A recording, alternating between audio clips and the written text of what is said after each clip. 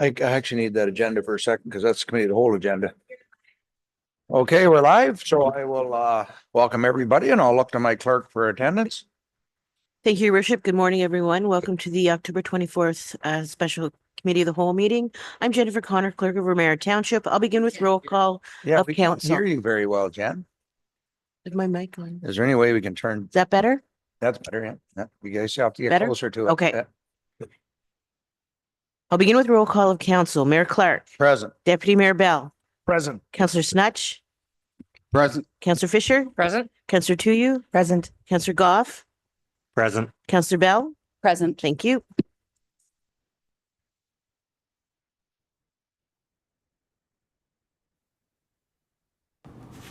This meeting is being streamed live on the Township of Ramara YouTube channel.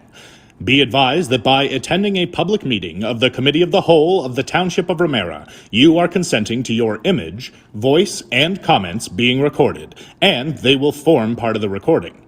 The chair, CAO, and/or clerk have the discretion and authority to terminate or interrupt the live streaming in exceptional circumstances where the content of debate is considered inappropriate to be published.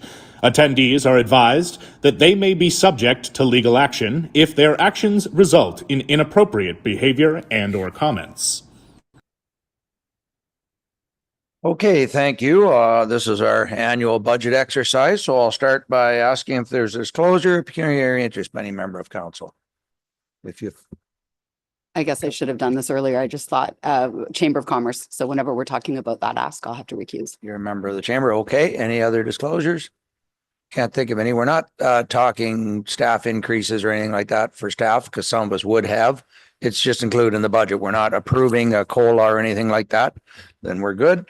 Before I turn it over to Dave, CEO Dunn, do you have some comments before we get into our budget? Mr. Mayor, thank you very much. Mr. Chairman, just before you start walking through the presentation today, I reflected as I came around the top of the lake and was blinded by the sun coming to the office. It's 30 plus cycles that I have had responsibility for bringing forward budgets to council, capital and operating budgets. And I've seen good ones and bad ones. Mr. Mayor, members of council, I am exceedingly pleased to be able to be here continuing to help Mayor and council move things along. I do want to acknowledge the work of Treasurer Mano Higgins. Carly, the amount of work that went in to the consolidation of this presentation is significant. It's not the treasurer's budget, Mr. Mayor, it's Mayor and council's budget. But an awful lot of work also went in from the directors and the staff that work with each one of the department heads.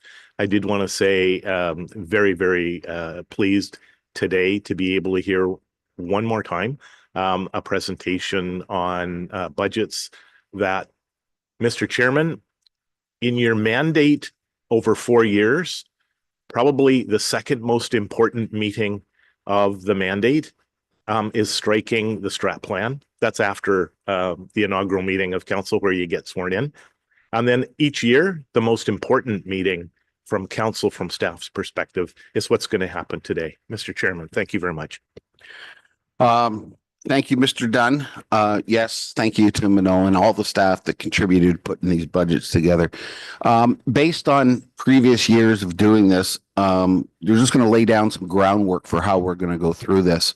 Obviously, there's going to be a lot of questions, and then there's going to be a lot of debate, discussion about which items get approved and not approved. I think I know what we will do is that we will go through the presentation led by Mano, and everyone will have an opportunity to ask every question that they have. But during the first part of this, we do not want your opinion, sales pitch, or anything related to that items. We need to understand all the facts of the budget first. We will then, in the second part of this meeting, go through, and wherever there is budgets there, that there's consensus 100% amongst council, another 7 votes to 0, we will approve those budgets. That'll leave us with a list of things that we have to go back, where I know a lot of councillors have difference of opinions, and that's when we will get more into debating and trying to convince everybody that their opinion is what is needed for the budget. So with that, we'll go through the budget once, and Mano will lead, and we will do questions only. We'll have lots of chances to get our opinions in later on, but let's get all the questions answered first. We've got all staff here to answer them. So, Mano, why don't you just start with your presentation, and basically after every page, we'll open it up to questions. If anybody's got questions, if no one's got questions, we'll move on. So I'll turn it over to Mano. Sounds good. Thank you. Can you hear me okay? Yeah, okay. So thank you for being here this morning. I'm looking forward to having a productive discussion on the 2025 draft budget. It is a draft budget because we need council's input into all the work that the staff has done. So I'm hoping for a working relationship today. Next slide, please. So as mentioned before, the budget is one of the most important documents for a municipality. It's something we need to do every year and review. So we'll start with highlights of what's in the 2025 draft budget. The first highlight on this slide is the revenue, the source of revenue. So we basically have a few main sources of revenue, which are taxation, grants, user fees, and property taxes for sure. So in 2025, 68% of our revenues come from property tax revenue, where last year was 54%. And in this budget, we had to estimate the tax rate increase for the Simcoe County because it's not, it hasn't been approved yet. So we're working with a 4% increase from Simcoe County as they will present at their draft budget on October 29th, as well as education rate. Those has not been published yet, but based on previous years, we're assuming no increase for education rates. Next slide, please.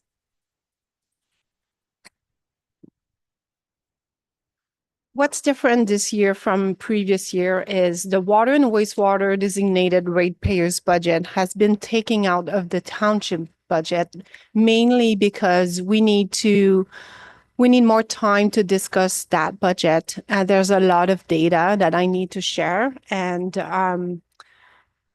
it would have been very difficult to have in one day have those discussion we need to have for water and wastewater and all the rest of the township's budget. But I'm hoping next year it's going to be combined again to prevent more work for really no reason. It should be in one budget. Next slide, please. Okay, so here are the highlights. For every 100,000 in assessment, the proposed tax increase on this budget would be 7%, which is $41.72. As mentioned before, the school tax rate is not yet disclosed. We used 4% for county, and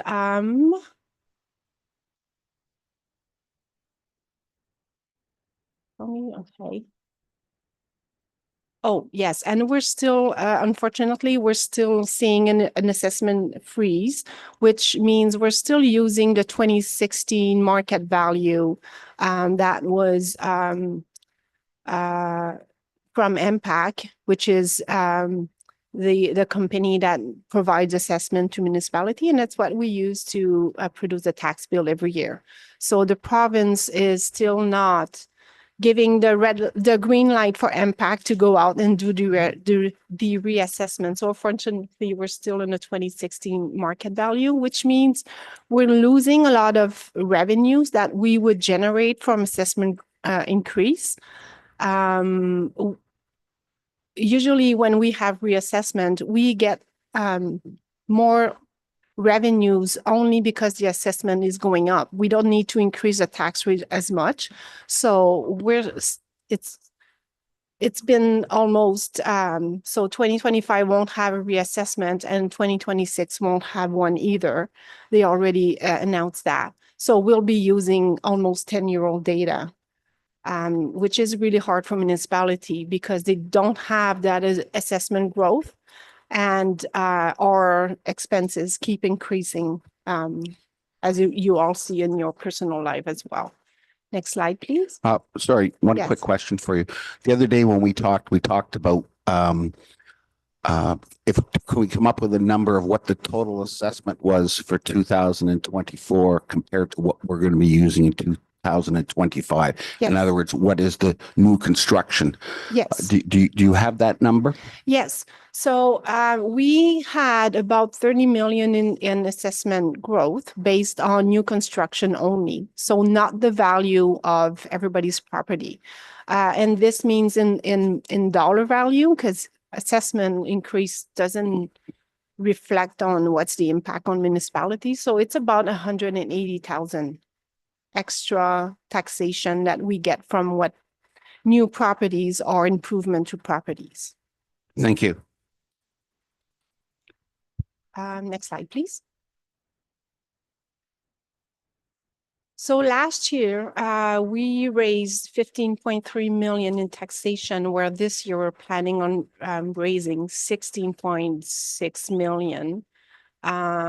There's a 13% increase on operating expenses, a decrease of 42% in capital expenses, and we'll have more details later.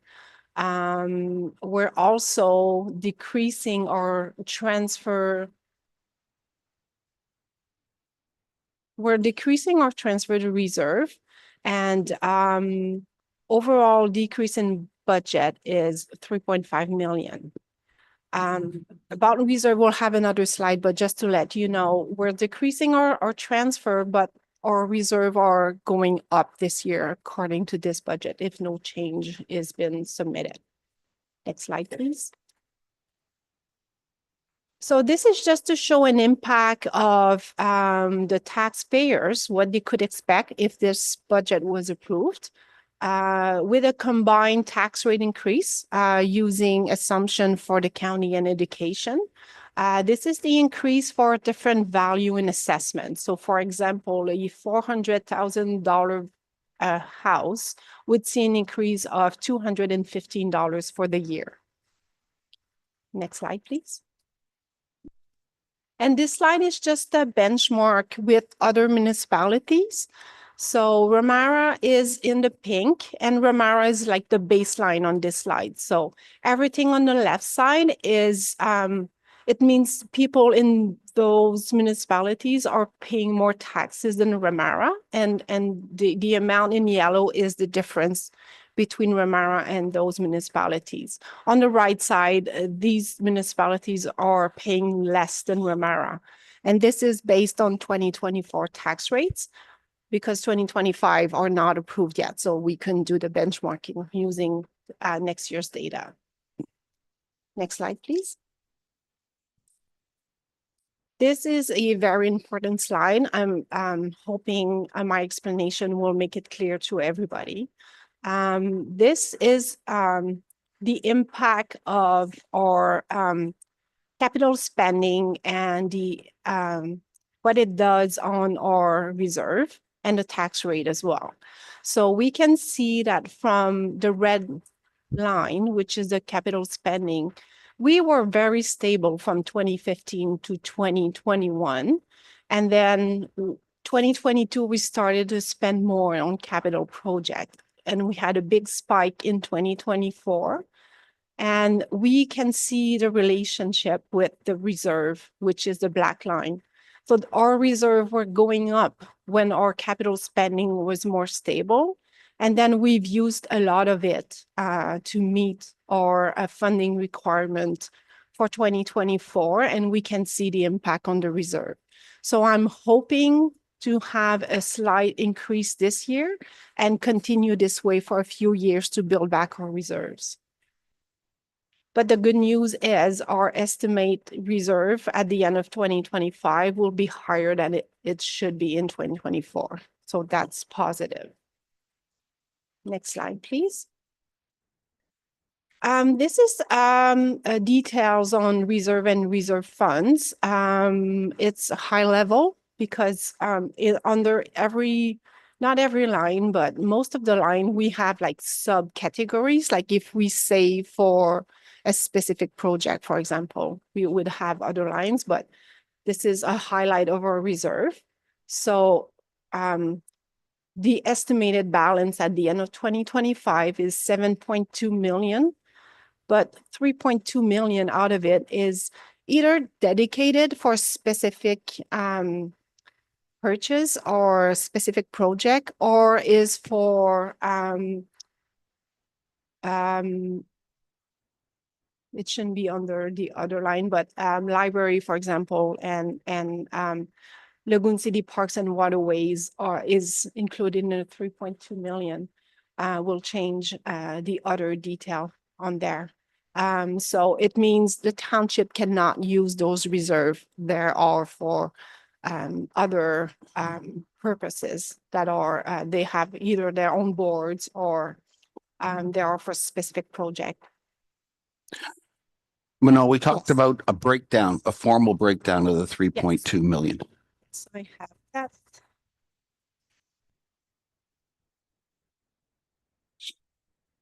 Of course. Can't log in.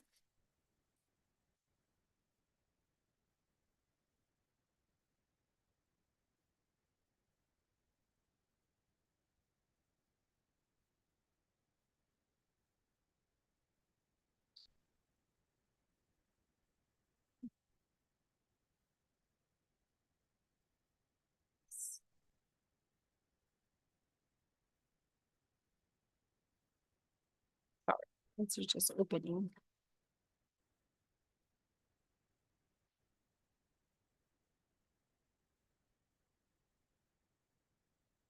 So we have money set aside for accessibility, 168,000. I won't list all the amounts, but just the bigger one. So accessibility, we have money set aside. So it means it's for accessibility purposes. It's not something we can use to fix a road, for example. We have money set aside for general insurance. If we had like a huge claim that we couldn't afford, we have a little bit of money set aside for that. How much, sorry? How much do you have set aside for that? For the insurance? Yeah. Insurance, it's just over 300,000.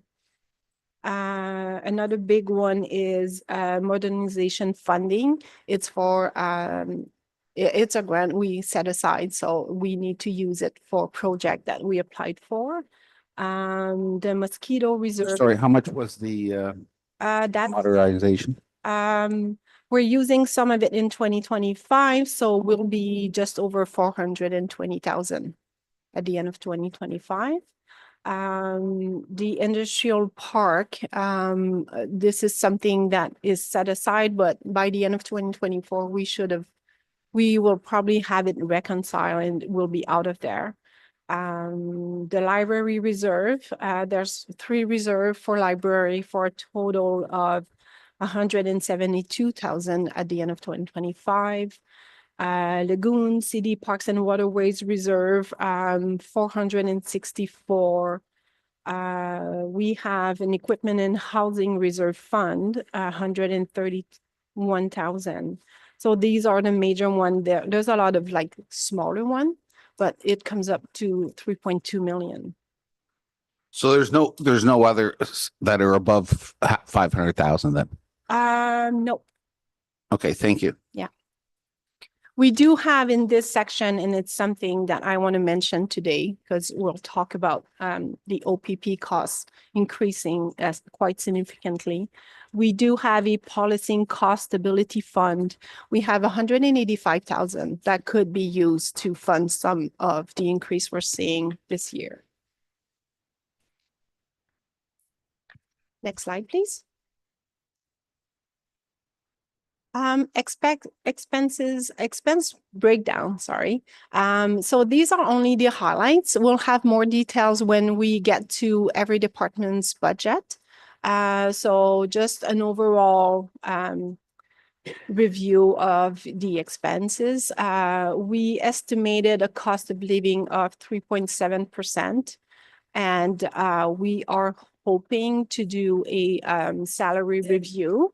And we were instructed to budget about 3% increase due to the market review.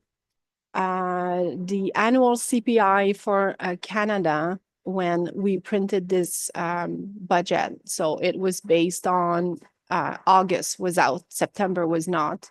So the CPI for Canada was 2%, and from Ontario, it was 3.79%. So the COLA increase that we're asking for is pretty close to the average CPI in Ontario.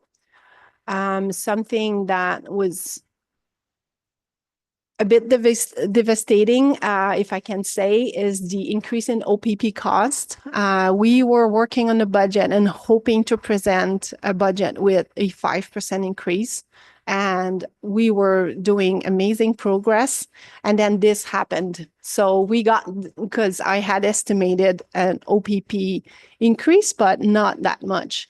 So we got our cost for 2025 OPP budget, and we have an increase of 23%, just over 400,000 increase. So when we added this in the budget, it made a huge difference on our tax rate increase, of course. So this only OPP represents 2.6% on the tax rate increase. So if we didn't have that, the budget would be that I would be presenting today would show a 4.4% increase. So huge difference. Now, where did the 3% come from? I know that you wanted to put money aside, but why 3 and not 2.5 or 3.5? Where did the 3% come from? Sorry, what 3%? The 3% that you want to put aside, it says here, additional 3% increase has been budgeted to cover potential changes based on, I guess, the pay equity study. That's so our consultant that we are using propose an impact of 3% just for budget purposes. So it's not money set aside. It's just if we do a salary review, what would the impact would be on the budget? Right, but somebody must have had some input on this, why you feel after the rate study or the pay study is done that it's going to be a 3% increase. Where did the 3% come from? It comes from the consultant from what she's seeing across the board with her reviews. I see. So we've already engaged the consultant on this. No, we did not. Mr. We Chairman, just for had. clarification, the consultant that the treasurer is referring to is the same individual that was used to confirm market compensation for your CIO recruitment process. That mark of 3% anticipated market adjustment was what the consultant anticipated in 2025. That's the genesis of that 3%. Thank you. And do you see these going in place at what point during the year, if they go through? January 1st, March, June? I don't know. Yeah, it would be for January 1st. Yeah. Thank you. Continue. Okay. And we're also doing a reserve transfer. So we're sending 884,000 in reserve, which is good news. And we'll see every department what the detail is and where it comes from. And we are hoping for insurance decrease based on 2024 budget. Mainly because in 2024, I was working with a different insurance company because I was not happy with the quote we got from our current insurance. So I was working with another insurance company and Thankfully, our current insurance company didn't want to lose our business, so they reviewed their number, and we had a nice decrease last year. So based on 2024 budget, I'm estimating a decrease in insurance, but we're also working with the county to have a pool insurance. We have a meeting this week, and they told us to budget about the same thing as our previous year's budget. So that's what's in it right now. Next slide, please. Counselor Bell? Thank you. Sorry, thank you. Good morning, Minnow. Morning. I just have a question about reserves because I think the numbers are a bit confusing for people at home as well. So the earlier slide, you talked about decreasing the transfer to reserves by 530K. Slide 10 says there's going to be a reserve transfer of 368. And then this slide says there's a reserve transfer of 884. So I think that with all the different numbers on the different slides, it's very confusing for people to understand actually what the reserve transfer will be. That's question one. Question two, you broke down the 3.2 million and talked about where it was allocated. Last year, we had $1 million from CCBF, Canada Community Building Fund, that we reduced to 350. That 650 went back in reserves. And I'm not sure. And I think that would just be a good exercise in being able to show people where reserve money goes. So we didn't use it. It went back in. And then I don't know how in the reserve fund where it shows. It's not in there. This is a separate one. So It's that not in the 650 is- reserve. Okay, so Yeah. that's also confusing then because Okay. that's another 650 that we're not seeing. And so there's a whole, that's 4 different numbers. So just if you could help understand. I took notes, so next presentation, I can try to look at all the slides that talk about reserve and maybe have a summary. Okay. Okay. Next slide, please. So operating cost breakdown. So we're taking out capital expenses, only operating. As previous years, infrastructure and administration are the main two costs for the municipality. In administration, we have an increase of 18% if we take out OPP, because OPP on itself, there's a 23% increase. And the details of it will come later. This is just the highlights. Infrastructure costs, there's an increase of 10% in operation. Fire 12%, council 9%, library 7%, and building costs, there's actually a decrease of 9%. Next slide, please. Two questions, Mano. The increase in administration costs of 608,000. Yes. Can you give us a further breakdown of where we're spending an additional $600,000? I know we'll get to the details later on, but just in a general way, is that wages? What is the big expense in the administrative costs?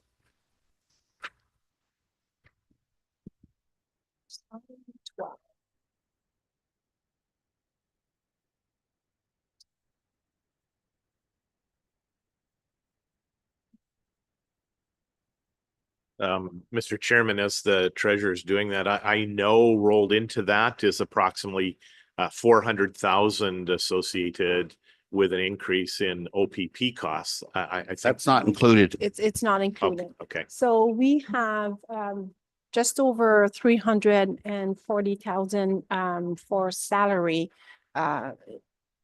increase, which is the salary review that was approved by council for the new CAO. We also have half of an FTE in legislative services and half of FTE in corporate services, so an additional staff. And we also had 4 staff on leave last year, and some of them were not included in the 2024 budget because we knew they wouldn't be here. So now they're back in. So it's not additional staff. It's just the staff are back. And So basically the 600,000 is mainly wages. half of it, yes. Yes. Where did I miss that? Why half? I thought, what else is the other half? So the other half, we have an increase in training. Oh, I see 340K with staff. I got it now. Okay, the training. Yeah, there's training. We have close to 100,000 in contracted services. So in contracted services, there's an increase for IT services because we currently have challenges and we need to find a better solution. And then what was it we have? No, I got it. Thank you.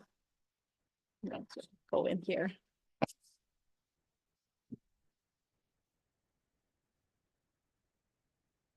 So we have our interim CAO that is not in wages, is currently in contracted services.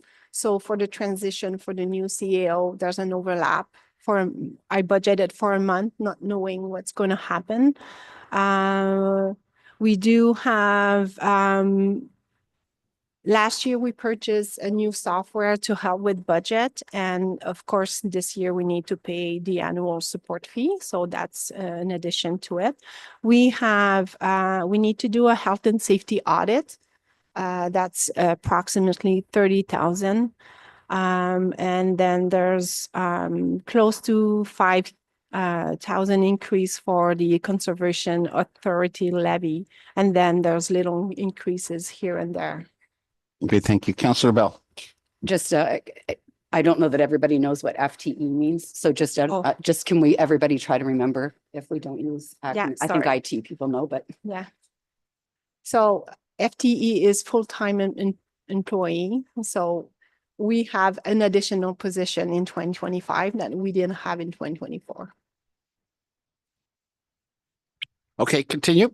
Yes, okay. Actually, I have one more question. In the library grant, the 7% increase, Yes. is that based on, what's the exact situation right now with the second library? They're still using that, I assume, for training.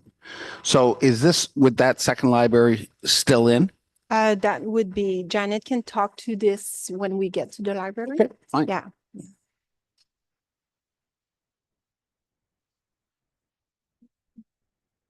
So we talked about the salaries and wages in the highlights. This is the split into different departments. So the actual is as early October. So we still have a few pay period to have included in 2024. So that's why the grayish column is lower than the budget. The yellow is last year's budget and then the blue is this year. So as we can see, the increase is mainly in administration, which includes most of the staff that are working in this building, including CEO and legislatives, finance staff. We're all in the same category. Next slide, please. So more details on salaries and wages, which some we already talked about. So we are adding a manager of operation in the infrastructure department. We're adding the full-time employee, which is half administration and half legislative. As mentioned before, we have employees coming back from leave. Some of them were not part of the 2024 budget. We had the salary review for the CEO recruitment. We're adding 2 students for economic development, and we can have more details about this later. And we're also adding a student in the infrastructure department for grass cutting. The only decrease in staff requirement in 2025 is for the day camps. So we are going back to the previous year's situation where last year we were hoping to hire more students, but it didn't happen. So we're going back to where we were before. Next slide, please. Okay, so we're done with operation. We're flipping into capital costs. As you can see, most of the costs are in infrastructure where most of our assets are. So one of the big project this year would be Ramara Road 47 at 3 million. I believe this is half of the project. It's going to be a 2-year project. Lagoon City Parks of Waterways have a big decrease in their capital spending this year, but that's mainly because last year there was a big investment into the bridge. So I don't think it's something we Lagoon City Parks and Waterways can afford to do every year. So of course, last year was a big year for them. Administration, we have an increase in capital project. We'll go into it later. And fire department, they actually have a decrease this year, trying to build back reserve for future investment needs. Next slide, please. So some of the capital project by department. So in admin, we have the 2 buildings next to City Hall, Town Hall. So we have a grant that covers 30% of it, but the total expense in the budget this year is 233,000. And this is for the engineering, the structural engineering and minor work. There's a typo on the next slide, but this is what the grant is for. So in 2025, I added to the budget the Rogers fiber optic project. We don't know if it's going to happen. We don't have an update, but it was flagged by the auditors that we have a commitment and it was not showing on the budget. So this year I'll include it and I'll keep including it until it's done, just to be compliant. And it's fully funded by a grant, so it doesn't cost anything in taxation. Another project we have is the McRae Park Road. We have Ramara Road 46 and another bridge in Lagoon City, but this one is not, it's a township asset, so it's part of the infrastructure budget. And in infrastructure as well, we need to replace the tandem. If we continue ahead with the Lakeshore Maple Ridge, Simcoe, and Long Birch servicing, the road portion of this project this year would be 1 million. And that's only to pay for roads related expenses. It doesn't cover anything related to water and wastewater. We're hoping to do a renovation at the Ramara Center. And we also have the zoning bylaw and planning that requires some extra spending. Next slide, please. Sorry, I have 4 questions. The first one in relation to the relocation of the 2 buildings next to the town hall. We don't necessarily mean relocation. This is That's a typo. It's a comment from last year's grant that we didn't get. So this year's grant is different. right, but we haven't decided this is for information to decide if the buildings can be removed and to give us an idea of what we're going to use it for in the future if we do go ahead with it. It's just, it looks like we've already decided to relocate those buildings. That's all. No, that's a comment from last year. So last year we applied for a grant and that's what the grant was for, but we didn't get it. So that's a typo. It shouldn't say relocation. This year's grant is for structural engineering. So we need to know what state the building are in. So we can decide what to do with it. Yeah, absolutely. But no decision at all has been made on what we're No. doing with these. The second Not to my question, knowledge. and I don't really want to get into it here, but I really think with the Rogers, we need to put this item on the next committee of the whole because we have to get into detailed discussion about what's going on with this project and the fact that we don't know what's going on with this project. So I don't know if anyone can make a note to add that to the committee of the whole meeting that would come up at the next time. The third thing, the site preparation for Lakeshore, Maple Ridge, and Simcoe. Yes. There's a lot of reference, and that's also in your water budget. Council has, I'm not sure, so I'm going to ask the mayor the question. There is no final decision made on whether that is going ahead. Correct. No, we haven't decided yet. We're waiting for the final numbers, correct? So we're putting it into budget. And I'm just wondering, we haven't even formally approved it yet. I sort of understand why it's there, but it's a big number. And the $1 million, I understand that we wouldn't have to spend if we weren't putting in water down those roads. The million. So originally I thought this was not going to cost the general taxpayer or anything. But now what I'm seeing, it's not only going to cost the residents whatever their portion is, but there's $1 million at our end to redo the road after the pipes go in. Correct, which was the same for last year's budget, because we're improving the road. There is a portion of that road work that would be required whether or not that water sewer work were to go ahead either way. So, And if the project wasn't to go ahead, would the $1 million be spent in 2025 or would it be expensed over time? Would you do the work over time? if the full project didn't go ahead, we'd probably rebudget the $1 million for 2026 to do the road work in 2026. Okay, so it would be delayed a year. Yes. Okay.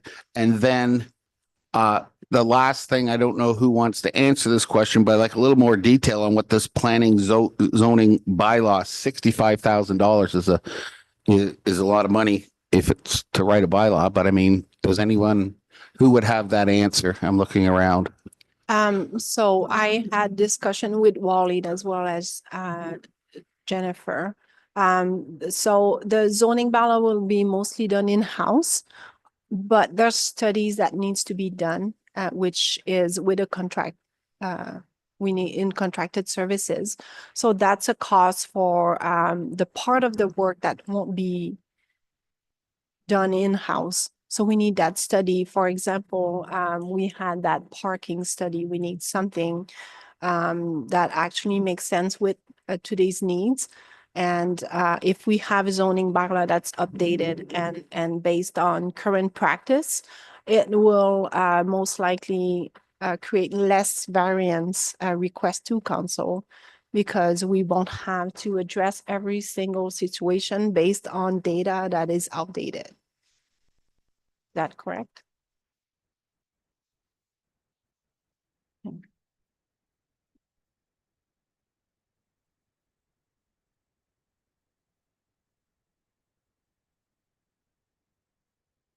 Good morning. So because we're updating the official plan, and that's hopefully going to get to council by the end of this year, once that official plan is approved by the County of Simcoe, then we start the comprehensive review of the zoning bylaw to bring it into conformity with the new official plan. So we've got some quotes on certain things that we want to have reviewed, like best practices, such as like parking and sort of setting up densities and planning for different types of uses. And then we also have legal review of the bylaw itself. So we're going to do it in-house, but we still want to make sure that it's being reviewed by legal so that it's a sound document. Thank you. So Manoa, is that 65,000? Is that later on in the planning budget or is that? Okay, thank you. Yes, it is. Sorry, Councillor Bell. Thank you. I wasn't on council when the conversations opened up about connectivity. So you just asked for a discussion at committee of the whole. And I guess my question is, was it, and probably not because the time was different, but were options like Starlink explored at that time? Because instead of waiting forever and a day for Rogers or Bell or whoever to get here, we could already have these people hooked up to Starlink and they would be connected. So I just wonder if we can have some more information in that staff report. If we're going to open this conversation at committee of the whole, I would want to know what the other options are, because it seems to me this could already have happened. They were selling them at Costco at the front door. So I think that that's something we should get some pricing on and just get a deeper understanding. Because I don't even know how many homes we're still waiting to connect. I don't know the number. So I would like to see more in that committee, the whole report, than just an update on where Rogers is. I don't think we requested a report. We just said to bring it up at the committee of the whole, but maybe what we do is we request a report to be presented at the committee of the whole on where we stand with internet with high-speed internet. Okay. So, Mr. Okay. Chairman, Mr. Sorry. Chairman, if I could, the flag of modernization funding. So when that material comes back, I'm certain, Madam Treasurer, that there would have been a comprehensive report to justify the ask in the modernization funding. Could that come forward as well from a reference perspective for all of council? okay, so we'll move off of that and look forward to the next committee of the whole meeting to discuss all that. So back to Minot on projects removed from the 2025 budget. Okay. So usually, when the water and wastewater budget is included in the township budget, those slides are a lot longer. So this is kind of nice. This year, it looks like we didn't have to remove too many projects, but it's just because we have two different budget for right now. So in fire, unfortunately, the the Station 1 building renovation are being removed again for $700,000. We had originally budgeted for half of the cost of an 8-ton excavator because Lagoon City Parks and Waterways was planning on paying half of the cost. So it was included in our budget originally, but when we were at tax rates that were significantly higher, we had to make some cuts, and that is a piece of equipment that the township could continue to work without. Other projects were some hot mix projects that were removed. And then the Ramara Road 47 engineering, 45,000. There was a some projects were not entirely removed, but they were reduced. The concession 9 box covered 25,000 that was removed from budget, and another box covered 12,000. That's in infrastructure. Lagoon City Parks and Waterways had a lot of capital projects at their first budget, but the final budget was approved. Lots of them have been removed. So 55,000 for I can't even pronounce that word, sorry, characterization of the environmental condition of the canal, so 55,000. The pavilion, 200,000. The North Beach Moby pad, so for accessibility, so that's 30,000. The chlorine study, 31,000. The beach cleaner, 50,000. That was also part of the 2024 budget. And there was a project for artwork that has been removed. Next slide, please. Oh. Sorry. Councillor Bell. Thank you. I just in case people watch and then come in and out of the meeting because it's long, I just want to speak to the Lagoon City piece of it a little bit. I will hold most of it until we get to that budget, but this overall, this budget, I don't think should be here. So I don't know if you want me to talk about that now, or you want me to talk about that before we start rolling into the individual budgets. I will, These are consolidated statements. All of the assets are in these statements, and normally sewer and water would be in here as well. But as Minot said, sewer and water has been removed. Everything else is in these statements. And again, they're consolidated statements. So all of the assets, I realize these are designated ratepayer things, but it's all in the consolidated statements. The only, and as Minot said earlier, it would normally be 2 and 3 pages long, except the sewer and water portion was removed and sent to Monday, or else it would be in here as well.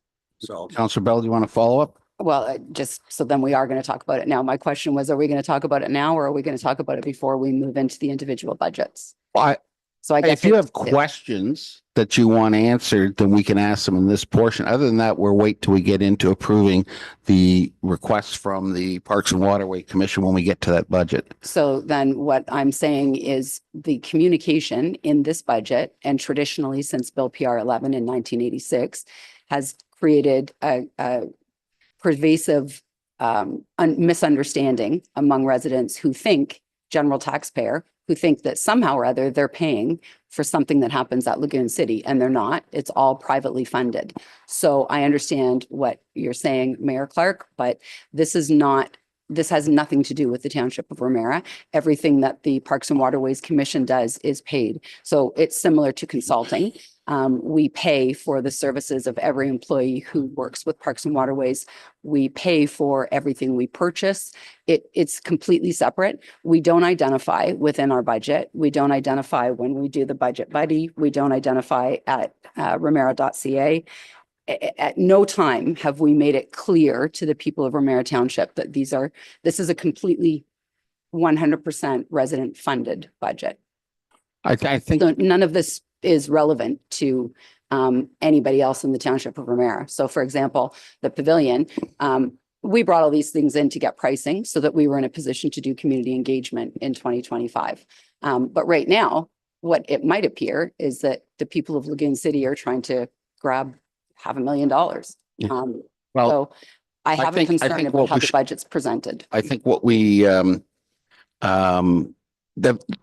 the truth of the matter is that the council has the final decision on the budget, and without council deciding on the LCPW budget, there is no budget. So we have final say. So it does have, as elected officials, we must approve that. So I would, and as far as I know, I think everybody knows, but maybe Ashley can do some more communication to remind residents of that. But I've never had anyone come up to me and not understand that there's a additional levy every year for people who live in Lagoon City. Mr. Mayor. Just on that, when you're doing consolidated statements, and one would be the planning, we'll show a cost of legal, but some of that cost is also paid by the individuals that bring the applications in. It's still included in the budget, but there's another line where it shows the payment that goes. So when you're doing consolidated statements, that's what they are. Consolidated statements, all the cost, all the assets, and they're broken out in other budgets elsewhere. So if people have concerns, then they need to read the whole budget, because it is broken out elsewhere where that's paid for and how it's funded. Then what I'd like to do is place a motion for a staff report that will come back to us, that will explain to us how we're going to present the budget so that people have a clear understanding that Parks and Can Waterways we do that? is outside, and the website could be updated, and the budget, there can be a description at ramara.ca or in the tax inserts on a regular basis that reminds people that they are not funding LCPWs. So we're supposed to be in question mode, so we will address your situations when we get to that specific budget. We just asked for a staff report, though, in just a couple of minutes ago, you asked for it regarding connectivity. So I'm asking for a staff report, just like you did. Mr. Chairman. There was no vote on the staff report. If I could, Mr. Chairman, respectfully, the opportunity for council as you're guiding through this process when it comes to Lagoon City and the endorsement of those matters that are put forward, it is council's decision with respect to supporting that. Council may recall Mr. Stayenga's consolidated financial statements, and there was a query at that time, Mr. Chair, regarding clarity on the schedules that Mr. Stayenga prepared for the consolidated financial statements for the corporation of the Township of Ramara, which included those schedules for assets in Lagoon City. Perhaps it's an opportunity as we prepare a final summary that we take that into consideration so that there's added clarity. I don't know that it requires another report, Mr. Chairman. Heard the conversation. We knew the conversation during the audited financial statement presentations, and we can move it along. Yeah. So Councillor Bell, you would still, and I don't, but you would like to do the same thing that we did for the internet. You'd like to request a report to come back. Do you want to do that? I mean, I don't have a problem if you have a problem. I mean, if I don't know. if the CAO is saying it doesn't need to be a report, then that's okay. But at the end of the day, what we need is clear communication that nobody else is funding Parks and Waterways. We need to see it on the website. We need to see it in the tax insert. We need to see it in all the places where people can get an understanding. So however you want to bring that back, if it's a staff report or if it's just that staff can go ahead and understand how to separate that. How about we just put it on the Up to next the committee CAO. of the whole to discuss it all? Right. All right. Continue, Manal. Okay, next slide, please. Okay, so this slide is, sorry. Not yet. Okay. So this slide is was always part of the budget. We just didn't have a slide to show it. So this is new this year, this one and the next one. I just want to give council a clear picture of the money that we give out either externally or internally. So these are the requests that we had so far. The first line, it's not really a request. It's something we pay every year. So I included it. And it's a bursary program for Simcoe County, and students from Ramara can apply and get a bursary. So that's why we are part of the funding side of it. Chamber of Commerce, we usually give them about 2,000 a year. So that's what I had originally included in the budget. We'll go to a different document because stuff was requested after the budget was printed and sent out. So during the year, Ramara Historical Society came over and did a presentation, and it was requested that it would be part of the budget discussion. So they were asking for 10,000. Same for Aurelia and Lake Country Physician. They came and did a presentation, and it was requested that it would be part of the budget discussion. So that's 20,000. So currently in the budget, we have 33,000 for grants that we would give out to different organizations. Ashley, if you could put the other document.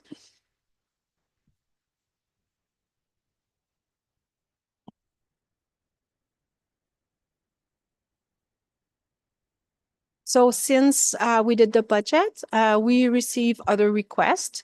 So there, we'll talk later about the Kuchiching Detachment Board. So they had originally submitted a budget, but there was some adjustment on it. So our contribution would be increased by 3,000, and we'll go through that budget later. We also received a request from Lagoon City Terry Fox Fundraising. Excuse me, there was a letter attached and a document called quote, but it was the same letter attached twice. So I did email the person and ask for more information. And because in the letter, there was no amount, but I believe they were asking for what should have been the quote, but it's not the attachment that I received. So I emailed the person, and unfortunately I didn't hear back. So I couldn't include an amount. But that was the request for to help fund the Terry Fox Run in September in 2025. We also got a request from Ramara Chamber of Commerce. Oh, there's a typo there, sorry. I'll fix that. So I had originally included 2,000 because usually they ask for money, but I didn't know how much. And they are asking 3,500. So we would need to add 1,500 to the budget. If you could scroll right a little bit. So that's the breakdown. So memberships 125, car show 1,000, golf tournament 250, the job fair 625, and the last one I'm not too sure what it means. Rebranded promotional collateral 1.5K, so 1,500. So really, we could decide to provide the full 3,500 requested or the 2,000 that's already included. So it's up to council. Other items that it's not necessarily a grant, but stuff that came in after the budget was printed is the presentation we had just a Monday about the characterization study, which was originally part of the Lagoon City Parks and Waterways budget, but I'm sure Councilor Bell can talk more about it. So the cost for that would be 53,900 according to the quote we got. and good doctors. So last year, the increase was in 2024, we had an increase from 100,000 to 120,000, but the increase came to us after the budget was approved. So it's not showing on the 2024 budget. But on top of that, in 2025, they are increasing 2%, which I just learned Monday as well. So that's 2,400 that is not currently in the 2025 budget that we would need to add. So if we go back to the grants requested, So I just have one question then. So the good doctors, Mhm. there's 120,000 that does not include the 20,000 that's requested. That's just the fee to good doctors, 120,000. That's our subsidy. Nothing else in there like the recruitment. Like No, okay, no, it's just good doctors. Yeah. thank you. Did you have a question? No? Okay. Councillor Bell. Thank you. A couple of things. I don't think just that we should call this recruitment, because it's not recruitment. The good doctors is not recruitment. So No. in the line item, it calls it recruitment later in the budget. So I think that's one thing we should make sure that we keep the two languages separate, because physician recruitment is one thing and then the good doctors Bracken Clinic is another thing. So that's the first thing. Sorry, the recruitment is for Aurelia Lake Country physician. It's not good doctors. Did So- you see it somewhere? That's not yet there, but what inside the medical budget, it's called doctor recruitment grant.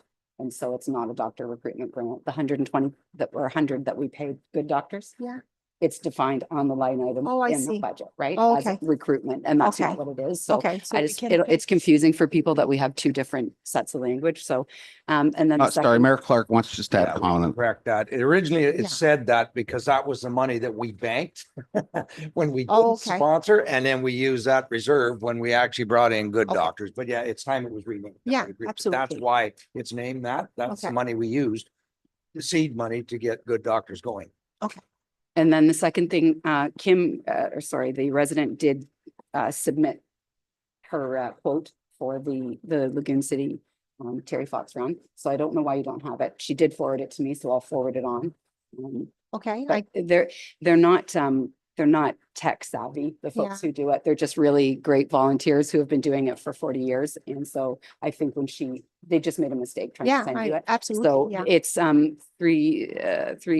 $553 is the ask. So it signs, it's Timber Mart, and then just for the coffee and refreshments, they do a barbecue meal or whatever at the end of the run. So I can forward that on. Okay. And then I guess my final thing is just typically we would see the request letters from all of these different organizations, which would help us understand what the ask is, why they're asking, what it is they want to apply the funds to. So I'm not sure why we don't have the actual letters that we received from each of the organizations. And I would prefer to be able to see, what the ask is and what the plans are, just moving forward. But I'll forward this email. Okay, just to clarify, this is new. We never had that during the budget. So this is additional information that I'm providing to council. So would you want to see that on top of all the letters, part of the budget meeting, or just because it's gonna get heavy in the big binders? I'm not sure what. Normally, or at least in the last couple of years, each time the request letters came in the fall, they were just put onto our agendas as we approached budget time. So this time they didn't come that way. So I mean, to me, it's kind of doesn't matter either way. They could be attachments to this budget, or they could be forwarded to us each time they come in. But I just think that we need to be able to actually see the letters and understand the ask. So Okay. whichever way council would prefer to do it. To me, it would be fine if they were attached to this budget package, because it would also then be transparent to the public. They could see what the asks are and what these organizations intend to do with the money. So I just think we need to see the letters, however we see them. But for me, I'm okay if they're attached to the budget. I don't know what everybody else thinks. So if we want to do that, we would need to set a deadline, because this just happened, was it Friday that I got it? So there was no time to put it on an agenda. So that's why I did that. I actually did the slide that Ashley was showing before. I did that like yesterday at 4. I think the easiest way here is just to, if you can put it in the budget, fine, but at least circulate it to all the members of council. Okay. And then the timing will be up to you. Sorry, do you have more? Yeah, just, I was going to say, I do actually think there should be a deadline because normally, like typically a corporate organization, if you were, they would do planned giving and you would have a deadline. So I think that might solve part of this would be if we, so maybe we just need to have a little bit of a staff report coming back on how we want to do the process around external grant requests, because we don't have a process or a procedure for that. And if we did, then these folks would, we could even have a template so they would be able to fill out the budget, and then we would have a consistent ask coming to us where we tell the organizations what it is we require in order to consider their request. That would be the normal process. And because we don't have that, I think a staff report on how that procedure would look would probably make a lot of sense. And we have lots of time to do it before the 26 budget discussions. So there's no real pressure on staff, but just something that we could have in preparation for 26. That's the motion I would be making. Deputy Mayor? I don't think we need a staff report for that. That's just, in my mind, it's a waste of time. I think it's real simple. We just let staff open it up to a certain, if you're given 90 days prior to September 1st, that's all. I don't think we need a big report on that. Mr. Chairman, I made a notation for discussion with Ms. Higgins in previous lives. You know, a call letter had gone out in July with submission by Labor Day. You don't make the submission, you don't get into the cycle. I understand the concern, and certainly that can be done. Councillor Bell. Thank you. Thank you, CAO Dunn. I think just, so here's a prime example. This resident wasn't quite sure what to submit.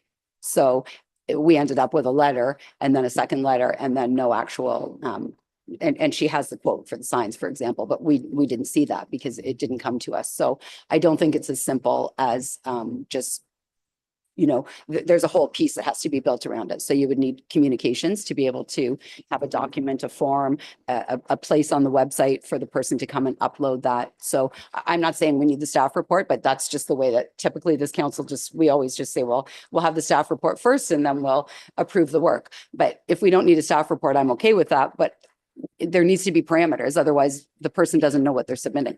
Aren't these parameters for next year's budget, though? We're here now.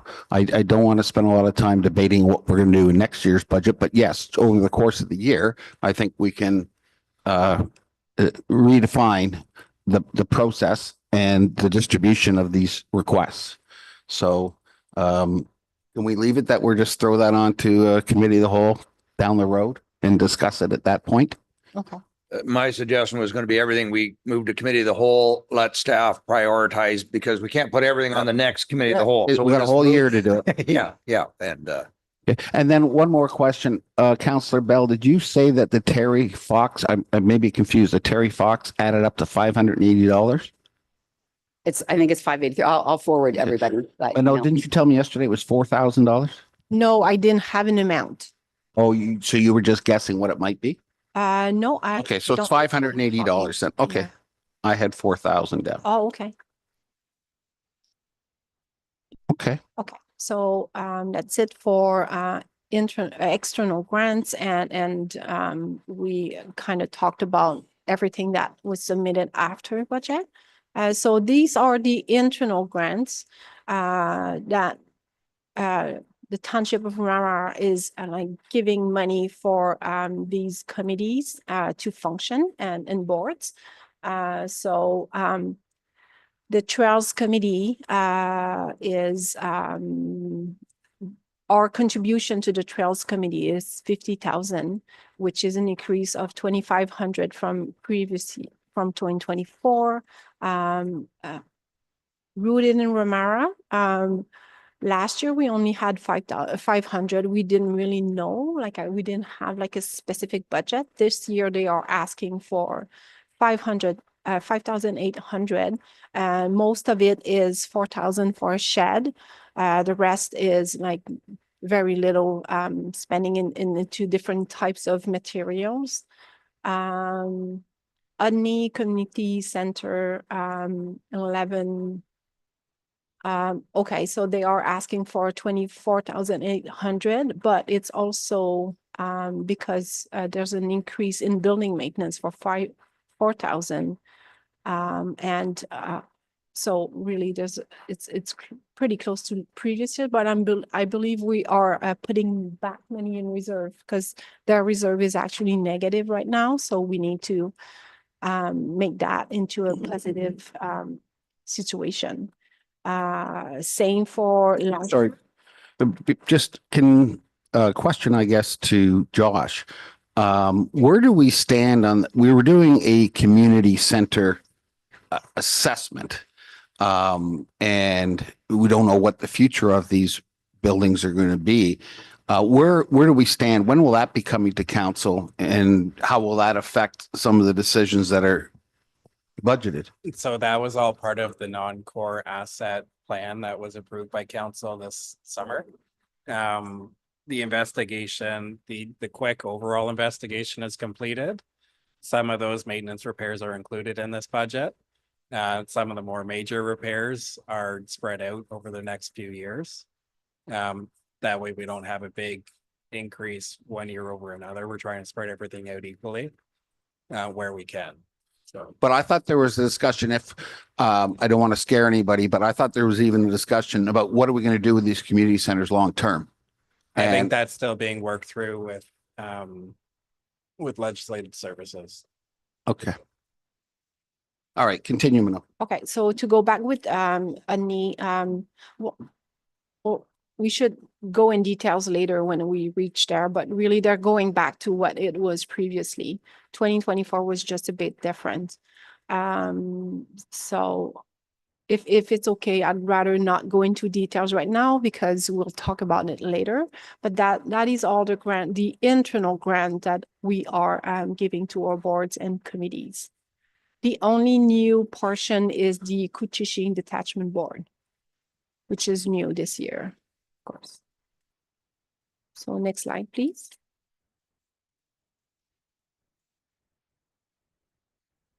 Okay, Madam Treasurer, Mr. Chairman, would it be appropriate to take a bio break before the treasurer starts going through the one, the roll up, and two, the individual? I hear a lot of yeses, so yes. We will come back. 10 minutes, fine? Okay, so we'll come back at 10 to 11. Thank you.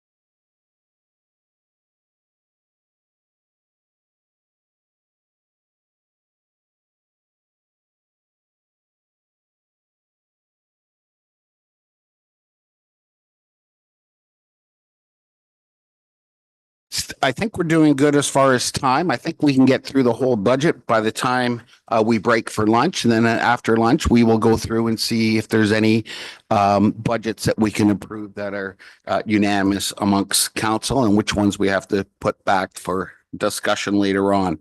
So I'll go back to Minot, and right now we're on the 2025 budget summary.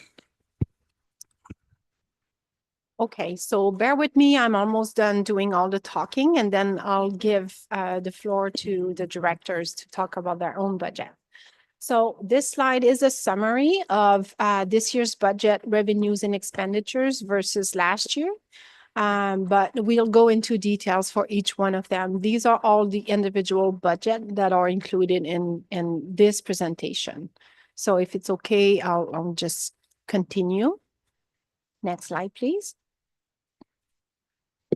So this is the total budget included in this document, but separated by categories. So a top portion is all the, excuse me, all the fixed costs. So we have wages and benefits. So a total of 7,754,000 for the entire township.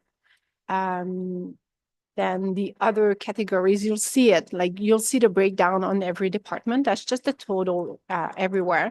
So the individual budgets follow the same structure as this. So you'll see a line for wages and benefits, for insurance, for materials. So this is just a summary of the entire budget. So I don't really want to go in details in there because we'll go after in each individual ones. If we go into the reserve transfer, hopefully this can help clarify the different figures we're seeing everywhere. So we are sending to reserve, sorry, I don't see the amount there. 884,000 and 600. So this is going in reserve, but we're also taking money out of reserve for just over 500,000. So the net transfer to reserve is 368,000. So maybe, I'm not sure if it's all the different amounts you were saying that was not clear, but that is a good summary of everything that happens towards reserves. And then in capital, it's just a breakdown of the where the money is going for capital projects. And then we're talking about the total cost, 24 million this year compared to 28 million last year. Total taxes for a house, well, we don't see a lot of houses assessed at 100,000, but total taxes for 100,000 assessment is 638 this year versus 596 last year. We're presenting a draft budget at 7% increase on the municipal tax rate only, and an estimated blended tax rate increase, which includes county and education, at 5.12. And again, I'll just like to mention again that the 7% includes the OPP increase, which is 2.6% on its own. Deputy Mayor. Minot, do you have any idea what the average cost of a home is in Ramara that we're charging levies on? Just to give me an idea, when you had that breakdown earlier and then you brought it up again, just curious, is it 600,000? Is that the average cost of a home in Ramara? I'm just wondering. I'm not sure what Not the sure. average is, but it's something I can come back to. Yeah, that's great. I'm If sure you had we it, can pull this. nothing from the urgent, but packet. just, yeah. Thank you. Okay. And stats. You can look it up. Yeah. Okay, so Carly's saying it's close to 250. So that's why she used that number to do the slide when we had Ramara in pink and the one on the left and being higher and the one on the right being lower. Yeah. And that's based on the 2016 market value, not on the cost of buying a house today. That's for sure. Okay. So we'll start going into individuals' department budget. So this year we added a little budget highlights next to every budget, just to give an idea of what's in it. So in council's budget, we increased the transfer to reserve for election because in 2024, we had the by-election and that was not part of the budget. So we're taking money out of the election reserve to fund it. So we're just trying to like pay it back. And then the training budget was increased. It was not increased in 2025 compared to 2024, really small increase, but I just wanted to put it out there that there was a big increase in 2020 from 2022 to 2023 because it was the first year of this council being in place. And usually the first year of for everybody, even employees, first year requires more training. So we did increase the training, but we didn't maintain it at that level. It's still pretty close to that same amount. So no major changes from last year, but I just thought we should mention it. And then there's an addition in training for a disc training, I believe was discussed earlier with the CEO. So it is included in the budget currently. And Mr. Chairman, I think previously I indicated there'd be a placeholder for consideration by council if they wish to do that. So these are the highlights for the council budget. If we look at the budget, Ashley. So no revenues, it means we're not taking money out of reserve for council this budget. And then the expenses are broken down by the same categories we were looking at the summary. So contracted services, that's pretty stable. Insurance as well, no major increase. Legal fees, it used to be a couple years ago, it used to be part of the admin budget, but it was decided that we should show the expenditures where they come from. So we added the legal fees and it's still usually legal fees. We never know what to budget, right? So because we don't know what's going to happen. So we look at a couple of years and see if there's a trend and then budget accordingly. So when we did the budget, the actuals were really low, meaning the invoices we had paid were not that high, but we had a big invoice that came in for July to September from our main lawyer. And the actual right now is actually at 15,000. So if it's possible, I'd like to keep the 10,000 in there because it really reflects the need based on 2024 usage. Material, it was slightly reduced. It shows as if we're over budget right now because it includes the cost of the by-election. So a lot of those actual section includes the cost of by-election. So when we're over budget, it's most likely due to the by-election that we will fund with a transfer from reserve. We do that at year end, so that's why it's not showing right now as an actual. In other, it's the same amount. Reserve transfer, there's an increase for the election. Salaries and benefits, no change. It's just a slight increase due to the same increase as the staff were saying. Training and mileage, we already talked about the increase being that disc training. And utilities is just an adjustment based on the projected actuals. Mr. Ray, did you want to say something? A question then. So contracted services, would the integrity commissioner be under that? Because I don't see it on this budget and that is strictly council, right? Like the Yes, integrity commissioner, absolutely. it is in there? Yeah, so it's included in other. In other, okay, okay. It Got it. could fit under legal as well. It's just. Yeah. That's I how just it want to was make sure it's presented. under our budget Yes, it because is. that's strictly Absolutely. a council. Yes. Counselor Fisher.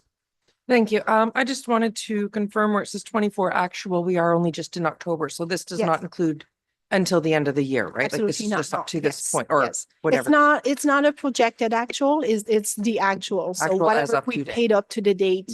The September 30th, I believe. Some September invoice were not paid yet. It takes time. So this was printed early October. So September expenses are not totally in there because usually we finish paying October expenditures September expenditure will finish paying it like mid-October by the time the invoice. So it's more like August 31st. There's a good 3.5 months left. Yeah. Okay. Question, salaries and benefits, Mhm. 310,000 last year. It's now 334. And you say that's just the increase in the CPI on the counselors' wages. If No, I take it's- 310 and I add 3%, it's only about $9,000. What's the extra 12,000 for? It's very difficult for council because it's not like specific hours, like you have your regular pay. Oh, the per but then diem. all the per diem of that, so we have to estimate what it will be. So it is included in that. So you're estimating it'll be more than the per diem will be more than what we budgeted in 2024 by about $10,000.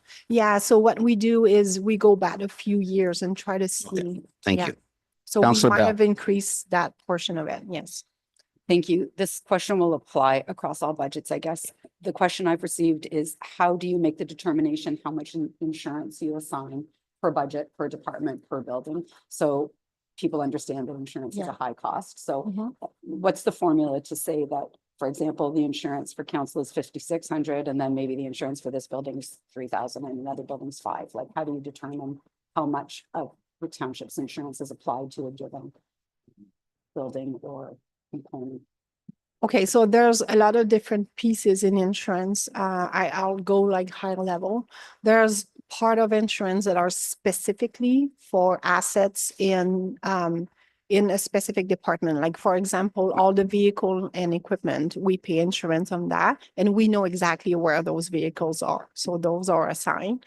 There's like liability insurance, for example. That's more like an umbrella for the township. So we used to base it on the current year expenditures. But I didn't like that because it created big spikes. Let's say when one year, let's say fire had a huge capital budget, for example, then they would have a huge increase in insurance, and it's really hard to do. So what we did is we went back a few years and we saw a typical expenditures in each department, and we just fix a percentage so that it's more stable. Like I remember a couple of years ago, planning was way over budget because that year they had something major and it's not something that we see every year. So there was a huge increase and then the following year a decrease. So I don't think it's fair for different departments. So we went back and looked at a trend and we just fixed a percentage. Thank you.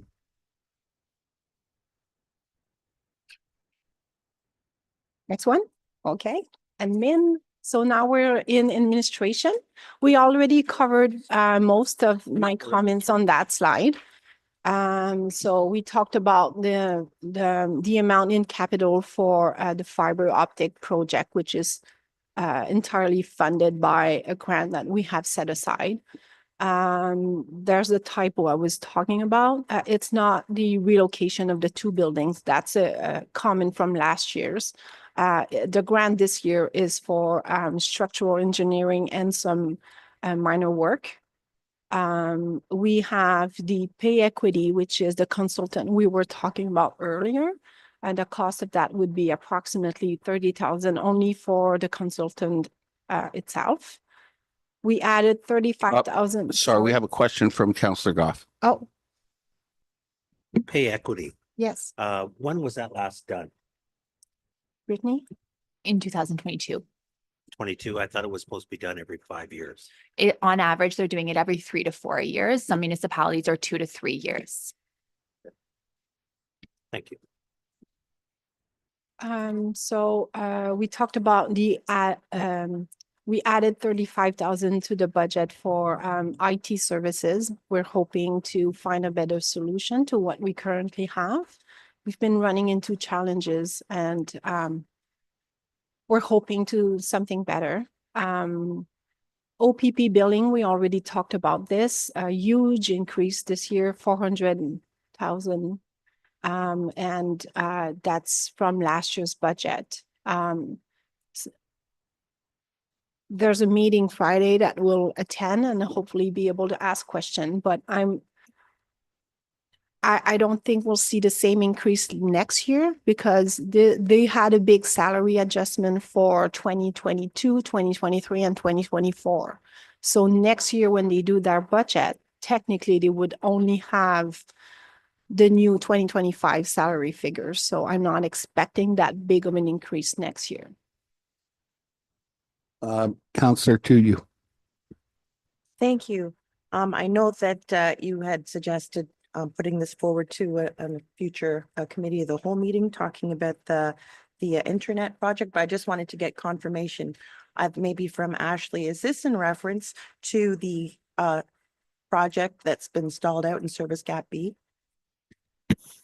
Yeah, so when it comes to Rogers, this was based on the requested request for or negotiated request for proposals that we did, I want to say back in 2020, where we had both Muskoka Wi-Fi and Rogers submit their plans. And so at this moment, we're just waiting for Rogers to finalize those plans or finalize that project in Service Gap B that hopefully will be done at the end of this year.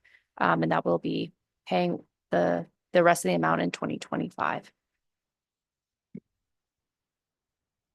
Go ahead, Minnow. Oh, sorry. It Mr. was Mayor. asked on the pay equity. I know it's recommended 2 to 5. What's the law say? I thought it was every 5 years it was mandated. And so there is no law. Oh. There is pay equity law, sorry, but you are required to establish pay equity and then also maintain pay equity. So however often you need to complete the review in order to maintain pay equity is when you need to do it. Okay. So that there is no deadline, but as we're seeing all of our jobs changing and we need to make sure that we're still maintaining that pay equity. In order to do that, we need to complete the study. So I know a lot of corporations do their own pay equity studies. What is the reason we can't do why can't you do that for our township? It doesn't sound like it's hugely complicated and it's a big expense. yeah, it is a big expense. It used to try and manage it in-house before I took on this role. And we saw that the integrity of our salary grid was not being maintained. So I think it's good to have a third party complete the evaluation to ensure the integrity of the grid is maintained. Would it make any sense to have you do 90% of the work and have someone come in and just sort of oversee it and see if there's anything missed? It's just that I know there's going to be cuts in this budget and $30,000 would be nice to save. Yeah, agreed. Yeah, we can speak to the consultant about that. I'm not sure that's a route we'd be able to go, but like I said, I do like having the third party complete it because I think the integrity of the grid is really important to maintain. So. Okay, thank you. Okay, so the next line on this slide is a transfer to reserve for a financial software replacement. Our software we're using, it's called Keystone, and it's been bought by a bigger company called Central Square. Sorry for all the details. I'm just trying to give context. The bigger company is maintaining all their major software and then not investing in their little ones. In fact, they just announced that Great Plains, which is another one purchased by Central Square, will no longer be supported by 2029. So I'm expecting Keystone to not be in place for more than 5 years. It's also, there's only one person doing support. I believe maybe 1.5, but there's definitely one main person. And support is amazing with this person. We can talk to her directly. So I'm not in a rush to change it. Having good support is very important, but the quote I got for a different software was over $500,000. So there's no way we can pay this in 1 year. So I'm hoping to put money aside each year until we get there. Deputy Mayor. I know it's not urgent now. We went through the same thing at my company. The concern is that all of a sudden they stop doing IT. they stop cutting it, they stop doing upgrades, Yeah. right? And then all of a sudden you're getting all these glitches and it really prevents you from doing what you need to do in an efficient way. So I would keep an eye on that, because as soon as that starts to happen, they really try to force you into that, going into their next package, right? Absolutely. That's what they're trying to do. Yes. So I don't know if there's some way to search out if there's any other software other than Oh, the two there. I've Just been have looking. you? Oh, yeah. Yeah. Yeah, I already had a quote from a different software. Chances to keep Central Square are very slim. Yeah, or if there's a way to pool together with other municipalities or the county or something. just- Absolutely. I do have a meeting next Friday.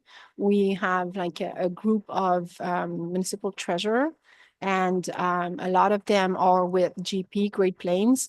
And this is definitely a hot topic right now. Yeah. Good. Okay, thanks.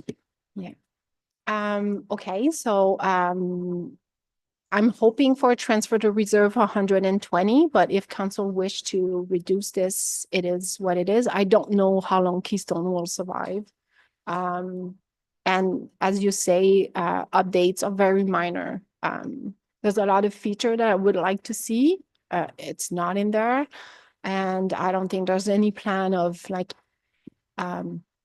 doing anything beside fixing little bugs. I don't think there's any improvement to that software.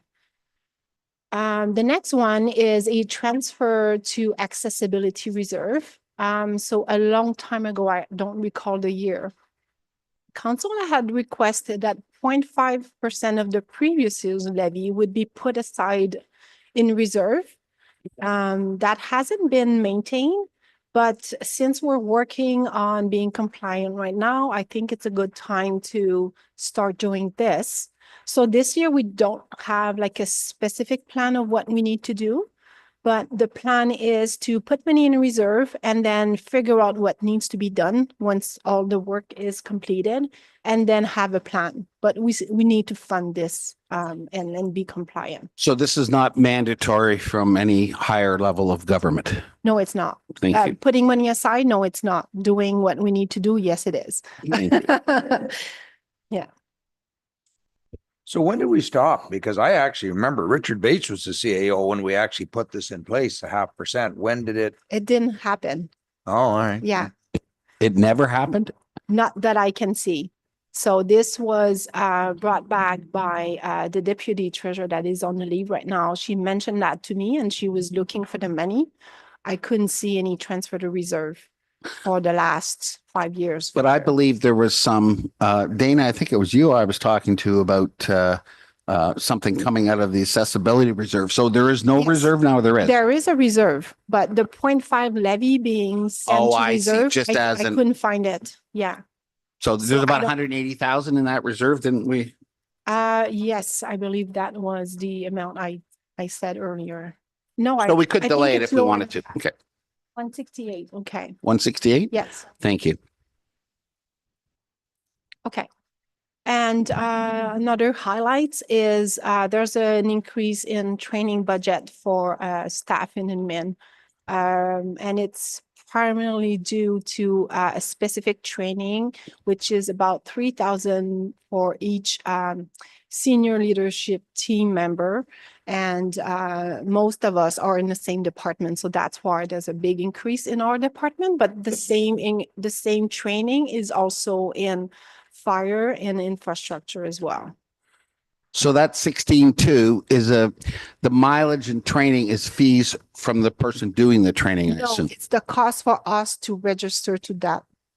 Oh, yeah. okay. So the money is going, like I was trying to figure out why our mileage would go up. It's the name of the category. It's training and mileage. It's Okay, not but it's necessarily mainly training mileage. then. Yeah, yeah. Thank you.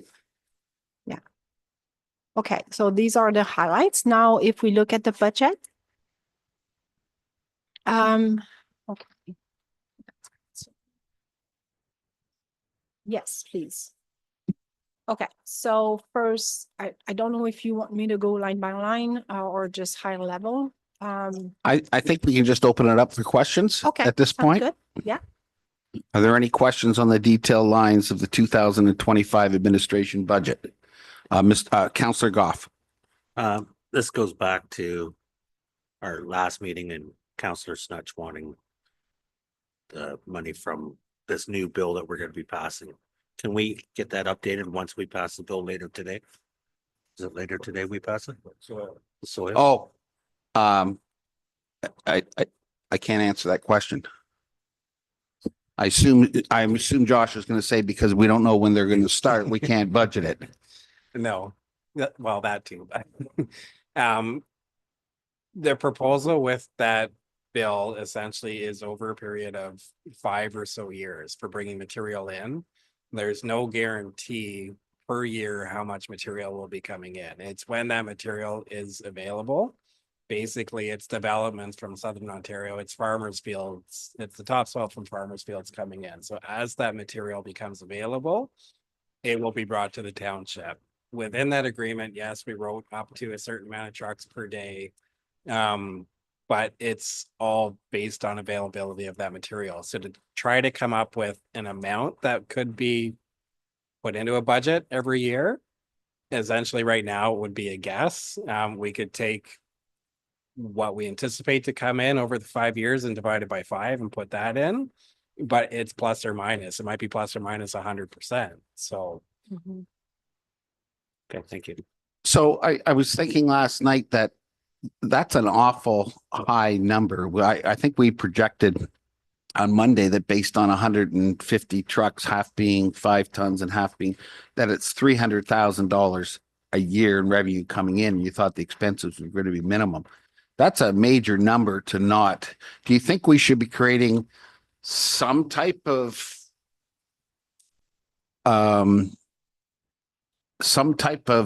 I think we should put some type of revenue into the budget, even if it's not 300,000, just to. We could put a baseline in, but again, it's based on availability of that material. Like with the existing site, we do have that money built into the infrastructure department. It is some of the money incoming within the infrastructure department. Now, so would that money go into the pits and quarry revenue line, or will there be another line because it's Typically, it goes into the infrastructure because we're the ones over administering it and Okay. the road maintenance, whatnot. all right? So it's really not applicable until we get to infrastructure then. Infrastructure, yeah. Okay. Are there any other questions on the admin budget? Councillor Bell. Thank you. Just for clarity for the public, can you describe what grants make up the 12246? Yes, absolutely. So grants, we have 64,300 of a red for the 2 buildings we were talking about. Sorry, can you repeat that again? 64,300. And then we have OMPF. This is just an estimate because the notice usually come out later. I believe it's late November, early December. So what I did is I estimated a reduction of 15% from last year. So it made a total of 959,700. And OMPF is a transfer from the province and it goes down every year. And it's not a grant specific to any project. It's just money given to municipalities for operation needs. And then we have, yeah, that's it for 2025. Last year in the grant section, we were hoping to get a grant for the 2 buildings, but that did not happen. So it's part of the variance from last year. Okay, then, Councillor Bell. Sorry, just you said it's an Ontario grant, but you didn't define OMPF. Oh, So if you could sorry. just state. Oh my God, that's a really good question. I've been calling it Ontario OMPF for Municipality years. Fund. Ontario Municipal Partnership Fund. Okay. OMPF, yeah. Okay, perfect. Thank you. Included in that fund, if I may, Mr. Chair, is like it's 25% tax rate for farm and forestry land. The top up is supposed to be in this fund, but we all know now it's far short of that. Okay, Manoj, thank you. I think you get a break right now. We're going on to fire and we'll ask the chief to take us through the highlights and the details and answer questions. Good morning. Thank you, Chair and all of council. I'll quickly touch on the highlights. As you can see there, I think we were pretty progressive this year with council's request to make sure and bring the budget down. This year, we pretty much, our capital line is as close to zero as we can get. The items that still exist on the capital line are things like defibrillators and they fall under capital. They're borderline operational because they are replaced on a schedule of timeline useful life, but they're captured in the capital line. So that's what you're going to see down there. And again, being mindful of budget, we removed the request for a part-time position. So that's the highlights, is that we've pulled those out. When you get into our budget, it is pretty static from the year before. We're consistent there. However, there are increases, obviously, which is not only inflation driven, but the cost of doing business, as they say, the insurance increases and all that. Where you do see a significant increase is, for example, in wages for the volunteers. That being a 9.4% population growth since the last census drives the numbers up as soon as we have more people. Currently today, we are at 420 calls for the year. Last year, our total call volume was 454. We have just less than a quarter left, so we will be over again this year. And I know the next question driven out of that normally is, well, do we see a spike in certain calls? And it is pretty level across the playing field. All of them have risen. If I were to identify a spike, which is minimal, would be what I would call recreation related. In other words, we're seeing a lot of calls for service on the water, a lot of calls for service for sport. When I say water, that's summer water, but also ice. When we have ice fishing and those kind of those kind of activities, from our ATV trails to snowmobile trails and things like that. There's a slight rise. Would I say it's a spike that's driving the trend? No, but if you were asking that question, that's the only one I could readily pull out. Things like medical have always been higher on our response, so that's driven. So at this point, I think Treasurer Monod has done a great job of bringing the budget forward, and I would open it to questions of council. Thank you, Chair. Tony, the full-time position, or the 50% full-time position, which is a part-time position, the fire training officer, is that the same as the prevention officer that you were trying to get into the budgets before? No, so I'm not sure if there was just a convolution of things that were requested. So the original budget, just to give some history that I put forward, was for one full-time position that would be split training, fire prevention. Okay, so the combination of the two. Yeah. All right. So that was where this year's budget in history, because I'm glad you're remembering that, and going back 6 years ago, it was approved, and the last minute pulled it out because we were in a significant financial constraints. That was fire prevention. It's an absolute need, as province has come forward with mandatory certification. As we see the turnover of employees, we've identified that training is also a significant workload increase, and we require that to help maintain our mandate. And that's why you see the training officer pull in there. It was supposed to be a half position. But originally you were asking for a full-time position for a prevention officer. So this is a way of splitting it. Yeah. So I mean, it's removed. So I mean, yeah. All right. We'll move on, but thank you for your answer. Mr. Mayor. So the new ambulance call service at Simcoe County, and I can't remember the acronym, but it's that multi-level response where you could be responding now to a broken arm.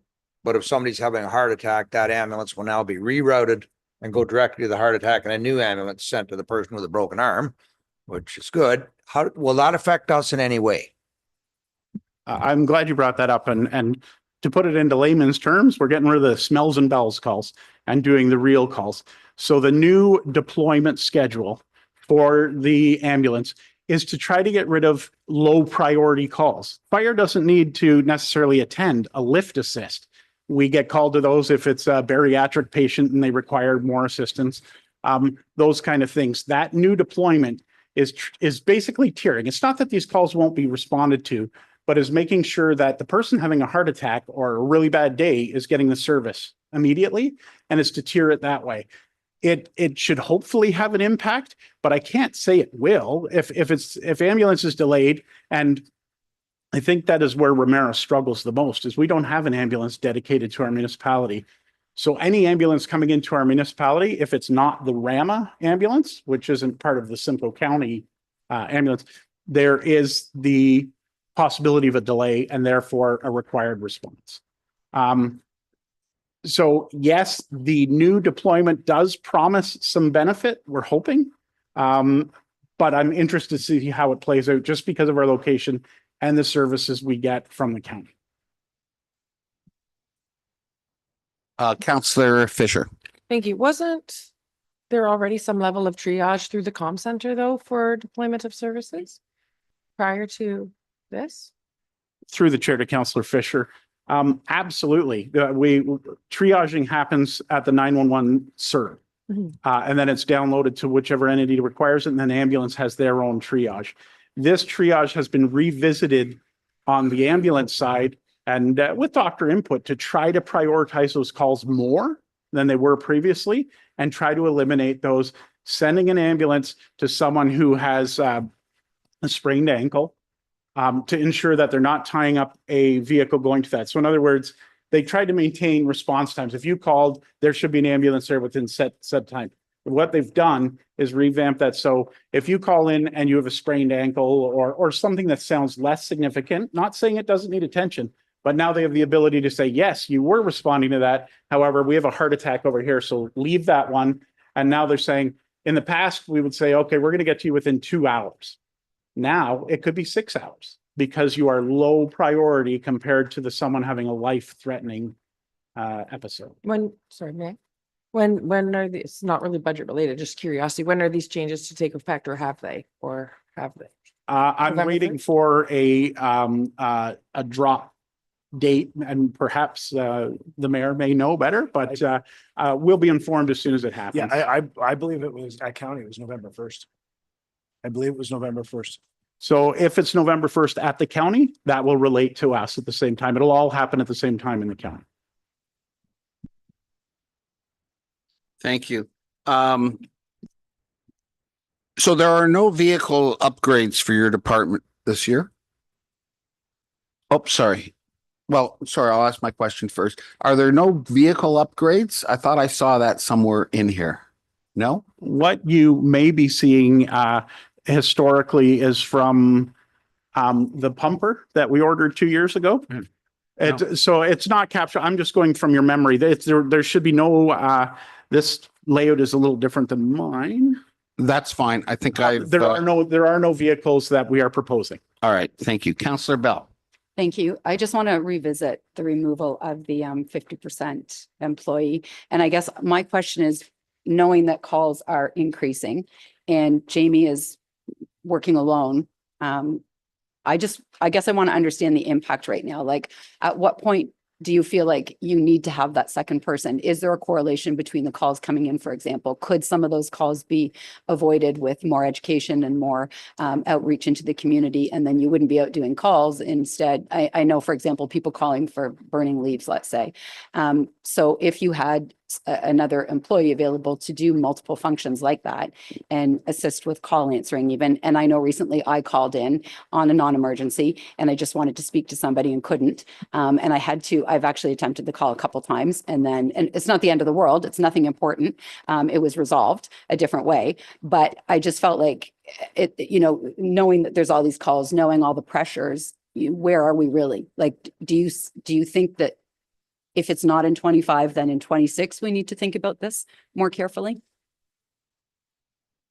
Through the chair to our fire liaison, Councillor Bell. If I'm to answer this truthfully, I believe it's been 7 years I've been bringing it to council. So 7 years ago, I identified the issue of a lack of staffing in that. I am trying to be as fiscally responsible as I can to the community and to council. And that's why we've made provisions every year to say, okay, we've got to cut. Well, there's nothing else for me to cut. I'm not going to cut the defibrillators because I'm not going to show up at your house for a cardiac arrest and not have the tools to employ. So the only place I could cut was the staffing. The staffing, do we need it? I absolutely believe, or I wouldn't bring it forward. I think we're at a point where I hate to, I think we're doing a good job in Ramara Fire. Could we do better? Absolutely. If I had a full-time fire prevention, I could be more proactive and maybe stop some of these fires before they start. If I had a training officer, I wouldn't be burdening volunteer training officers who not only meet all the mandates of the firefighter, but also provide that training by having that staff to assist, to give Jamie an ability to focus on more of the identified needs of her. You won't get an argument for me against the staff. Again, I bring this forward to council respectfully, that we're trying to observe the fact that we don't have the money. I'm a taxpayer here too, and I don't want to open my wallet anymore, but realistically, yes, I will likely be bringing it forward again in the next budget. Okay, do you have a follow-up, Councillor Bell? No, just, I think because we have to not lose sight of what we're doing here, and the job is to protect the residents of the township. So, if it means that we need to have that position there to do the job properly, then I think it's something we have to be cognizant of. That's something we're talking about when we debate the budget at the end. Right now, we're trying to just ask questions and make sure everybody understands the budget. So with that, Deputy Mayor? Yeah. Do we have a defibrillator at the new multi-rec pad in Atherley? I'm sorry, through the chair to Deputy Mayor, could you repeat the question? Yeah, sorry. Do we have a defibrillator at the park where the new multi sport recreation pad is? Just for clarification, at the Ramara Center? No, sorry, across from the fire hall. And Patricia, like the one that we just did. No, there is no defibrillator in the park. I would like to see one added there. I mean, there's a lot of older people playing that sport, and I think it'd be a wise place to put one. And respectfully, the old adage, have an axe at every tree. You can't do it, you can't afford it. When it comes to defibrillators, that would be the time to apply that adage. And I 100% agree. There is a program through the county for the public access defibrillators. And I really, in this case, again, looking at the fiscal responsibility, this might be a good burden for the Simcoe County to carry and supply one at that location. Okay, thanks. Councillor Fisher. Thank you. Just one more question, because it's not included in here because it was removed from your budget, but just when we do go back at the end of this to talk about things that we're going to add or remove from the budget, by removing that 0.5 FTE position, what would that cost be had it been included? Through the chair, originally, I believe I put in 85,000 for a full-time position. It was removed to half, so the assumption would be half of 85,000, so 42.5 would be the cost that's removed from the budget based on that. And did you have a municipality that was willing to share that cost? Sorry, it was, so 60,000 was the cost, to be more accurate. And I apologize, Chair. Could you repeat the question? It says to be shared with another township. Because of the way that position evolved, I did not have the opportunity to approach another municipality. At this time, I don't know that there's huge opportunity for that because all of our neighbors have full-time people in those positions. There is an opportunity perhaps at one neighbor, but I'm not aware of any others at this time. Perhaps there is. I haven't had the opportunity to research it fully. Thank you. Are there any other questions on fire before we move on? Councillor to you. Thank you. It would be really helpful to understand obviously you would know the need for these positions more than we would, but just to even understand what currently exists, i.e. I know there's, the fire chief, deputy fire chief, and then at each station, there's a district chief, I understand, and then a training officer affiliated with that house, or just so we know what's going on already. Thank you. Through the chair to Councillor to you. So full-time staff with Ramara Township is myself, Deputy McCarthy, and our administrative assistant, Jamie. In the fire service, we have a hierarchy, rank, and structure. So just to quickly go through that for you, chief, deputy, then you have a district chief, which is responsible for each region. So we have 3 regions, 3 halls. So you have a district chief assigned to each hall. And then below them, they have a training officer who is responsible for putting out the training we recommend needs to be done at that hall. And then below the training officer, you have 2 captains, that when you get into the fire service, it's very paramilitary. It's about span of control and making sure you're not overworking your people and getting someone into a dangerous situation. So we have two captains, and then below that, we have two lieutenants, which are basically acting captains for any lack of better words.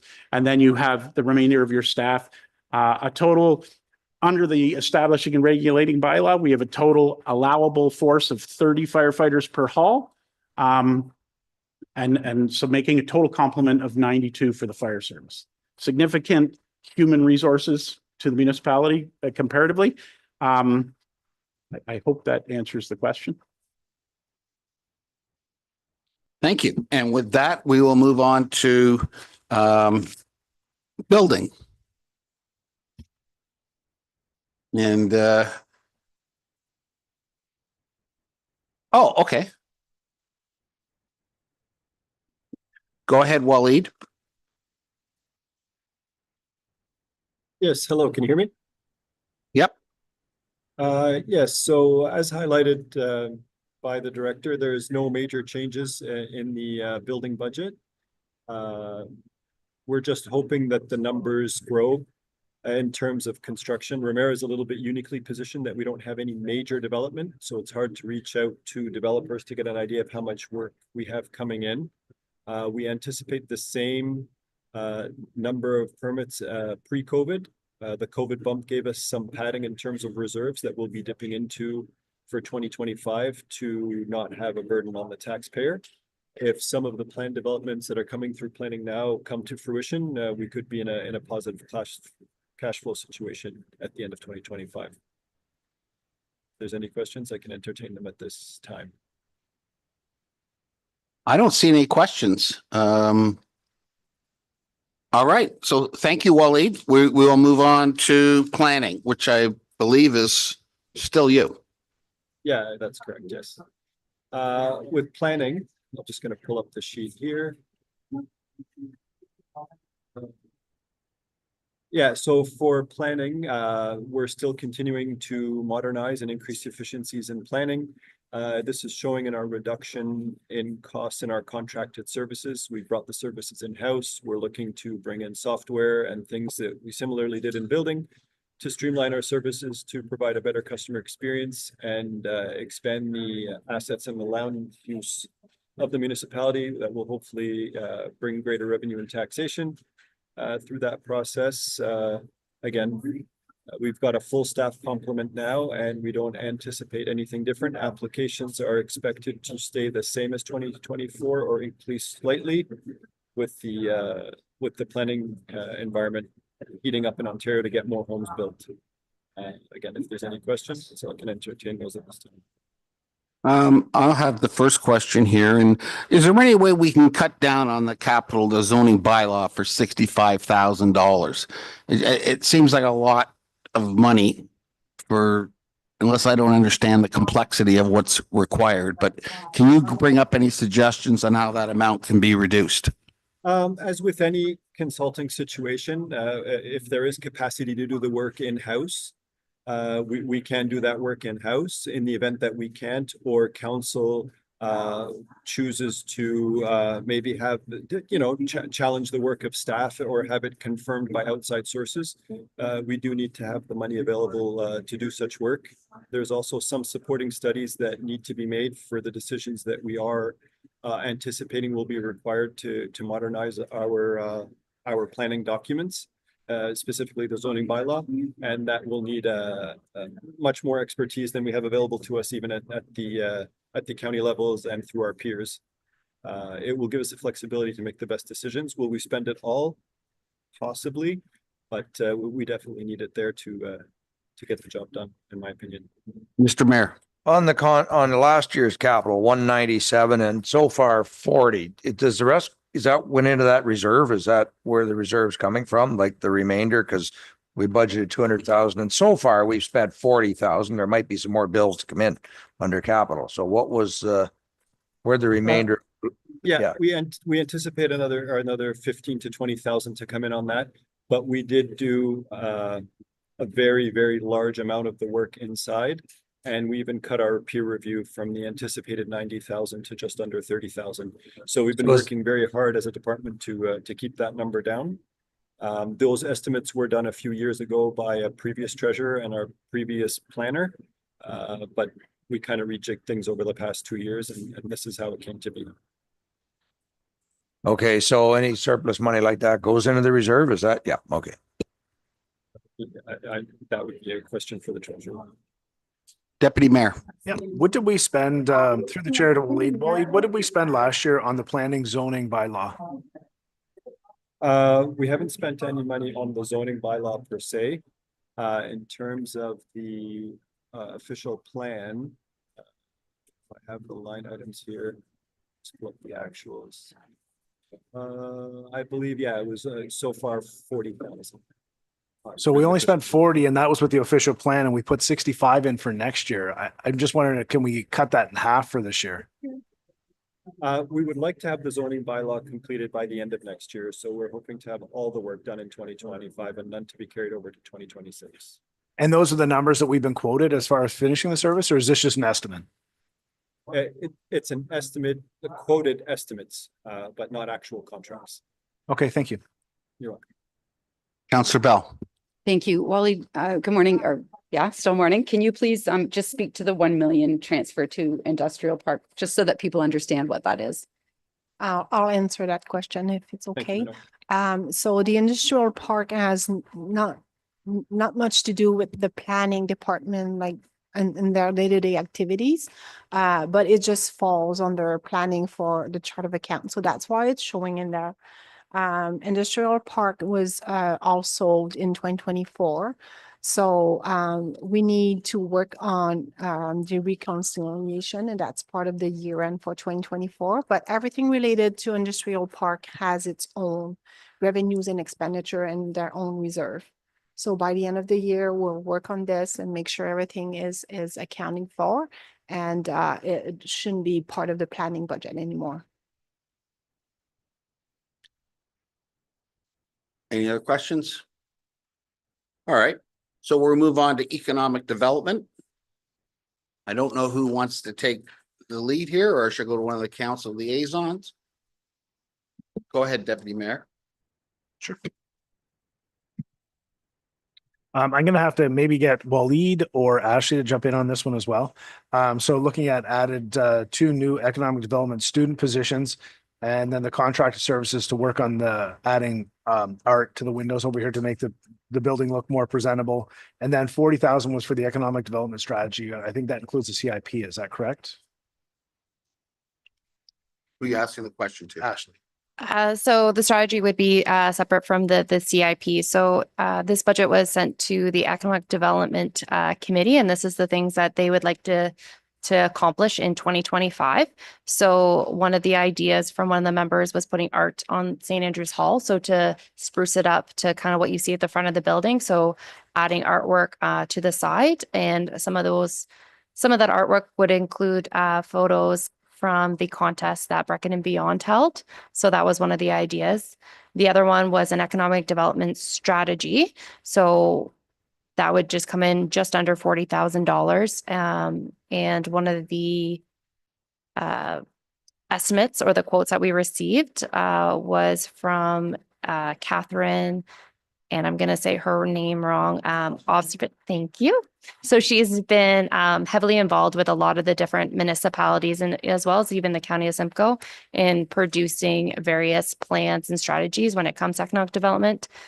So I provided that to the committee for something to do, as well as the last part, and where the students would need to be involved. At this time, we don't have anyone when it comes to MIN who works with economic development, so the students could work on some of the different day-to-day things that could be done, as well as the County of Simcoe in 2024 launched their business survey. So the students would help conduct that survey within the Township of Ramara and the places that those students that the County of Simcoe hired that didn't get to, as well as create a database for for us here at the Township of Ramara. So that way we can build on a business database and be able to get some concrete data of the type of businesses that we have here in the township, where they're located, the size of them, so on and so forth. So to clarify, you said that the 27,300 for the students is related to the economic development strategy. It's more related to probably more day-to-day work as well as that survey. So the survey would have them use technology as well as the program that the County of Simcoe currently uses to go and survey the different businesses around, as well as complete some other day-to-day work that we don't have anyone here to do. So what would we survey these businesses on? Are we asking them for the type of business they are, what their annual sales revenue is? Or are we asking them what services they want from the township? What are you actually surveying for? So we would go off kind of what the County of Simcoe is developed right now for their business case survey. So they're looking at the various questions from how many employees they have to what kind of business it is, as well as we can add additional questions to that in order to kind of get more of an understanding of what these businesses are doing. And we can add to that and have a separate report if this is approved. Sorry, Councillor Goff, then we'll go to the mayor, and then we'll go to Councillor Fisher. Yeah, no, my question was regarding the two students. I did watch that economic development meeting, and the two students are supposed to be going around and in person, in pairs, to contact every business that's around here and just ask those simple questions. What kind of business you are, what you have. I was kind of thinking that we actually need two people to. I think it's a safety thing. Having them go on twos. Deputy Mayor? I'm sorry, Mayor. On part of that survey, if I'm trying to remember it correctly, because we have a bunch of programs out of the active, this one's also geared towards the issues with staffing. So we're trying to figure out, what is your business? How many staff members do you have? What are your staff members asking for? Because maybe there's a link there that we can help people get employment if we can provide the kind of services that their staff members are looking for. Now, we couldn't go to all the employees. There's just too many. So we're starting with the businesses and then trying to help, because one of the issues we're hearing is short staffing everywhere. So we're trying to get a handle on that through the companies. What is it you need to get to full staffing complement? I believe that's part of it. Councillor Fisher? Thank you. Part of that too, because I was at that meeting as well, was to complement what the county is doing, and that we would receive the data from the county. So it's not duplicating what the county is actually doing. It's to support what the county is doing to get them their information easier, and to make sure that not only are we finding the identified businesses, but maybe even having these students going out and finding some unidentified businesses, because I know there are plenty within the municipality that haven't been identified. As far as having the two students, we did have this conversation in that meeting, and it was for safety reasons. And then the conversation went to beyond the survey, what types of work that they could do. And it was really to support the efforts of ECDEV. And then just to speak back a little bit more on the ECDEV strategy, I just wanted to point out that it is outdated and overdue to be done, which is why it's being looked at again.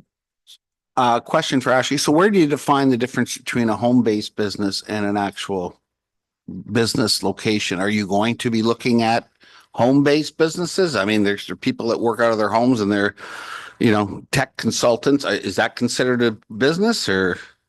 I think if this is approved, then we can provide a report to council in the new year on kind of how that strategy would look like for the students, because this would be conducted over probably the summertime when more students are readily available. And then we can outline kind of how we could do that in that strategy. Okay, Councillor Bell. Thank you. This will probably be for Waleed, I suspect, but we already have an economic development strategy that's a 2018 to 2023 strategy. And recently I'd asked for a staff report on where that is.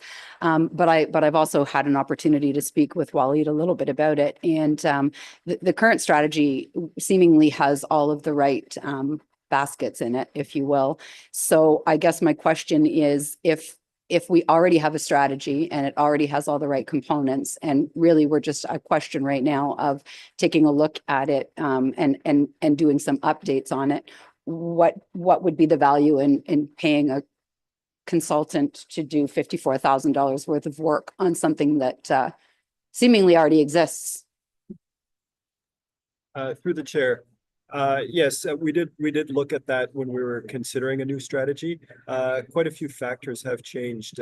Knowingly and unknowingly, different areas of the municipality have actually completed parts of the strategy in terms of like internet communications, updating planning documents and such. I don't have it in front of me, but there's approximately 4 or 5 out of the 6 or 7 items that were outlined to be done that have been completed.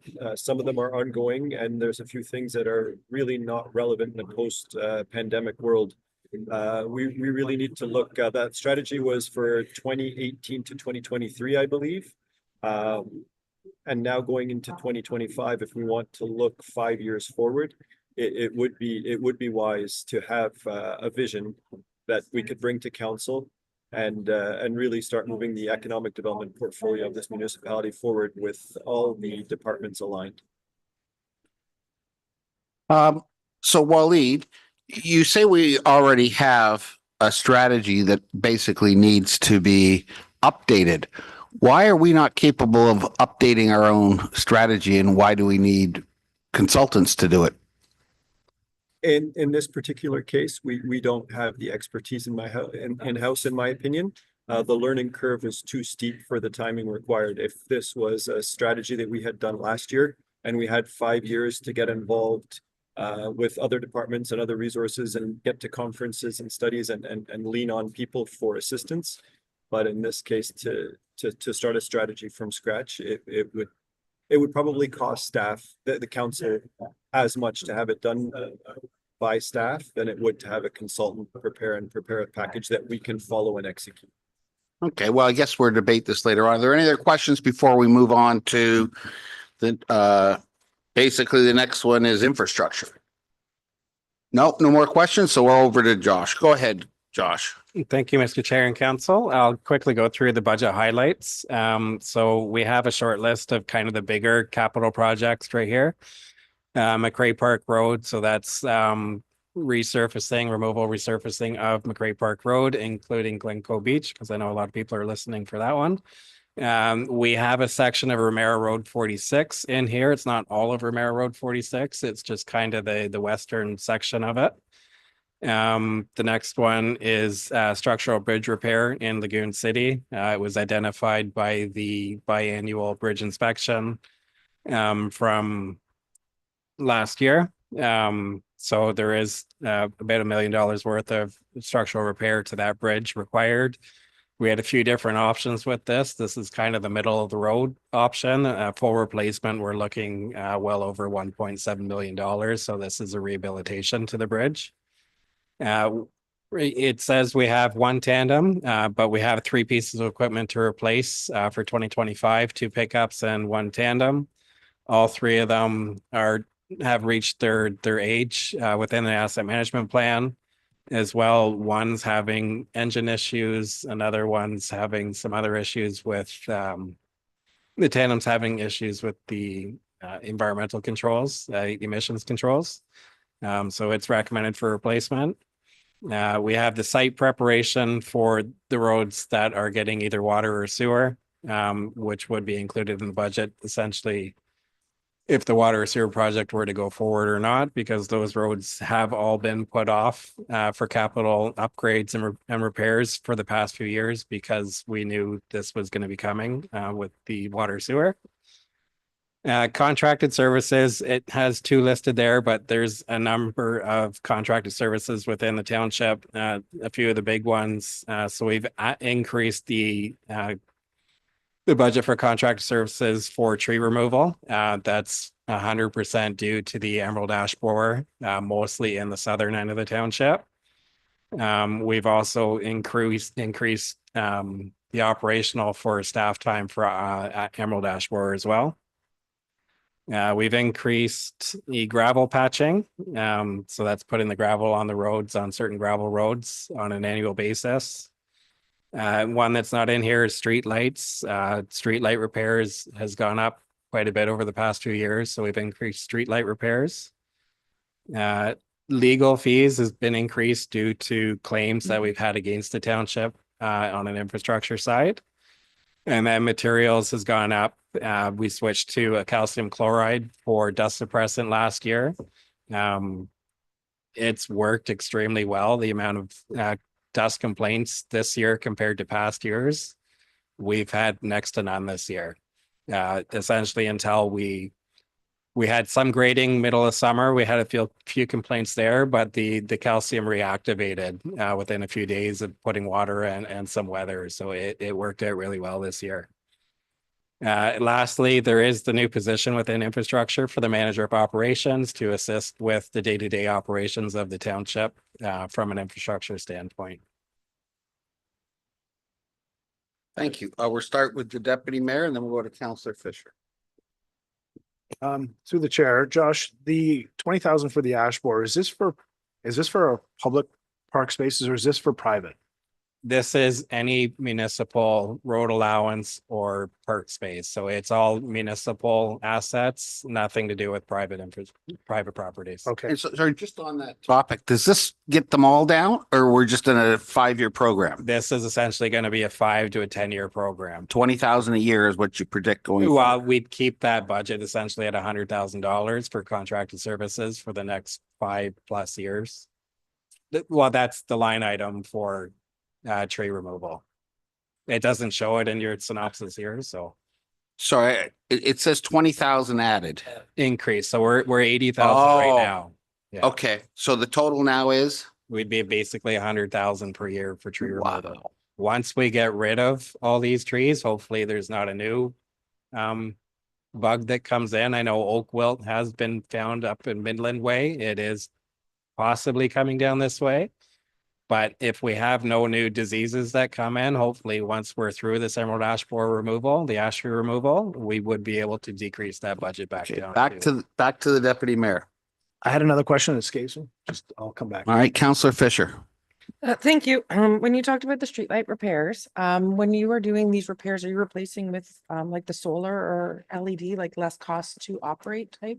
So back, I believe it was 7-8 years ago, was before I started actually. All of the street lighting in the township was upgraded to LED. So essentially this is now we're having the photo cells start to go. It's just maintenance within that street light. So On the same topic, I know Councillor Tuyu's talked about light pollution a few times. If we were, what we're replacing them with, would it meet the criteria?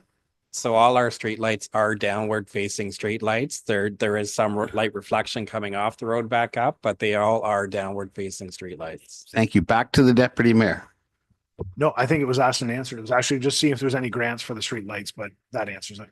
Yeah, typically when it's operational maintenance, there isn't grants. If we were to look at a capital program for replacement, there could be, but we've already done that capital replacement. So. Councillor Bell. Thank you. Josh, so when you're talking about road allowances for the emerald ash borer or any other tree, we do have a pending staff report coming to talk about how we manage the notion of trees that are originating on private property, but then extending into the road allowance. So when you're talking about this $100,000 and you say, well, it's in road allowances, is it actually in road allowances, or you're talking about those ones that do originate on private as well as those ones in the road allowance? No, it's essentially anything within municipal property. If the tree is 100%, even if the tree's 10% in the road allowance, we'll typically take it down. But if there's no question 100% it's inside of private property, it's on the private landowner to deal with the trees there. Okay. So if, can I have a follow-up to that? What happens if the tree's half and half then? Do we talk to do we leave it there? We'll take the whole tree. If But we need permission to take it off the other No. people's property. No, we don't. So- Okay, I guess they wouldn't argue if it's dead. So Some do, some haven't.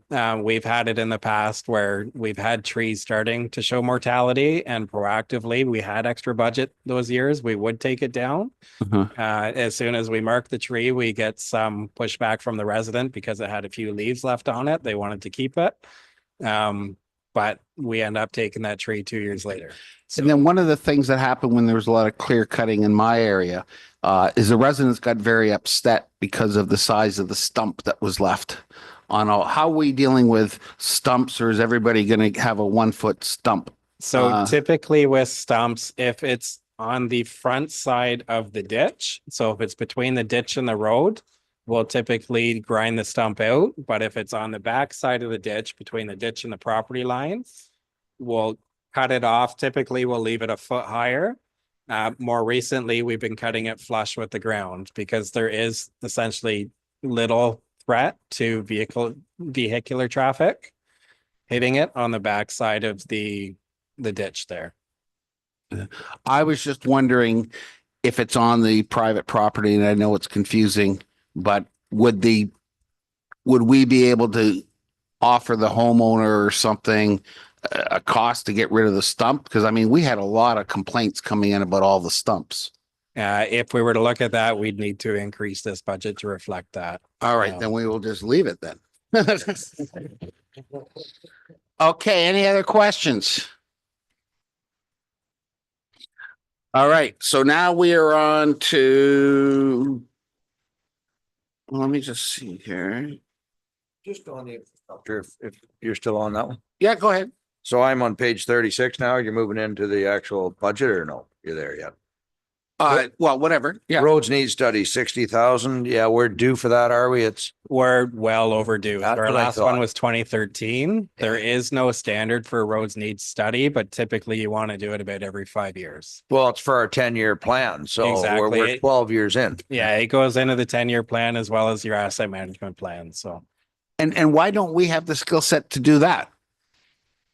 so we would, but it's good to bring in a consultant to do it because the mindset doesn't change. So if you're going down the road, this one's not bad, that one's okay. Yes, it is a CPI rating that goes towards it, but typically that CPI changes as you get through the road network.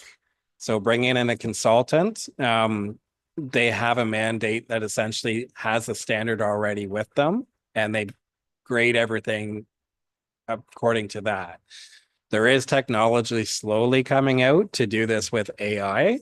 And then essentially everything's graded exactly the same. There is no human factor that changes it. So. Okay, thank you. Deputy Mayor.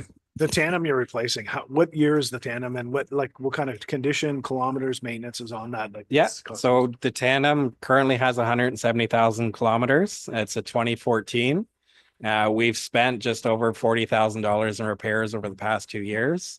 We're again having issues with the environmental controls, the emissions controls. Some of the dosing pump needs to go. It's leaking or it needs to be replaced. It also needs tires and brakes to keep it on the road. So is it an international? It's an international. It's a max force engine too. And we're looking at something different? Yeah. Okay. Yeah. Typically we've been going to Western Stars or Freightliners. So perfect. Okay, thanks. All right, any questions on page 36? Anybody got any specific questions? There was some people in the audience earlier. They were inquiring about one road. Does anyone remember? Glencoe Beach Road. Oh, yeah, right.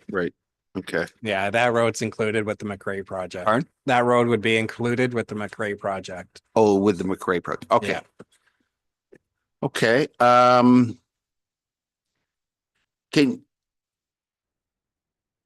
No, I'll just leave the, well, I guess I will. You basically said though that we can't get any more use out of the vehicles, the pickups. So does that code 28-18, does that mean it's a 2018?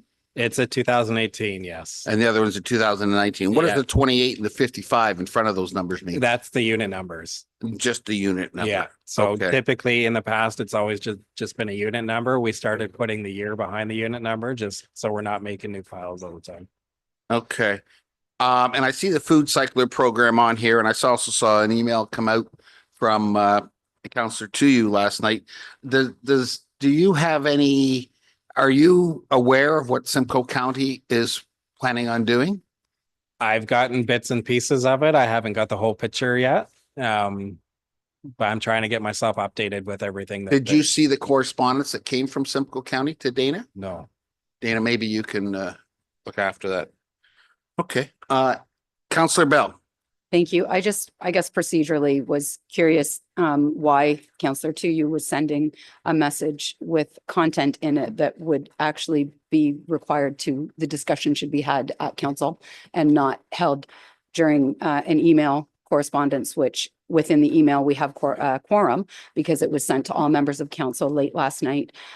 So this email would then need to be entered into the public domain. So whether it's read or whether it gets attached to the agenda, but it's inappropriate, I think, for council to carry on conversations with quorum via email. The public can't see this message, doesn't know the content, and won't understand when we arrive at the time of discussion what the content of this message is. So I don't know how we solve that problem, but either it needs to be added to the agenda or we can read it at the time, I suppose, and somebody can transcribe that if that's what we need to do. But it is inappropriate to have a quorum conversation outside the public domain. I basically requested Counselor to you send that out because I was in a conversation with her. She told me she had an email from the county of Simcoe. And I said, oh, I didn't know about that information. I said, I think all the counselors like to see this before we go into the budget meeting. So I don't think there was anything inappropriate about it, but I did ask her to send it out because I thought it was important information. If we want to add it to the agenda, you can add it to the agenda. What do you want to do? I would like this to be added to the agenda so the public can see it as well as the documents that are being referenced. So the public has access to the information because that indeed is who this is for. Mr. Mayor? As long as it's not a confidential email, I haven't read it yet, so. Mr. Chairman, if I could just verify that. Because all our emails are considered confidential when they come in. They're for information only for council members to help us make decisions. Maybe, Mr. Chairman, certainly we can look at that, and I understand your direction. And as far as I know, there was also nothing related to a quorum because Dana, did you receive any feedback from any of the counselors? I doubt it. All right, so there was no discussion. There's a definitive statement that this should not be discussed. So therefore, there's a definitive statement in this email advocating that this particular program does not need to be discussed. So that is an inappropriate conversation to have outside the public domain. Okay, well, I disagree, but what does council want to do about it? I haven't read the email yet, so I don't know what email we're referring to. I had work to do before I came here. It's from Mr. Chairman, from somebody at county. Mr. Chairman, I heard your direction about having that shared. The only request that I would ask is, may I please verify that there's nothing that should not be distributed externally. That's all. Okay, one question for Councilor Bell. So although you thought it was inappropriate, what is the actual problem with it being sent out? I'm sorry. Well, You just want the public to be the aware. municipal act requires that we don't have discussion at quorum unless we're in the public domain. And that so what we've done here is lobbied to remove this item from budget discussions outside the public domain, or sorry, outside the public domain. If the councillor wants to not have the discussion, the appropriate place to bring that is at council. And then she can lobby us to not have the discussion, but to bring that in an email that would never be seen by the public, inappropriate. So I don't know what road you're going down here. The councillor shared an email of information with the members of council, which we're allowed to do. Our emails are confidential, and that email cannot be shared with the public unless the person that sent the email agrees to that. So I don't see a problem where an email is sharing information that they received with council so that we can be educated on the matter. And if you said no discussion, good for you, because we're not making any decision based on the email. Again, haven't looked at it. It's an email of information is what I assume, correct? To educate ourselves. Okay, well, we're going to move on. All right. So are there any other questions on infrastructure before we move on to recreation? Recreation, take it away. So I'll just go over notes from the highlights of the budget. For the building renovations, it would be for fixing the roof. It's been leaking for quite a while now, so that is what that would go to, as well as upgrading the toilets in the public washroom and fixing the tiles in both of the washrooms as well. We have applied for a grant that would cover 50% of the cost of what we've budgeted here. As well as the contracted services, we're looking to fix up the front area in the parking lot. So can I just go back to the renovations for 1 second? So the 50% would be a grant for about $50,000. No. You said 50% of the 98.7 would be about 50,000? Yes. So is the grant in this budget? That's the grant we applied for we talked about last council meeting. Correct? Yes, the grant is in regards to the stream one of the sport and culture or the sport and recreation fund. I know I'm not saying the right one. That was in regards to both the roof as well as the upgrade to the baseball diamond. So the grant will pay 50% of that total project, which is 160, which the roof is around that 80,000 mark. So that grant is not a part of this budget because we approved it just recently. Okay, a little confused, but I'll figure that out later. Go ahead. Oh, I think what she's saying is that they didn't have approval, so they didn't add the grant in here, so it's not reflected. But we're going ahead with this project whether we get the grant or not, are we? We Correct, can't have a yeah. hole in the roof. Yeah. Okay, so that's why it's in here and the grant's not in here. So if the grant comes in, this will be reduced. So go back to contracted services. I'm sorry. No, that's okay. And then contracted services, we're looking to upgrade just the gardening in the parking lot as well as the front of the Ramara Center. And we are looking to have 2 of our staff upgrade their laptops and monitors. For the 3 positions of day camp that we removed, last year we were looking to have some of our camps run out of the community centers. We didn't hire enough staff. We couldn't find enough staff, as well as we didn't end up running the extra camps because we had a new recreation programmer. So we were just easing into the position. We are looking to have the different locations of camps this year, but we're going to run with our 9 staff. For materials, we have budgeted to have the recreation guide printed and mailed out to all of the township again. It's been requested to have some paper copies as well. So that's what that is for. So I have a question on that too. When did we stop sending out these brochures? We stopped, I believe, in 2018. We went paperless. So the only way, so paperless, so everything was posted online and all that. Correct. And when did this request come from council to spend the 22,000? I don't know if it was a request, but it was mentioned a few times and it's mentioned by the community quite a fair bit to have the printed copies. Okay, thank you. Deputy Mayor? A couple of things. First, I understand flag football was a big success this year. I've had a lot of requests coming in. Are we considering expanding it to include the next level, which would be basically high school kids, grade 9 to?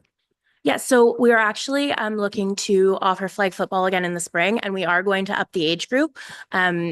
We're just trying to figure out if it'll be 2 different leagues or if we'll have it run for a little bit older and a little bit younger, because we're looking to start at around grade 6 and go into grade 9 or 10. So we are considering that. I'd love to see us, if we could, notify the schools so they could notify the students of that coming up in the summer. I think that'd be a big success. And the second one was, we have a grant that we've applied for revitalizing a ball diamond. Have we included any cost in getting baseball going again for next year? So we did receive a grant. It's a seed grant to start the program up. So no. Oh, We can't talk about it? Okay. We'll be looking at starting baseball Rewind. next year. yes. Perfect. Thanks. Appreciate it. I got you. Take it up, slow down. Any other questions?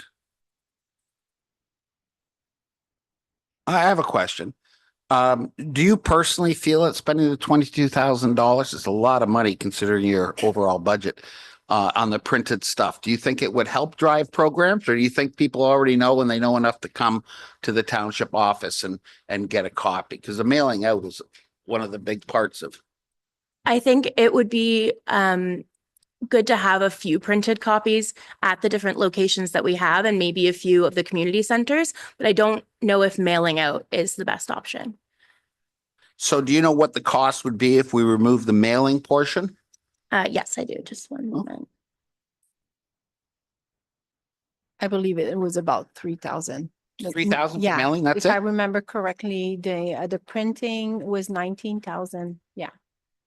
The printing cost a lot more because it was a copy for every location. So if we brought it down to just a few community centers, then that would change the price of how much the printing would be.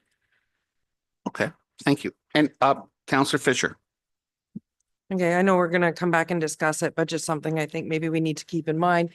We have been putting it online. There has been feedback that residents. Excuse me, Counselor Two, you just swore at me from across the room.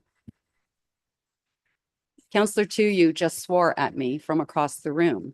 This is not acceptable. So I'm going to call a point of order. Don't make a face. The camera's here. I'm going to call a point of order and I'm going to ask you to please show decorum. So if you'd like to swear, either do it so that everybody else can hear or contain yourself, please.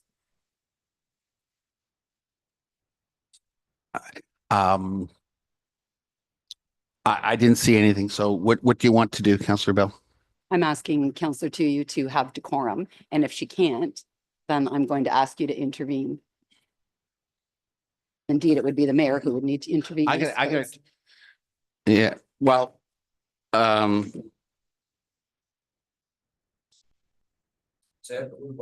okay, everyone should be on their best behavior, I guess. Okay, May I continue, Chair? sorry, forgot. Thank you. No, that's okay. As I was just saying, like, for our council to consider, our committee to consider when moving into discussions further about this budget. Residents have asked for printed copies and a lot of our residents don't have access to either technology, either because internet's not available or they might not have the skill set to operate it. So I do actually see the value in mailing out. Otherwise, they may not see that they're available to pick up. That's just a comment. Okay, any other questions? Oh, Councillor Bell. Thank you. Also on the mail out on this and other items, I think what we had talked about a few times actually over the last year or more was just on demand versus, so it wasn't a program of mailing out to all 8,000 addresses ish because you get Seabright mixed up in there. So it ends up being just about 8,000. I just did it, so I know. But I thought it was just, we were looking at an on demand thing. So I know we can talk about this when we get to the recreation budget, but I do think it's a good idea to keep in mind it doesn't necessarily have to be that high, and we can still serve the public by offering that as an option. All right, we're finished with the recreation budget. Now we're going, oh, sorry. Mr. Chair, consideration, 20 after 12. I understand there's some food. It may be worthwhile to take a break for half an hour. Can we, let's see if we can go to 12:30. I think we can finish, at least leave one big one left. Okay. But there's a few here that I think we can run through. So we're on the trails budget and Dana, do you want to speak on the trails budget here? I mean, Not really. I mean, I'm working on some. What? Well, no, I mean. Josh, go ahead. Yeah, so to quickly go over the highlights, contracted services, we do have in the budget for next year for 3 replacements of 3 gates. The only other project associated with next year essentially would be some resurfacing of some of the trails, which the committee still has to determine what trails they want to resurface next year. Any questions on trails? Councillor Goff. How much is going back into the reserves that Trails already owes you? Was it 13,000 or? So within the 12,500 budget, the last report, when they asked for the extra money for the Rammer Road Trail revitalization, it was set out in that report that for the next 3 years, they'd asked for 50,000 per year. And it was just under 14, just over 15,000 would go back to reserves over the next few years to build those reserves back up to not owing any money to a zero balance, essentially. So.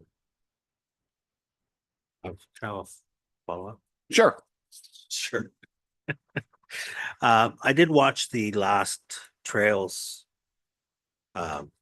meeting when they were talking about budget, and I understand there's several placeholders in here where there's no projects planned, just to come up to the $50,000 total.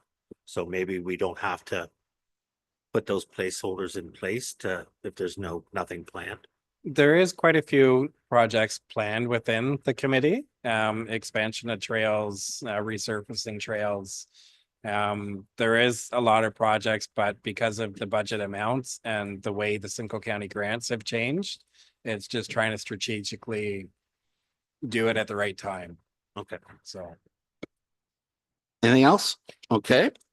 So now we're on a bylaw.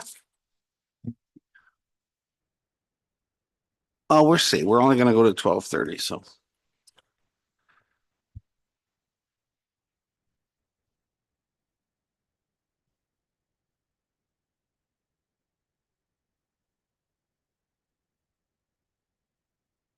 Thank you, Mr. Chair. There's no significant changes to the bylaw budget for this coming year. We're going with the current staffing levels and current projections. There is just a one capital request for a replacement vehicle for one of our pickup trucks. We currently have a 2015 pickup truck, so it's about 3 years past the replacement schedule. And my understanding is that there's about 190,000 kilometers on it. Significant underneath rust issues and almost rotting out in a couple of areas. Vehicle needs new tires, brakes, and if kept, will be faced with some significant repair costs. So I think. Do you have any other comments regarding the numbers in here on the? No, I don't. Any questions for Mr. Paul? Yeah, go ahead, Mr. Mayor. Well, you know what? It's not a question. It was a comment. I'm just glad to see you're going to the SUVs now. They're better on fuel and they last longer. So I'm glad we see are finally starting to move our fleet away from all pickup trucks. Any other? That's okay. Any other questions? All right. Thank you very much, John. Community policing budget. Don't know who that falls under. Maybe I can answer a Sure, question. go That's ahead. like that.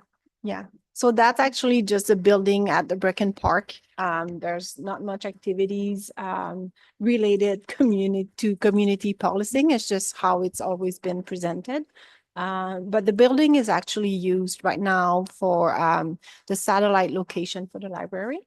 But all the expenses related to the satellite library is in the library budget. So that's only to maintain the building running. So alarm system, phone line, insurance, the basics. Okay, great. Very simple budget. Any other questions? We move on. We'll move on now to the Kuching Detachment Board. Manoa, if you can comment on why the township has incurred this expense too. So I will let Amber answer a question. Oh, okay. Much better. Well, no, she's there all for the meeting, so. Thank you, Chair. Rebecca Carrick is away today and I've been assisting her with this detachment board. So I will just provide you details as best as I can. Right now, the detachment board is composed of 4 municipalities: City of Aurelia, Township of Oromodonte, Township of Severn, and Township of Ramara. And the detachment board is responsible for each municipality is responsible to equally pay for pay towards the budget that's been proposed. And right now, the Township of Ramara budget, it's listed here as 20,900, but that's been currently revised as there's been changes to membership subscription to the association, as well as facility rental by the City of Aurelia. I believe that is just a summary of the budget at this point. Okay, so this is mandated by the province, and that's why we have to spend the extra $20,000 that we haven't in previous years. Any questions? If I may add a comment, being a treasurer, I was questioning why Ramara's portion of the funding part was equal to other township and cities. The City of Aurelia is in there. And I was questioning why it was not based on like population or household and I was hoping to decrease our contribution, but unfortunately, I got the legislation says otherwise. It has to be equally divided by each members. Well, thank you for looking into it and trying to save money. I Mr. Mayor. think we have equal voting power, do we not as well? There's 8 people on the board. Yeah, 2 from each township. Okay. I'm not going to go to the LCPW because it's too long, but I will go to the Udney Community. Oh, I missed the medical center. Sorry. Medical center. Manon. So medical center is, again, is one of the township's building that we need to maintain. So we're responsible to maintain the building, which is all the little amounts on there is related to that. But the main expense is a good doctor. As previously mentioned, there's not really an increase from 100,000 to 120 that happened last year. It's just I was not made aware of the increase when we approved the budget. So this year, I increased it to 120,000, but Monday I just learned that there's actually a 2% increase on this. So there's like just over 2,000 that we need to add to it. Maybe the Yeah. 120 should say 102. No, sorry. No. It's an increase of 2%. Yeah. So that was a slide we went through earlier. The 20,000, I think a lot of people get confused. The 20,000 for the physician recruitment is in the admin budget, right? Yes. Thank you. Yes. Yeah, it's not that 20,000. No. Yes. Oh, Yes. But I will correct sorry, I didn't mean to overstep. I will correct the category that we're using. It shouldn't say doctor recruitment grant because it's not that anymore. It's just, we've been doing the same thing and I didn't notice it, but I will correct it from next year. good doctors would be a Yes. proper name, I think. Well, For services even. Well, I think it's lunchtime. Oh, sorry, Councillor Bell. yes, thank you. That was exactly, what I was saying was that one. And then, but I think that the appropriate thing for it to say is, private funding, because that's actually what we're doing is privately funding healthcare. So I think that the line item should make it clear that that's a private funded, by residents, just so that people understand what it is, right? Because it might be good doctors today, but it could be something else tomorrow or next week or next year. We don't know. So I just think it should describe that it's a Grant. grant funding by it's not a grant. It's We're It's giving them a funded. grant. by Okay, Mr. Mayor, did you have a question? That was it. That's more confusing. It's good doctors. That is the program. If we go with something else, we'll be slashing that budget and it'll be called whatever the new is. Like if we decide to leave good doctors and actually get a doctor there, then we would change the name at that time. I don't see why we wouldn't call it good doctors. Yeah, it says doctor recruitment grant. You're right. It should just say good doctors. Any other questions? But you can see where the doctor recruitment, is, that wording is wrong in the budget, right? Okay, great. Absolutely. Yes. Sorry, Councillor Fisher. Would good doctor not be considered a contracted services though? And we do have a line with no, Well, I think it's such a large expense. Usually your larger expenses you want to identify and considering it's like 80% of the entire budget. Yeah. Yeah. Any other questions? So with that, we'll call a wrap for lunch. And when we come back, we're go through the community centers first and leave maybe we'll go through the library first to help Janet out and then we'll go through the community centers and deal with parks and waterways at the end, because I imagine that could be a lengthy one. So we will meet back here at what time, Mr. Mayor, would you like? 1 o'clock. All right. Thank you.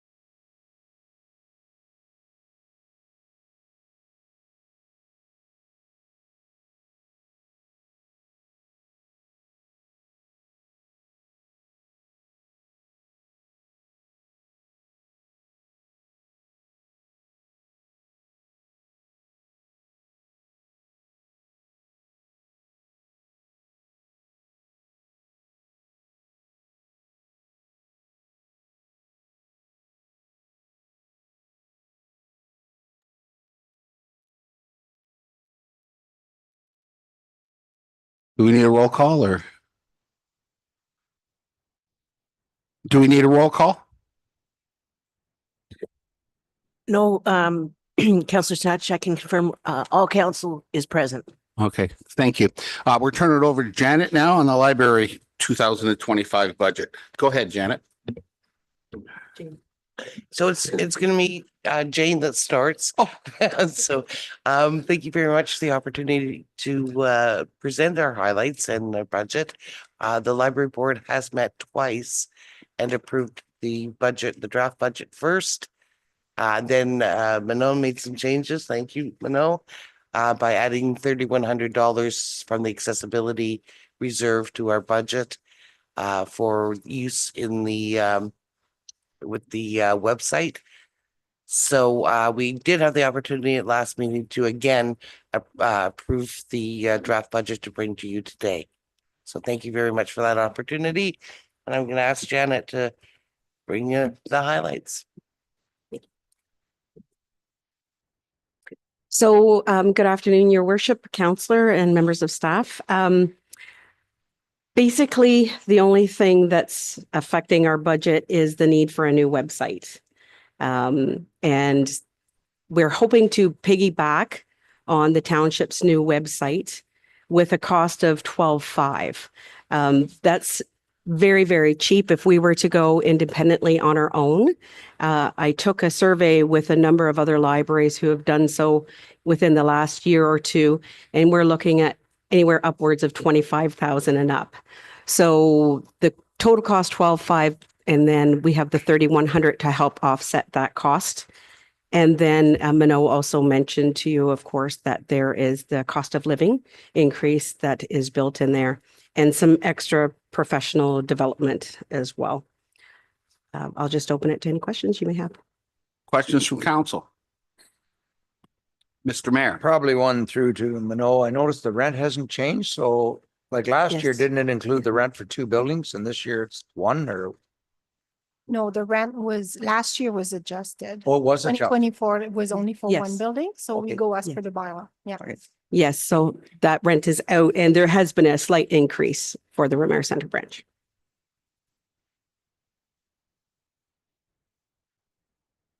Deputy Mayor. A couple of questions for you through the chair. Janet, one, I had a couple of people call me. At one time, we used to be able to do audiobooks online, and then they said that that stopped. Is that a program changing or is it back? Maybe it was just down temporarily. So through to the chair, it changed. The platform did change last year. So we moved to Cloud Library instead of Libby. Right. So all they have to do is reach out to the library and we can certainly help them with that. Perfect. Second question was the increase in salaries and benefits. Is this with an adjustment for the future, a new CAO coming in or some training in there? Or how come that increase? Again, through to the chair. So we did have the cost of living increase. We also have a staff member who receives an additional week of vacation. We didn't make any adjustments to the job posting because budget had not been approved. And due to timing of my retirement, we're not sure if the board will have secured someone by the time I retire or not. That being said, I have been working diligently to develop CEO's operations manual and annual work plans, et cetera. And we have been mentoring a staff member internally. Great. Thank you. You're welcome. No other questions? Sorry, Mr. Mayor. Just again on the capital, one was the website, was it? What was the other? So the other is upgrades for computers. Yeah, because we have public computers and last year we didn't replace only one computer, I believe. This coming year, we have a number to replace. So. All right, the ones the public use, not your own, right? Well, it Some of doesn't matter. both. And It's a combination. We still have them for the, yes. And we've moved to a 5-year replacement as per Mino's recommendation. I have a question. So the 12,500 is included in the capital budget of 32.6? So there's another 20,000 in yes. capital being spent? Yes, so it's been added to. I can answer that, Janet, if Thank you you. want to. I have the data right in front of me. So the 32,600 is a combination of a few projects. So there's a 12,500 for the microsite, 2,000 for a new laptop for the new CEO. We also have another 2,000 for general replacement of computers and chairs. We have 13,700 for library materials, like audiobooks, a collection, and yeah, ebooks and audiobooks is included in that, and regular books as well. And then we have 2,400 for memberships that are they've always been part of the capital, so we just kept going. Could you explain that again? The membership? Yeah, membership for Read Deck, GoDaddy, Britannica. Okay, that type of It's membership. not like membership for the staff. It's like subscription. Exactly, yes.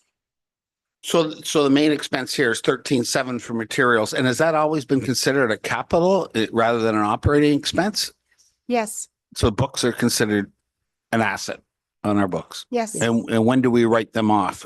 After a period of time or? I'm not sure here. I keep referring back to my previous work, but yeah, every year, usually we increase the assets and we, because we always buy new books and get rid of the older ones, so it's just maintaining that asset. So that asset gets amortized or depreciated over time? Over what period of time, these books? I don't remember on the top of my head. I just follow the TCA policy.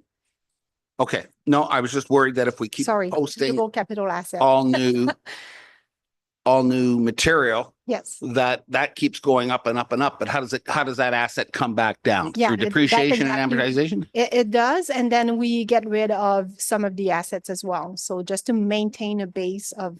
And you assets. do adjustments accordingly when they get rid of stuff. We do, if it's specific items, yes, we will get rid of it in our asset database when they are disposed of. But when it's a pool of assets like books, Okay. we just do an average every year. And if I may, it was included in the audited financial statements, the amortization. Yes.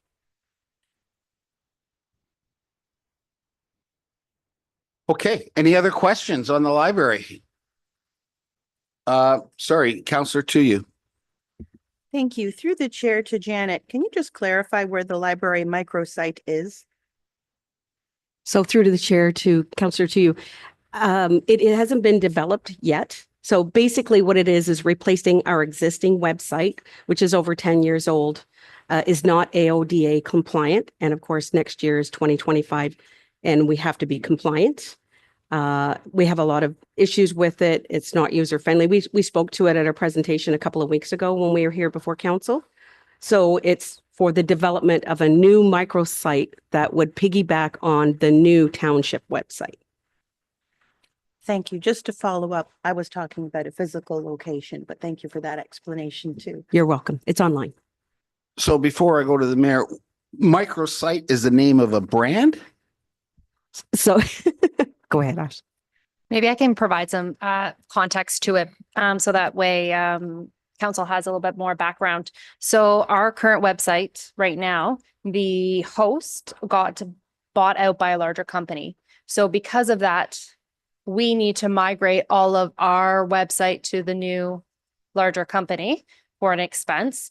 And with that development, I reached out to the library to see if they wanted to piggyback on the website. And they're called microsites, so they still have their own identity. So they only have their same brand, content, so on and so forth, but they're part of the larger township website. So for instance, if something happens and the library needs someone from IT to go through and fix something, someone from the township can do that on behalf of the library.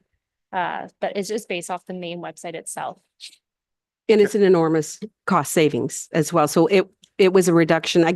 Believe they gave us a discount of $2,000. No, I just want a confirmation that you're talking about the library website, really. Microsite is just a sub word that I didn't know about. It's a sub main website. The big one. Yes. Mr. Mayor. Just my question. So your site's not considered accessible? Is that the That's So- correct. It's not meeting the AODA compliance. So is that something we can fund out of the reserve fund for accessibility? Yes, it's. It wasn't there, was Yes. 25%. Yeah, $3,100 was allocated. All right. Well, Jean and Janet, thank you. Thank you.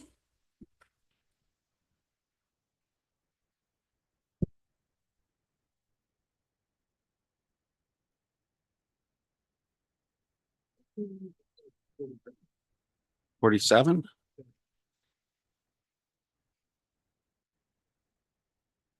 Page 48. We're going to skip Lagoon City. You want to do it? Yeah, we're just going to go right to Udney and the 3 community centers because they're really quick.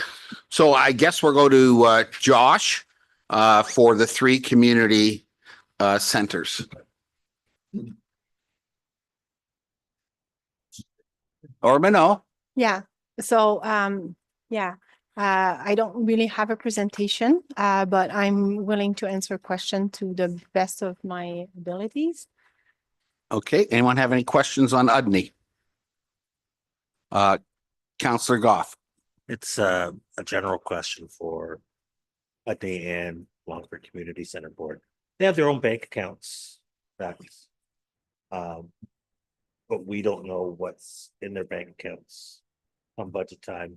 And when hall rentals and that, can we know how much each hall is actually gaining in revenue?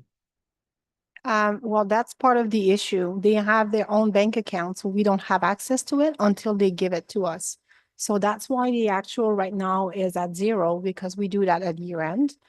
If it was something that needed to be done monthly, we could. It's more work, of course, but they would have to provide that information to us monthly. Yes, but the money in the bank account, there's a big confusion with the money in the bank account. Money in the bank account is not a budget. Any revenues that they generate is included in their budget. So it doesn't matter how much money is in the bank account. The budget matters. I know it's difficult to understand because on our personal finance, if we want to buy something, we look at our bank account and we figure out if we can afford it or not, but it's different. Just to follow up, David? Yeah, go ahead. But with the money in their bank account, if they have $30,000 in the bank account. Yeah. And we're putting in $15,000 for general maintenance for upkeep in the hall. Yeah. Can that not come out of their bank account? No, it doesn't. We pay everything. Yeah. Well, not the liquor because we're not allowed to buy it, but every expense goes through our bank account. So the money in their bank account is truly not their money because we use our money to pay for their expenses.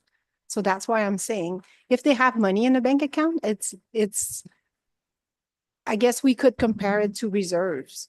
So if we need to go in reserve, then we can pull from there if they need it. But the money in the bank account is not relevant to the budget and the way we do accounting for the expenses. Thank you. So the biggest expense increase here is repairs and maintenance and a little bit of, and the offsetting is a little bit decline in revenue. Repairs and maintenance, I'm sure it's fine. Why are they predicting to do less in revenue, Udney? Are they expecting fewer? Is activity dying down? So that is always a guess. And we guess based on a few years of actuals. So It's just an adjustment. All right, any other questions on Udney? No, we're on to Longford Mills. Go ahead, Minot. Okay. If there's anything, or should we just go to questions? It's pretty similar to last year, so I don't know if there's any question in there. You're putting 10,000 into reserves. Yes. And is that specifically allocated for Longford in the future, or does it go into general reserves? So that's part of me trying to fix what's not working right now. So in the reserve, we have the big amount of the reserve, but there's little lines that are broken down. And Udney is not Udney, sorry, Longford is in a deficit. So I'm trying to fix that. So every year I'll put an amount in there. And then eventually they'll get out of deficit and have a reserve. Okay, any questions on the Longford Community Center? All right, on to the next. Atherley. Manon? Atherley has a big decrease this year because last year they had a big project. And this year, they don't have any capital project. They actually, I believe they kind of did 2 years in 1 year. So that's why this year they're not doing anything. They are pulling a lot of money out of reserve. So, and I mean, the park there is like brand new. So they got the new playground, the multi-sport use. They fixed the lighting. So, they're not asking for anything this year. Any questions on Atherley? Counselor to you. I think they just wanted to ensure that there was enough in the budget for the 6 park benches for next year. And I don't know if that's,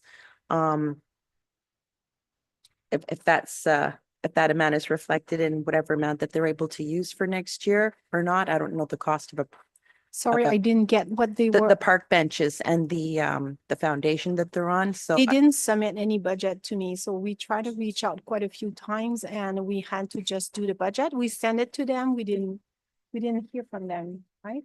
They didn't get back to us. Not the budget. Yeah. There was a comment about adding, I can't recall what it was, but if it was park benches, there was no dollar figure attached. Oh, no, they were talking about the project they want to do right now, the armor stuff that The was. concrete, Yeah. concrete was what was mentioned. Okay. right, that was mentioned, but just because we were looking to ensure that a permit was not required through the Conservation Authority. But I think what the projects that they still wanted to do that would have a cost associated for next year would be the 6 park benches, so that they can't be put in there. Well, they didn't submit anything on time, even with the many follow-ups. So I did not include in it. Well, I was not aware. Mr. Mayor? I think on that, the park benches are expected to be donated. They want to make sure the slabs were done as part of the construction. And then as the benches were donated, they'd have somewhere to put them. So that was the concern. And I don't know if that can be done as part of the construction. Yeah, it's something we could do. We've done a few concrete pads this year, and then we've been doing some trail gates with some concrete. I believe the pads we did between $300 and $500, depending on the size of the bench. So I'd need to know the size. $500. You're Per saying, pad. so 6, so that's $3,000. Yeah. So is it reasonable then to just reduce the reserve that we're putting back into it for expenses and put 3 more thousand into repairs and maintenance? Because I thought the benches were approved. No. I think they're getting- The pads that were approved. I thought it was part of the project that we looked at, but Yeah, I don't know. I was kind of looped in a little bit to it, but not everything. As far as I knew, the benches were going to be donated benches. Okay. And then the pads, they were looking for help Word. with. We're deliberate on that afterwards. But if there's no more questions on that, we'll go on to the Wall of Fame budget. The only comment that I have on this is that it's such a small amount. Why doesn't it just go in the administrative budget? We It don't is. need to. It is actually part of the recreation budget. The only reason I'm showing it at a different slide is because I created a slide that shows all the internal grants. And I wanted it to be included in it, but I can take it out. It's just, Whatever. That was just a comment. but it's not it's not a standalone budget. It's actually part of the recreation budget. Okay. So, now we're down to the last one. Lagoon City Parks and Waterways budget. I guess Josh, and then you can refer to Minot when you need assistance on the numbers. Yep, so quickly to go through the highlights that you have in front of you. So Parks and Waterways is looking to do an expansion to the existing bubbler system. That would be about $100,000 we anticipate for that. We're continuing with the noise study investigation for the water movers. We've done the electrical upgrades. Next year, it's going to be essentially trial and error to figure out how to mitigate some of the noise from those water pumps. And then their last ask was to split the cost of an 8-ton excavator with the infrastructure department. unfortunately, from the infrastructure department, to keep within our anticipated budgets, we cut our half. So I know there was discussion within the commission if it wasn't to work out to get the full $185,000 to keep the 92.5 in, and they could look at possibly a used machine. A what machine? A used excavator rather than a new one. And So really, it's just the descriptions that's wrong. They still want the 92,500. I believe so. Yeah, that was the discussion within the commission. Deputy Mayor. How many months or how much is this excavator going to be used by them? So the excavator would only be used essentially from July 2nd when we start the harvesting until Thanksgiving. So that's 4 months, 4 months. So what would the monthly rental be on one? So right now we're renting, we kind of go back and forth between an excavator and a backhoe. I believe it was like $3,600 a month is what we're paying for rentals. Is it worth buying one at that? I mean, with the maintenance and upkeep and replacement after 8 years, doesn't sound like it's worthwhile. No, so within the commission, we've gone back and forth many times over the years.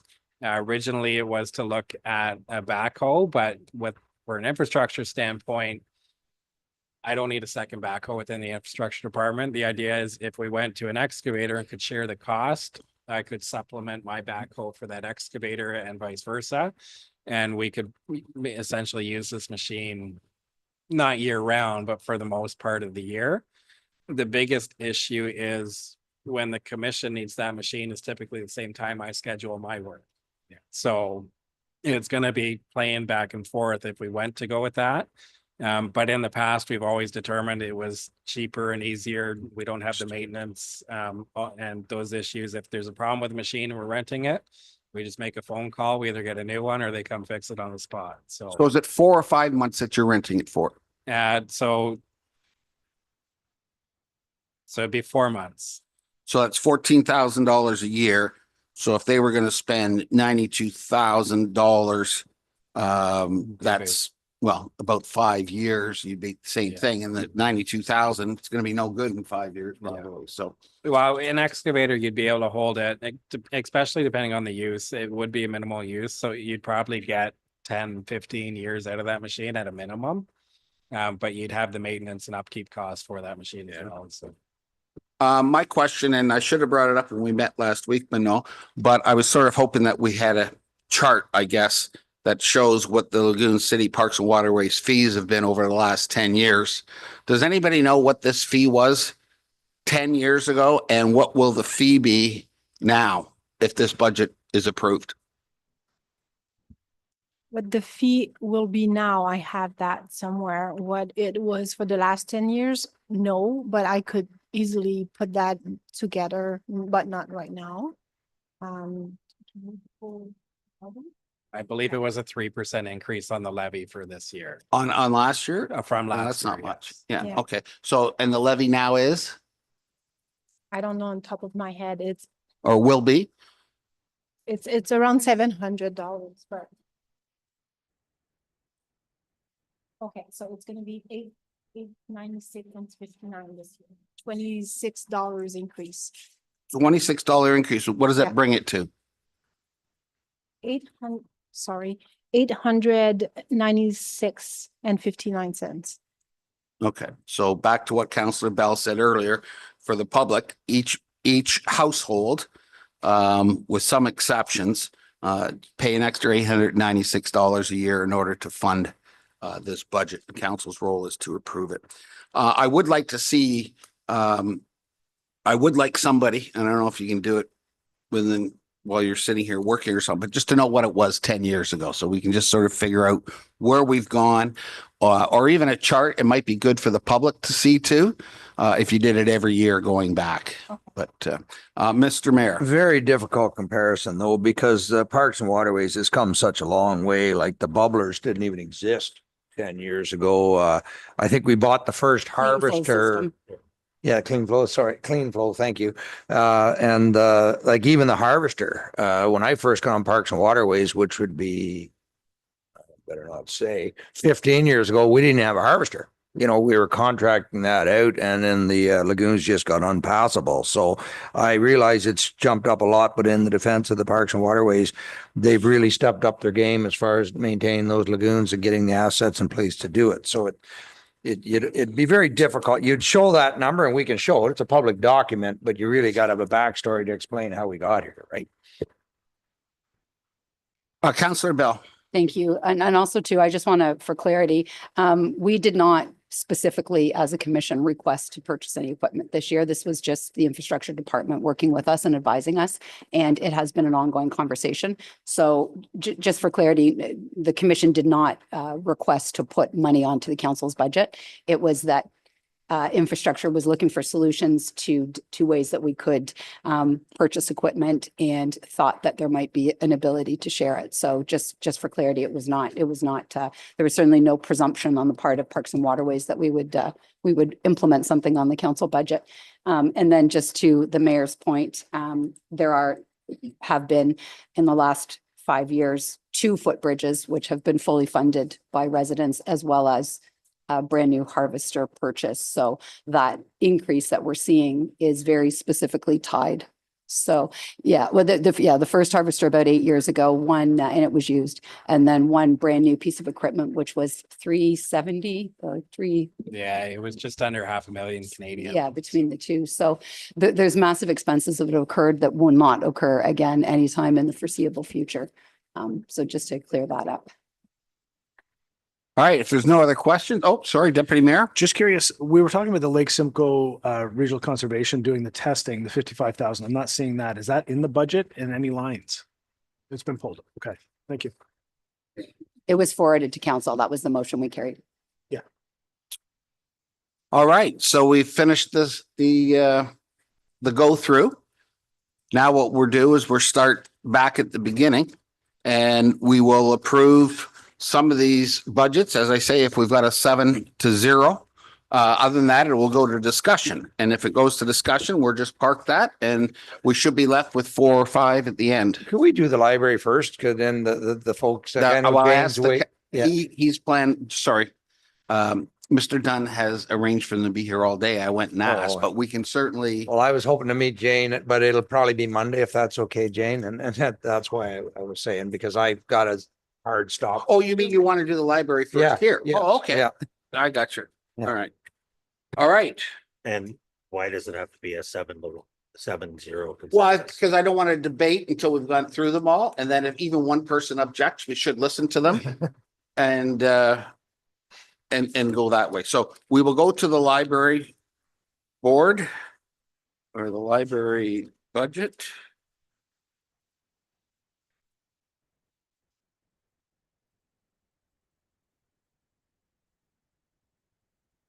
Finally found it. Okay. Or did I? get 55? The last page. Page 55, David. There we go. All right. Let's just through a show of hands, do we have consensus to pass the library budget? Passed. Is that the easiest one yet, Janet? Your last one's the easiest one? Good, good. Yeah, that was for you. I'll text you. If I can, Jane, I can text you. We could set up a meeting Monday as I know I'm getting near the end. Thank you. All right. Well, now that I'm at the back of the book, we might as well keep going from the back. The 2025 Wall of Fame budget. Anyone wants to approve it, put up your hands, see if we got consensus. Councillor Bell, are you objecting? Sorry, no, I was trying to get back in, but no, I'm fine. Councillor Tuyo, I don't see your hand. All right, that is passed. The Atherley Community Center budget. All in favor, raise your hand. Where we're going to do an adjustment on that 3K or it's in the reserves. It could be amended at that time. Could it not a big deal? Don't need a motion or do you? Well, I think we should probably do that amendment. All right, then. Well, pass it the way it is. And if it comes time they have to come back, we can do a budget amendment for the $3 grand. There is room to win. Right? Pardon me, Mr. Chairman, was there not consensus? I'm asking on the amendment of the 3. Yeah. If that's the will of council, then it's across the finish line. What amendment of the three? I thought there were six. Oh, 3,000. Okay, good. All right, so that's in the budget. All right, so Need a motion. as a, Everybody's in agreement, so as an. all right, that the 3,000 will go into the repairs and maintenance and come out of the reserve. So it's not going to increase anything.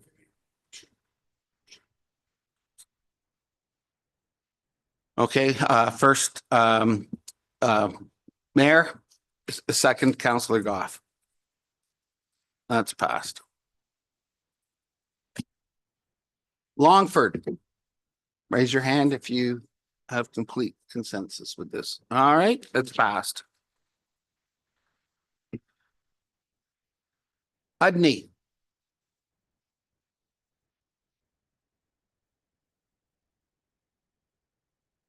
Passed.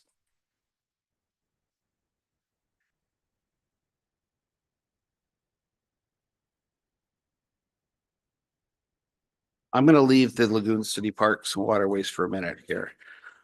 Medical Center.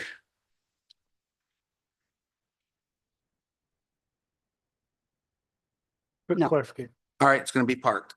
Yeah, I just had a question. That's all. I was just curious, is the doctor recruitment 20,000? It's in this one? No, it's in Okay, administration. that's fine. Oh, yeah, but it shouldn't be in administration if it's a medical expense budget. That's what was my question, actually. Because I'm obviously going to speak. This to is a medical physicians. center budget. So we need to amend this budget with the 2% increase on the 120,000. Okay, so as amended? Yeah. And so you're fine with that, Councillor Bell? And Councillor to you, I don't see your hand. Are you okay? I also was curious as to whether or not that 20,000 was in here, but it's No, not. it's This not. is just the center. Then yes, I'm in consensus. Okay, so that goes from park to past. Need, as amended, needed a move in a second. Fix the 2,000. All right, Councillor Goff and Councillor Bell. OPP Detachment Board budget. All in favor?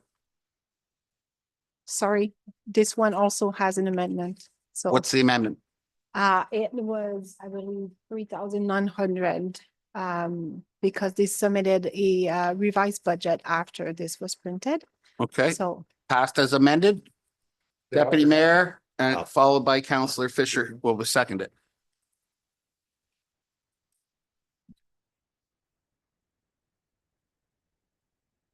Community policing budget.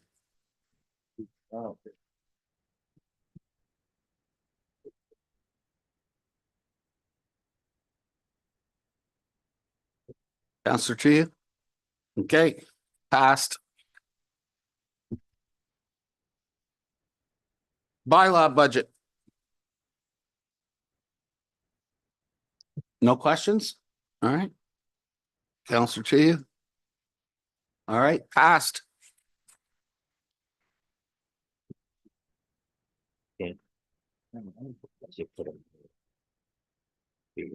Trails budget. Any questions? All in favor? Passed.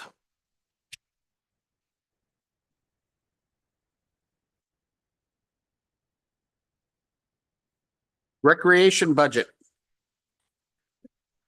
I would like more discussion on the 22K mail. All right, We can park. whittle it down.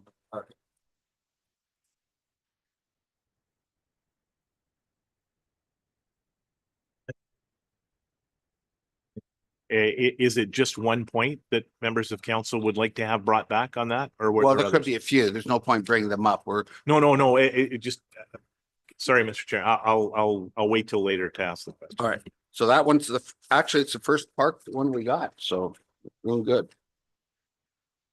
Infrastructure. I think I'd like to park this one. So one person can park it. He was hoping. Okay. Economic development budget, park.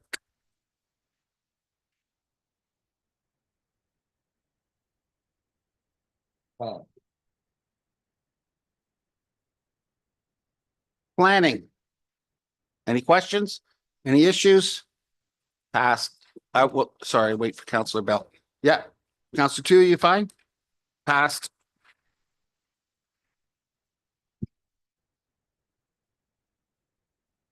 Building.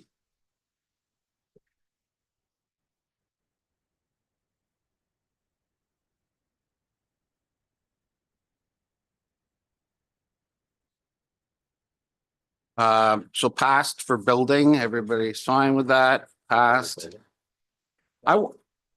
If you will, I don't know, it's too late. We already passed it. Can we go back on something on planning? Nope. No. Nope. Did we pass? Well, we Yes, passed yes, it, we and did. then I forgot I had a question written down here. Question. Well, I'm just wondering if we can do anything about that 65,000 in. Nope.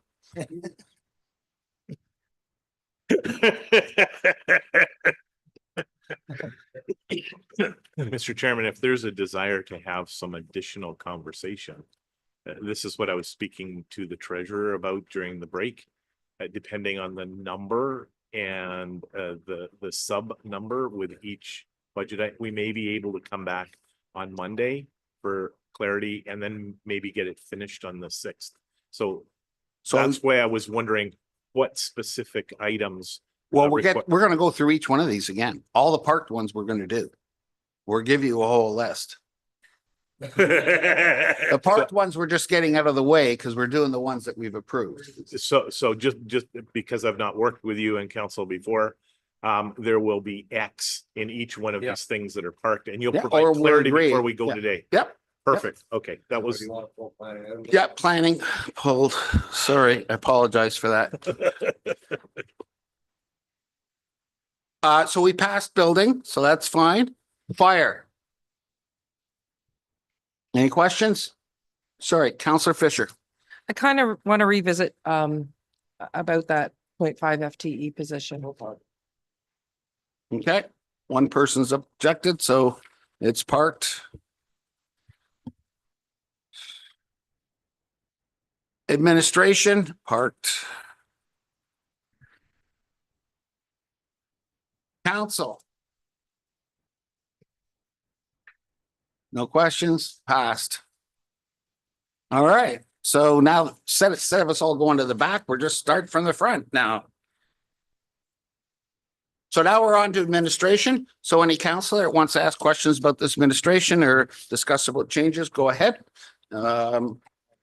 Mr. Mayor. So, and I'll go through to Brittany. You strongly feel we should do that pay equity at this point. It's been how many years? When did we do it? We did it in 2022. So we're 3 years now. Yeah, I think We've updated the new CEO salary, so. we did the CAO salary, and I think that was reflective of where our rates are. You know, we were significantly low on our CIO rate, which those rates just trickle down the entire grid. So I think that identified the need for me for sure. I'll put my own comments in. I'd like to delay that a year. And I'd like to see what Brittany could do sort of on her own and get it to 90% completion.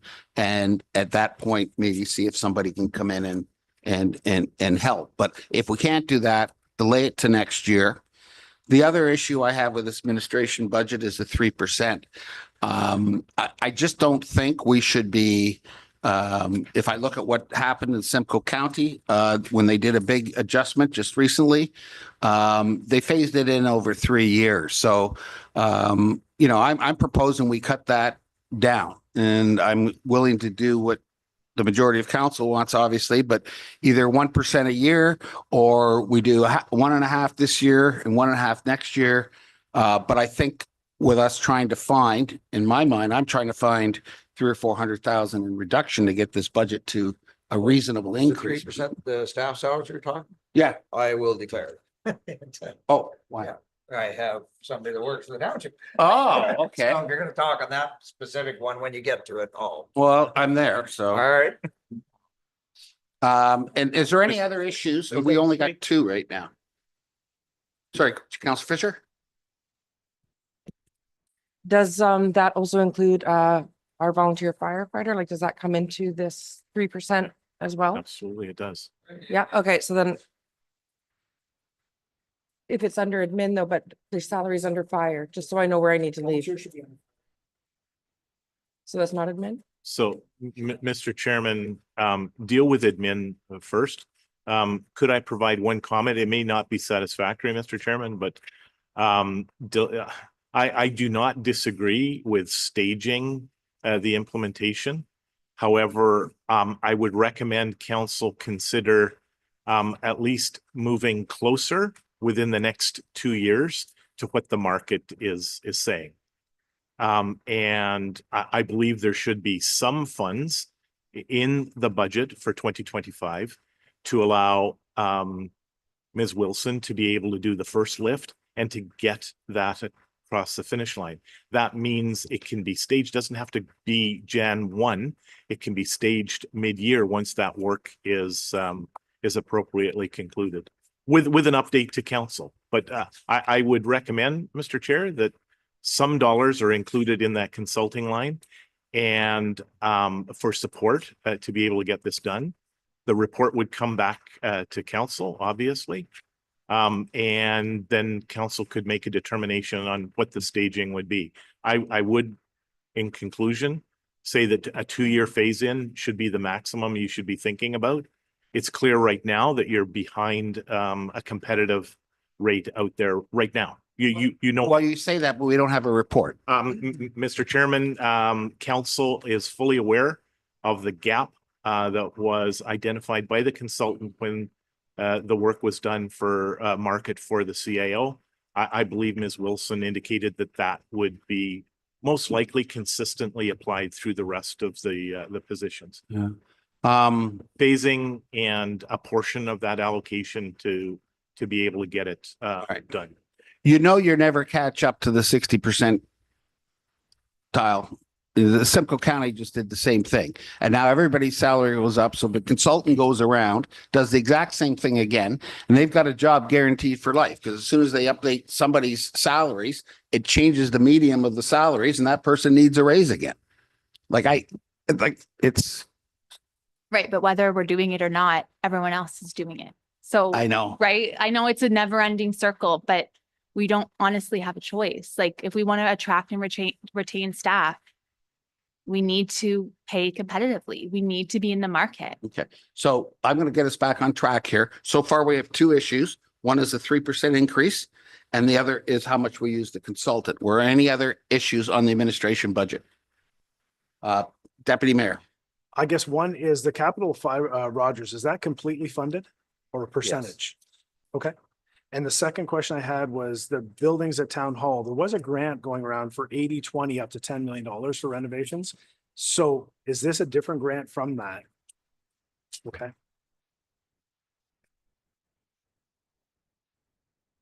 Somebody can.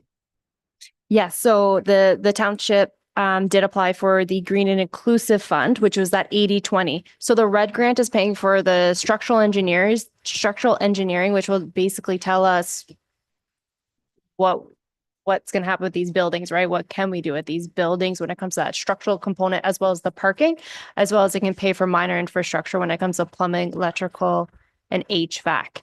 Then we have the Green and Inclusive, which will then turn those buildings into, at the time when we passed, it was a library and community space. So that is at 80-20, but the work that we need to get done now that is funded by the red grant, which is 30% of that total cost, majority of it is going to be within that 2025 period. Okay, thank you. I will add one more thing. I think we should also consider that transfer of the 76.6 to the accessibility fund. Was 76. So there's 3 issues. So let's just see if we get any. There's actually other issues. Pardon? Yeah, so the physician recruitment is in admin, so that'll. Oh, be yeah, speaking to right. as well. Another physician recruitment. Are there any, oh, Jen? And I think we also need to talk about the grant, the grants that were identified earlier in this report with like the external grants, they're included under this budget. So I think we need to have some discussion on there because there is some additional information. We could put that slide back up so that council can. Yeah. have So Well, hold on. We've already approved the trail budget and all that. No, You no, want- no. not we're the talking- trails, the external grants. Yeah. The ones that go to the And you're saying they're in the amended budget, all of them? It's all the All right, so grants. grants, that's 5 issues. No, not that one. Any other issues we have to discuss? Oh, it's part of the budget presentation. All right, so let's start with going backwards with Counselor Fisher. What do you want to discuss about the grants? Okay, well, just because there were some additional grants that weren't identified on page, whatever this is in the book, 18. Mhm. Um, So one was the Terry Fox. yeah, there's a Terry Fox All right, grant. well, let's just stop there. Does anybody want to support the Terry Fox grant, or does anyone want to speak on it? Let's just deal with Terry Fox first. I think Mr. Mayor. I was on council and actually mayor when we stopped giving money to charity organizations, taxpayer money. And that was we used to have a grant fund set up that was about 10,000 a year that we divvied out to everything from Boy Scouts to Girl Guides and we stopped it. Yeah. So I have no interest in bringing it back. We're just talking about the Terry Fox. What I would like, yes, so Okay. it's a charity. No, I don't believe in taxpayer money to charity. Any other opinions? Counselor to you.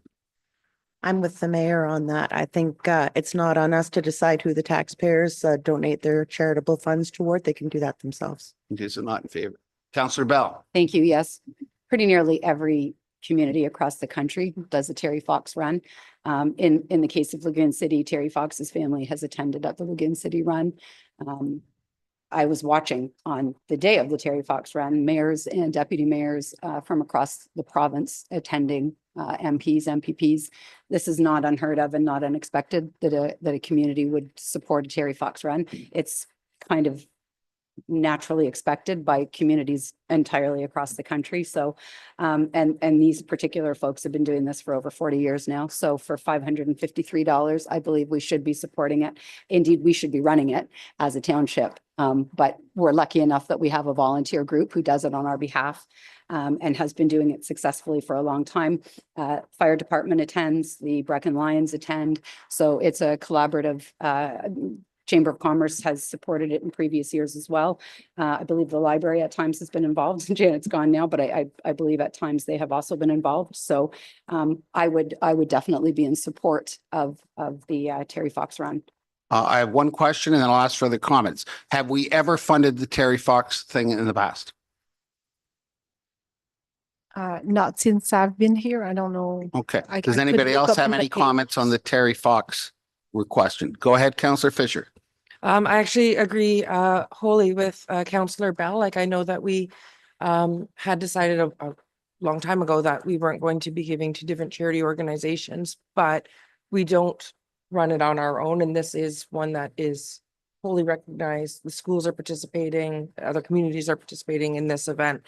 And it is a fairly nominal amount that is being requested. And I wonder if it would have looked different rather than it being a budget item grant.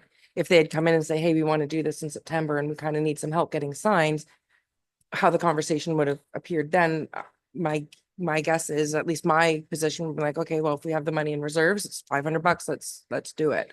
So it's just coming at a different time of the year, in my opinion, because we have had other organizations come forward in other years asking for support. Thank you. Sorry to cut you off. I thought you were stopping. Deputy Mayor. I'm just curious, do we have a bylaw set in after this decision was made that we no longer fund nonprofit charity events?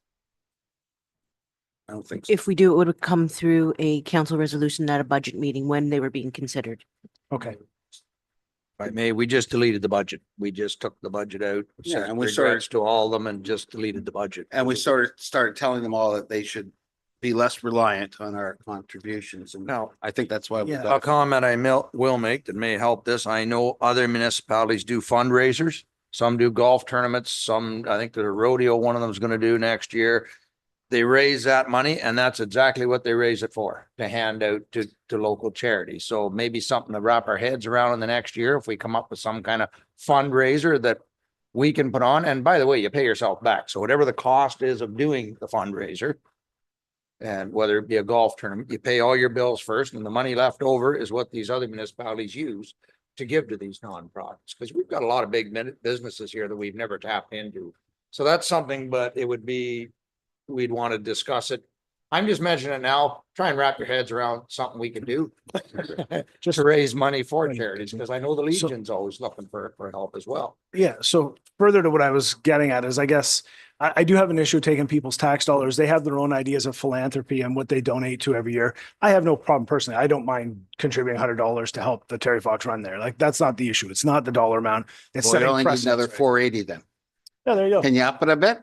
Come on, throw it in there, big boy. Another 100 from you. We'll get the 500 here before we leave. That's my only comment. Is I don't like setting precedents and using people's money for something that they, for a charity need that maybe they're contributing somewhere else. That's all. It's not the dollar amount. Counselor to you.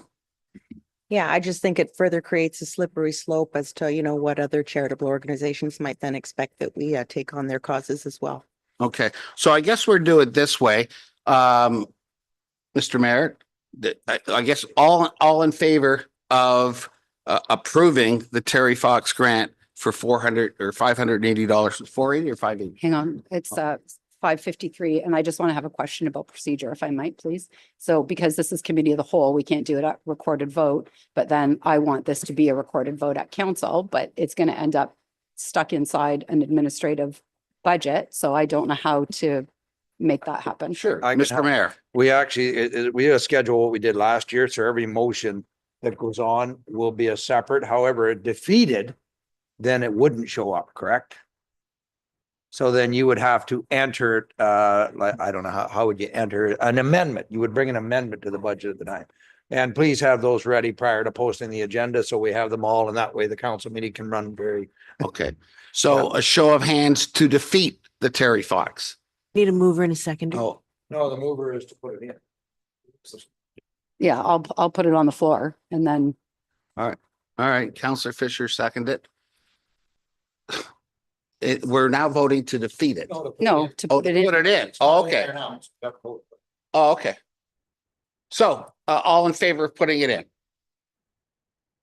Procedure That's- question. So does that mean if we can get it put in, then it can come back to our regular council meeting? So because Counselor Bell wants to have a recorded vote. My suggestion be when the actual finished budget comes to council, anything that you want to amend have already when we post the agenda. So you wouldn't even worry about it at committee of the whole. It'll be defeated there as well. Right, but if- So now you would bring it as an amendment to the council meeting. Just please have it to, and we're already getting a request for that, correct? Councilor Bell would like that amendment to the budget.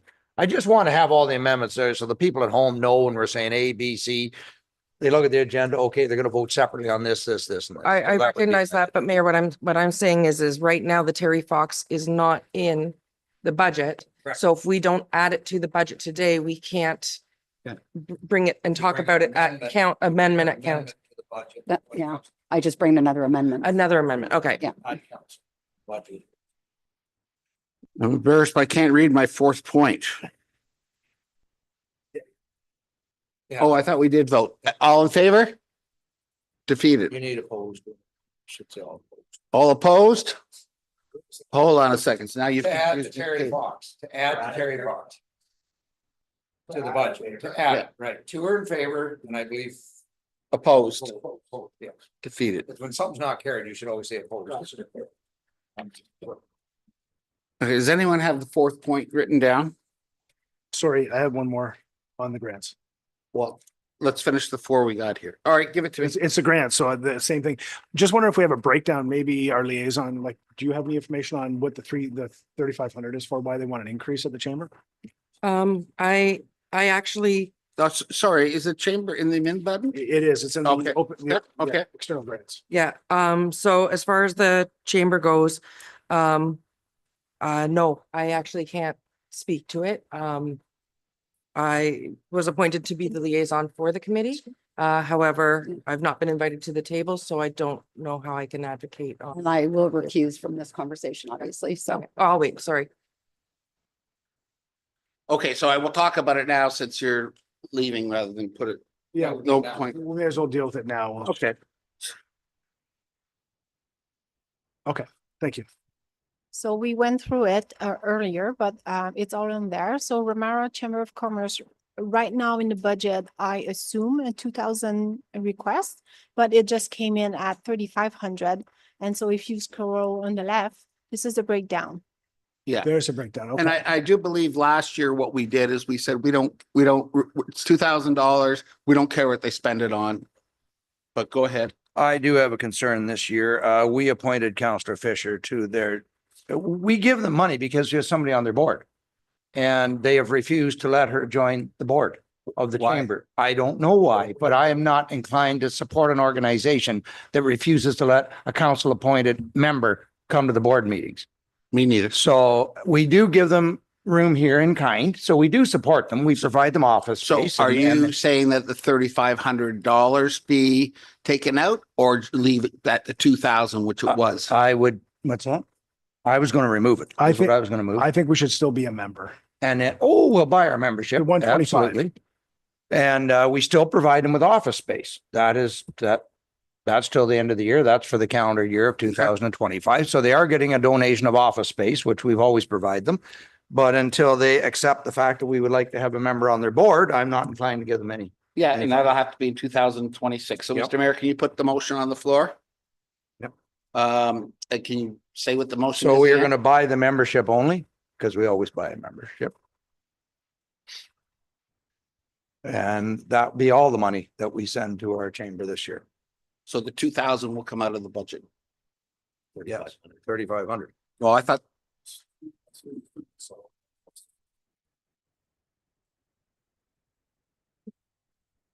So I'll remove the 2,000 that's already in budget and just put 125 instead. Yes. Right, because the 3,500 was not in the budget. That's what I was trying to say. Okay, so now I'm asking for all in favor? Okay, sorry, Councillor Goff is the seconder. And we're voting to remove it except for $125. And, okay, that's unanimous. All right, done.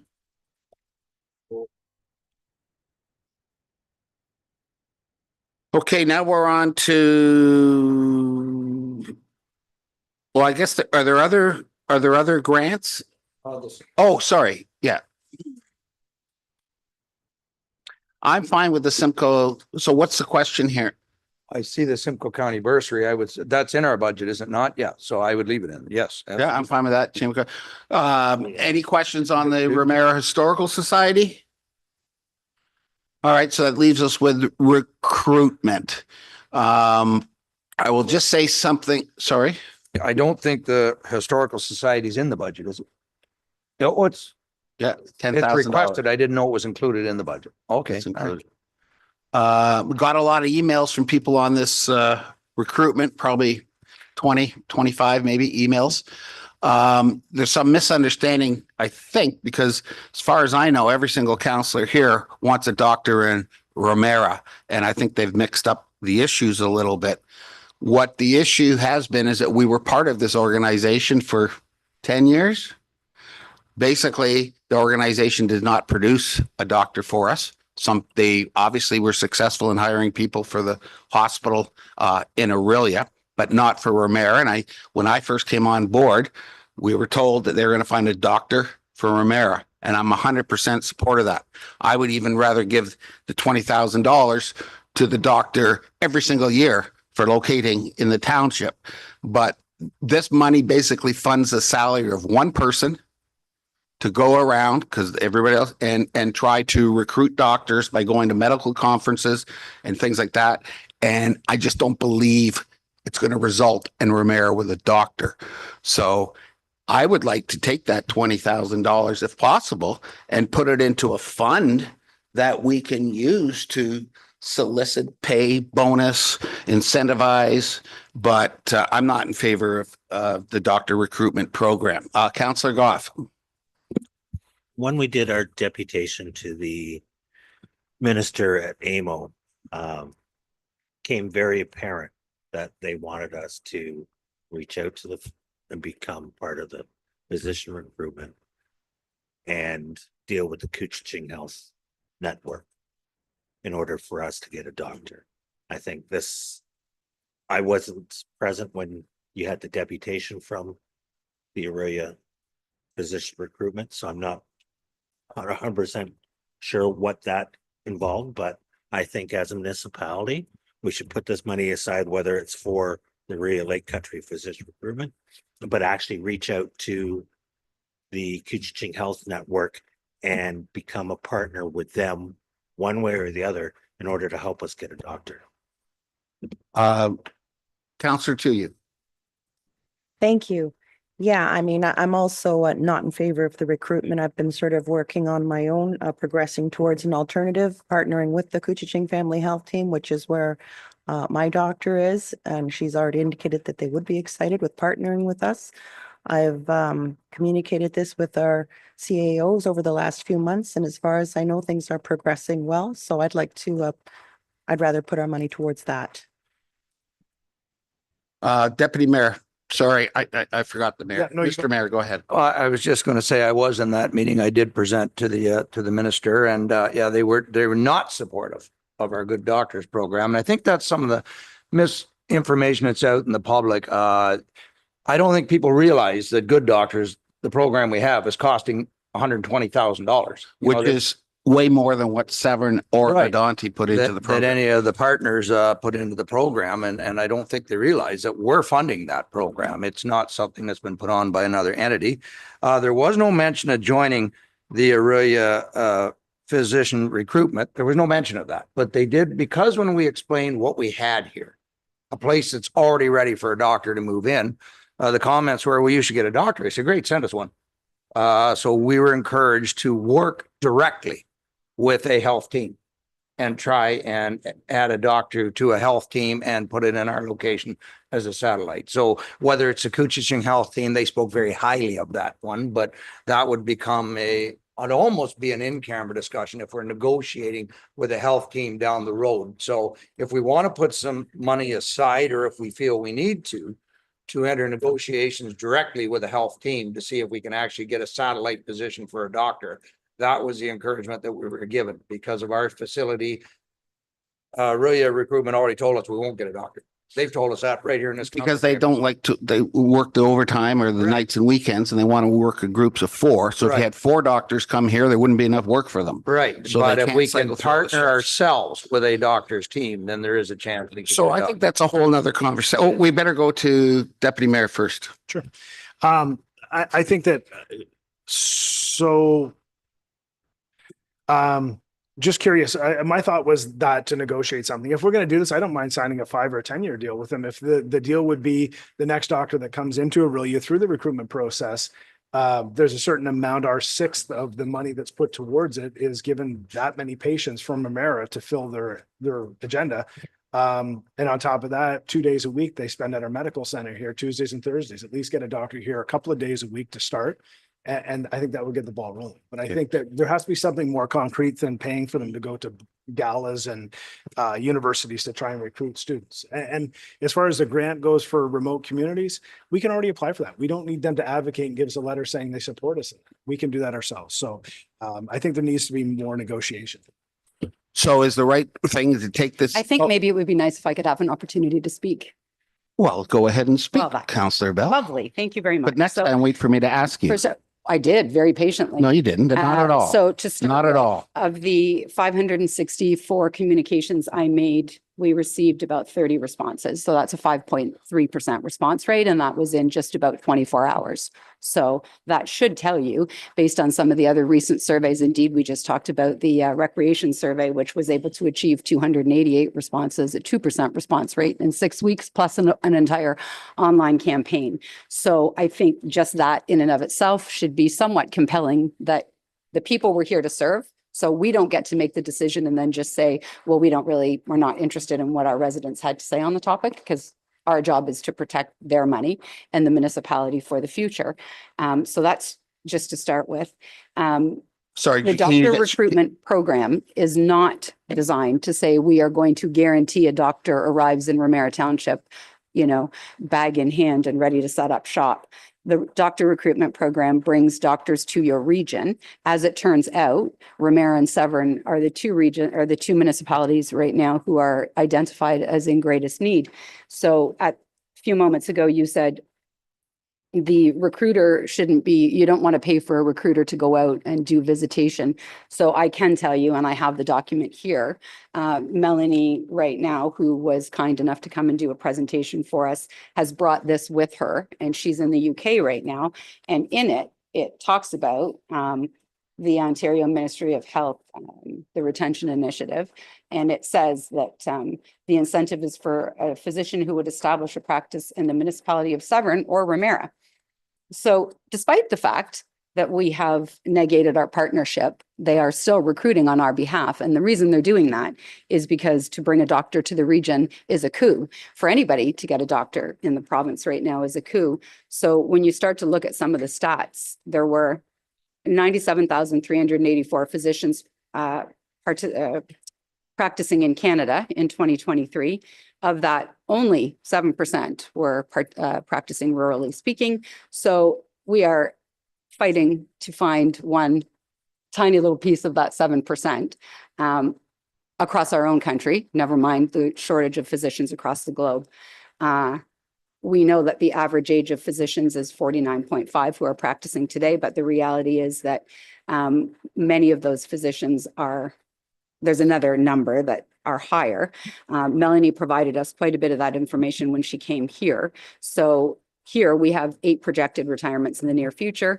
Some of the other challenges we have are things that we just talked about at last Monday's meeting, for example, immigrants and newcomers, being able to assimilate them. So one of the things the doctor's recruitment or the physician recruitment program does is it works with all of the other partners to find ways to bring physicians to your region. So it's not as simple as saying we have, for example, a pharmacy building right here where a doctor could practice. That's great, we do.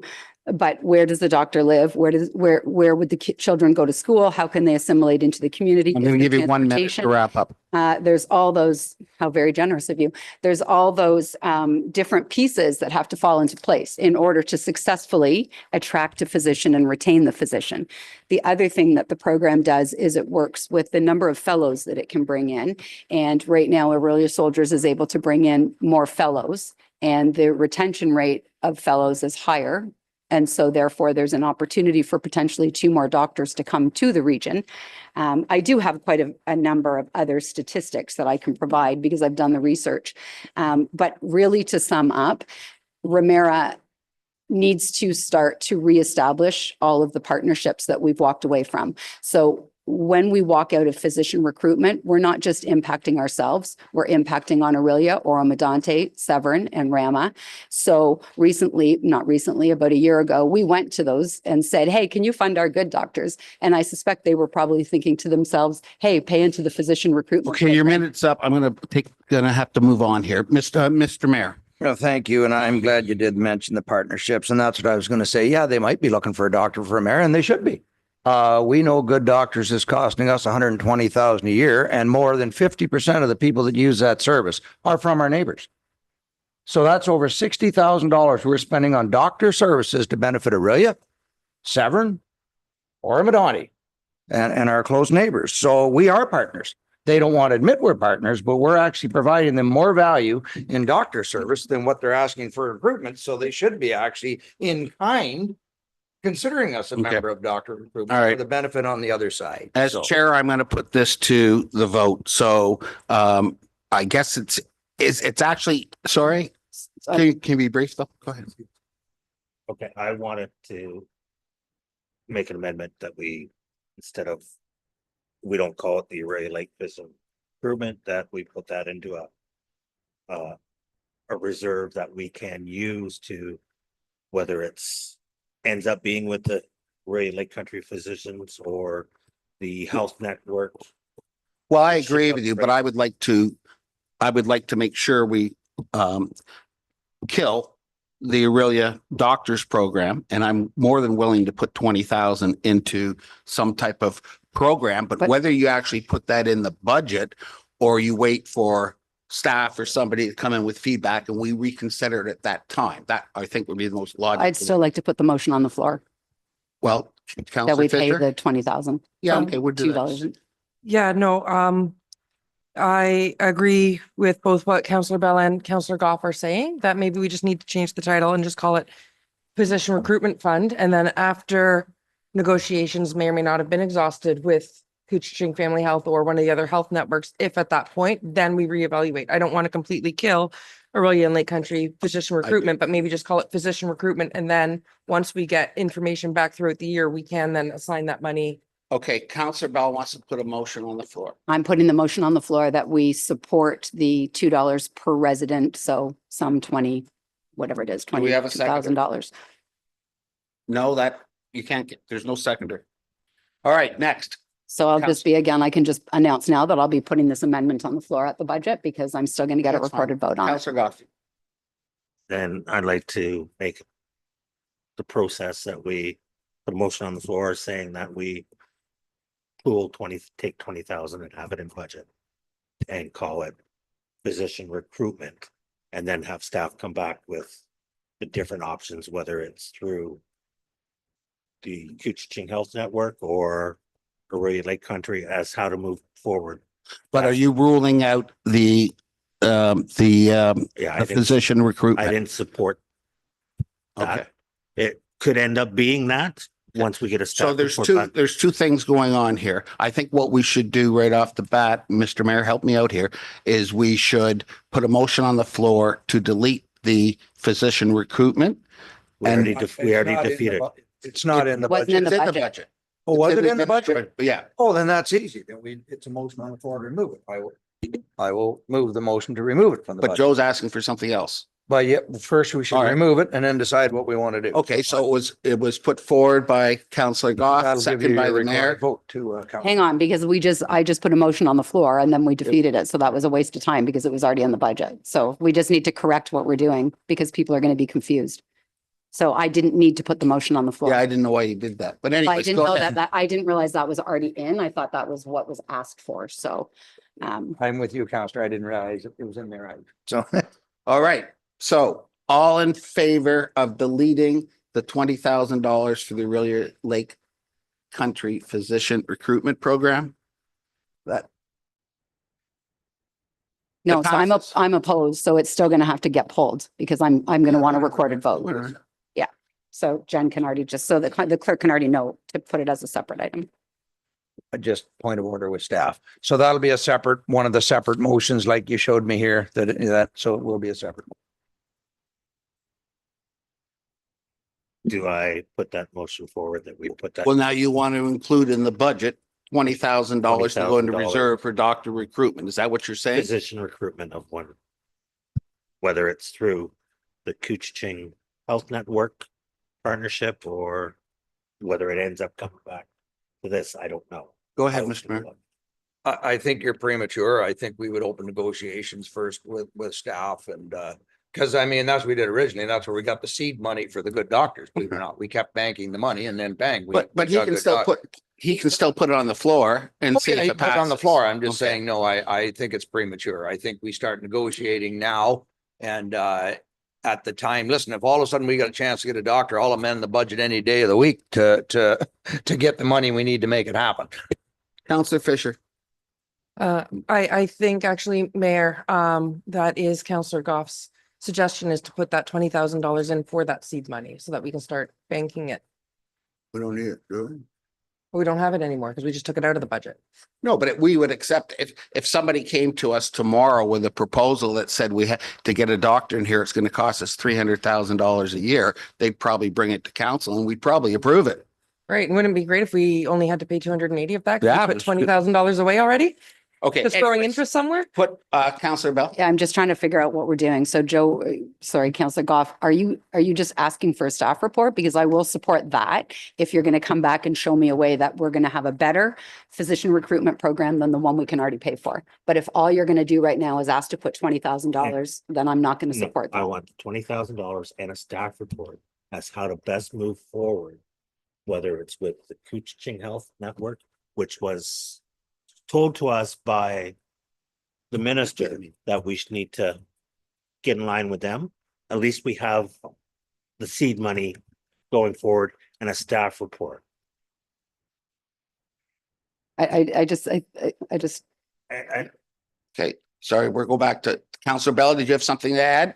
I'm just a little bit New? confused by what we're trying to do. So we have an already operating program that everybody wants to talk about what was said 7 or 8 or 5 years ago, right? 15 years ago. The program's brand new. It's been revamped. It's only the people who work there right now Okay, are Councillor Bell, a you year had into it. 5 minutes to go through this before. I so know, but I don't now we're understand what Joe's focusing on asking the for. motion. I do not understand what's being asked for. So we want to reinvent the wheel. We want to go and build a new Well, let's physician ask Joe what recruitment he program. wants to do. Because I don't What I'm understand. seeing here, looking at all these faces on council, right? The Aurelia and Lake Country physician recruitment, $20,000 in the budget is not going to happen. It's already voted It's on. already been gone. What I see going forward or hope going forward is that we have a placeholder of $20,000 and staff are looking at opportunities to contact the Kitching Health Network, which the minister told us that's how we should be moving forward. At least we have some seed money. So that way that $20,000 isn't gone. Mr. Mayor. Question maybe for the CAO. Do you need money to do that, to reach out and see if there's any interest to engage in partnerships? To me, I don't think anything would happen within this year that would require that. Mr. Mayor, it's always important to be able to share, whether that discussion is with you and the chair or with staff members there, that there is an initial commitment or an initial allocation to be able to try and move forward. And I think it would be important to have some allocation, as Councillor Goff was saying.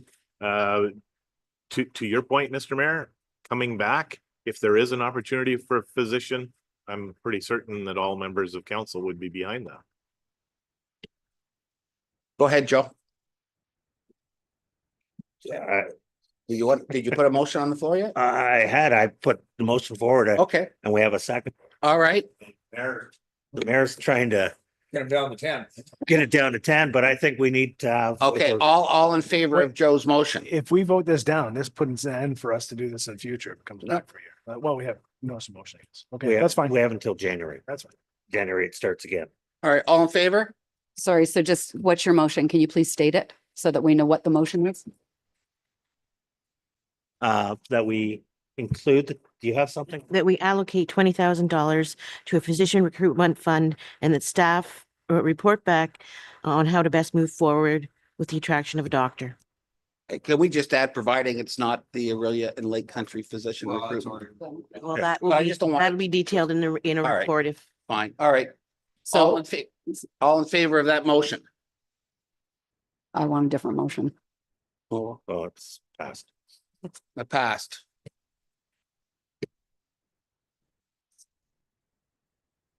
Okay.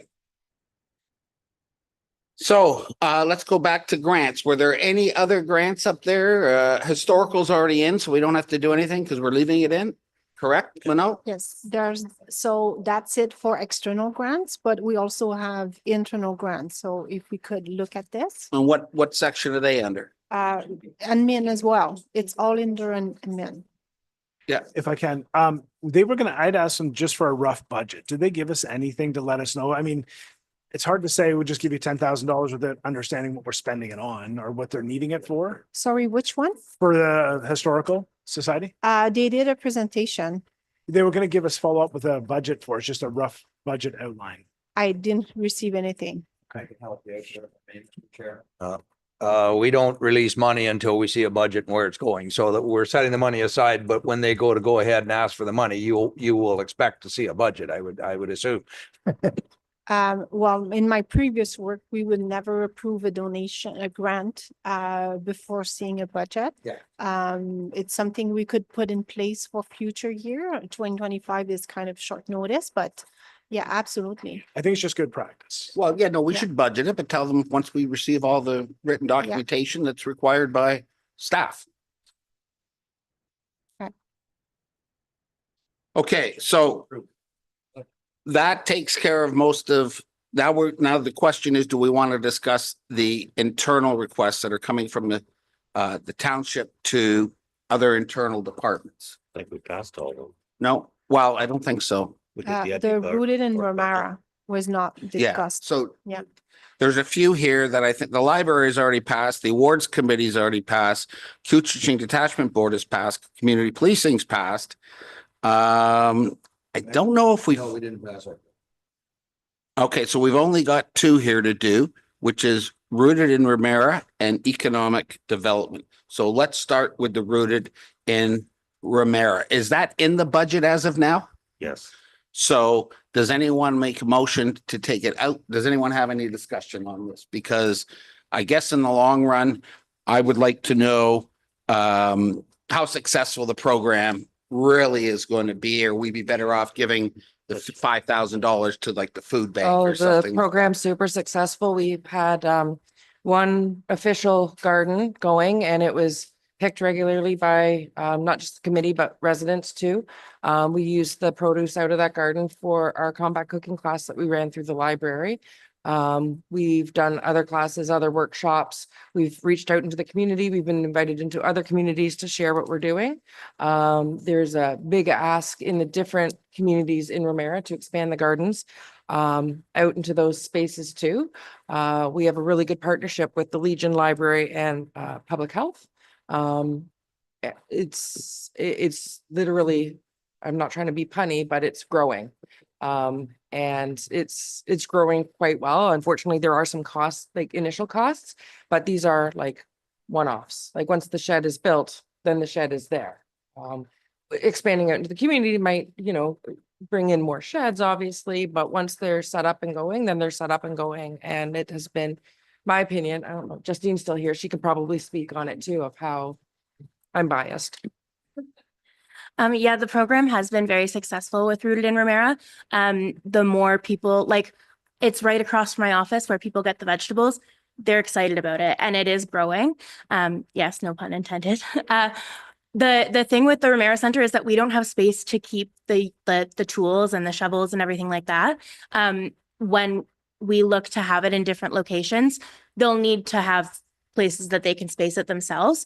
But it's just for general tools, some plants to start our gardens. And the biggest one is compost because we just don't want the waste going in the garbage. And just on that note regarding compost, county doesn't do the garbage recycling or compost at the Ramara Center. So right now, all that waste, the organic waste is being brought home. If we remember to, I think one bag sat there for a little bit before Justine brought it home to her own compost, and she lives in Aurelia. So one of the other big costs on that $5,800 ask was to also get one of those big composters so we can reuse the organic breakdown. Okay, well, I'm chair. I was going to put a motion on the floor to remove it. I can't do that, correct? So is there anyone else that wants to put a motion on the floor to remove the shed? We got to start cutting somewhere. No one else? Oh, So I don't want to necessarily take the budget down to nothing, but I don't know that $5,000 is, I mean, there's other things that we can spend the money on. So I love the program and I'm in support of it. I just don't know about $5,000. So I don't know, there's other things you can buy. There's temporary structures or whatever. The way I understand it, the whole budget here is $4,000 for a shed, right? That's correct. That also includes the pad, Josh and his department to set it up. So like the costs associated with that, the lock, like everything that we would need to. secure that. $5,300 is what I see. 5,300? For the shed? Yeah. It's about 4,000 for the shed, Oh, including the 4,000 Yes. shed. Okay. but that includes the pad and the construction of the pad. Like I know I can go out and get a metal shed that'll be done in 10 years with weather, especially being on the highway. So we were looking at those.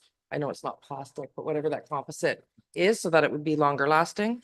And Justina's comment. Yeah, it includes the permit, like to build the shed, the locks to keep it safe, and the time that it takes to be built, and the concrete slab.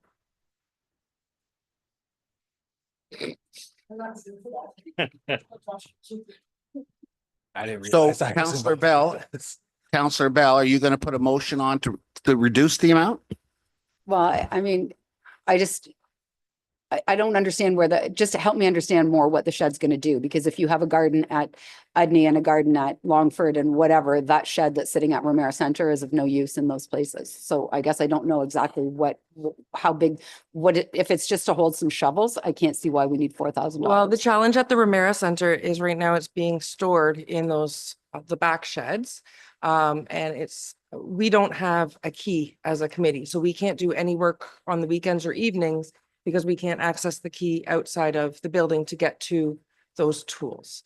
When these gardens go out into the communities, the application process that we're kind of working on right now, it's not been completed or it's gone to legislative or anything like that, but what we're working on is be able to problem solve those solutions. Another challenge that we're facing is we're looking at different grants that we can apply for, and we had no money to do any type of matching grant, so we didn't qualify for any of the grants because we had a total of a $500 budget last year, and I think we spent all but $26 of maybe. So all we could contribute to any type of matching grant was $26, so therefore didn't qualify for any grants to help us pay for things like sheds and garden hoses or wheelbarrows or compost bins. That was another challenge that we faced. There are grants that we do want to apply for. Mr. Dunn. Thank you, Mr. Chair. Very quickly, would it be possible that you would press pause on this? And that we would bring it back? Bit concerned in my sidebar with Mr. Kavanaugh. The left hand and the right hand are not in full cadence. So just an opportunity to bring this matter back with a little more clarity. If there's a desire to cut, at least we would know what flexibility there is. It would just be helpful from a staff. Okay, just explain what the left hand's doing compared to the right hand. Oh, the left hand is advancing the project. The right hand is not 110% certain on the details of the bill. So how do you cut something without knowing definitively what is going to be constructed? Okay, so we're gonna, I don't know who's gonna keep track of these, so we're coming back on the shed. Because we're gonna leave it in, but it doesn't mean it's left in permanently. We're gonna have further discussion on it. So that leaves us to the economic development. Yeah. Yep. So economic development, there's 3 items on here. One is the art project for signs for the building, which I have a hard time with because we don't know whether or not, what? This is for Brecken and beyond. Oh, not okay. for, yeah, sorry. Okay, industrial park % decrease in transfers. I don't have a problem with this. I think when we were going through this, Mayor, you said it wasn't approved yet. This economic development. Approved the actual budget, correct? Yeah. Okay, so I'm fine with that. All right, so we move on from there, knowing that we have to come back to rooted in Ramara. Now we're going back to, no, we still got items in our bin. We've still got the 3% increase. So, Mr. Chair, you flagged 2 things. The recruitment market piece, the dollar allocation that was there for 30,000. You posed a question about can Ms. Wilson undertake a portion of that and also stage the implementation over 2 years.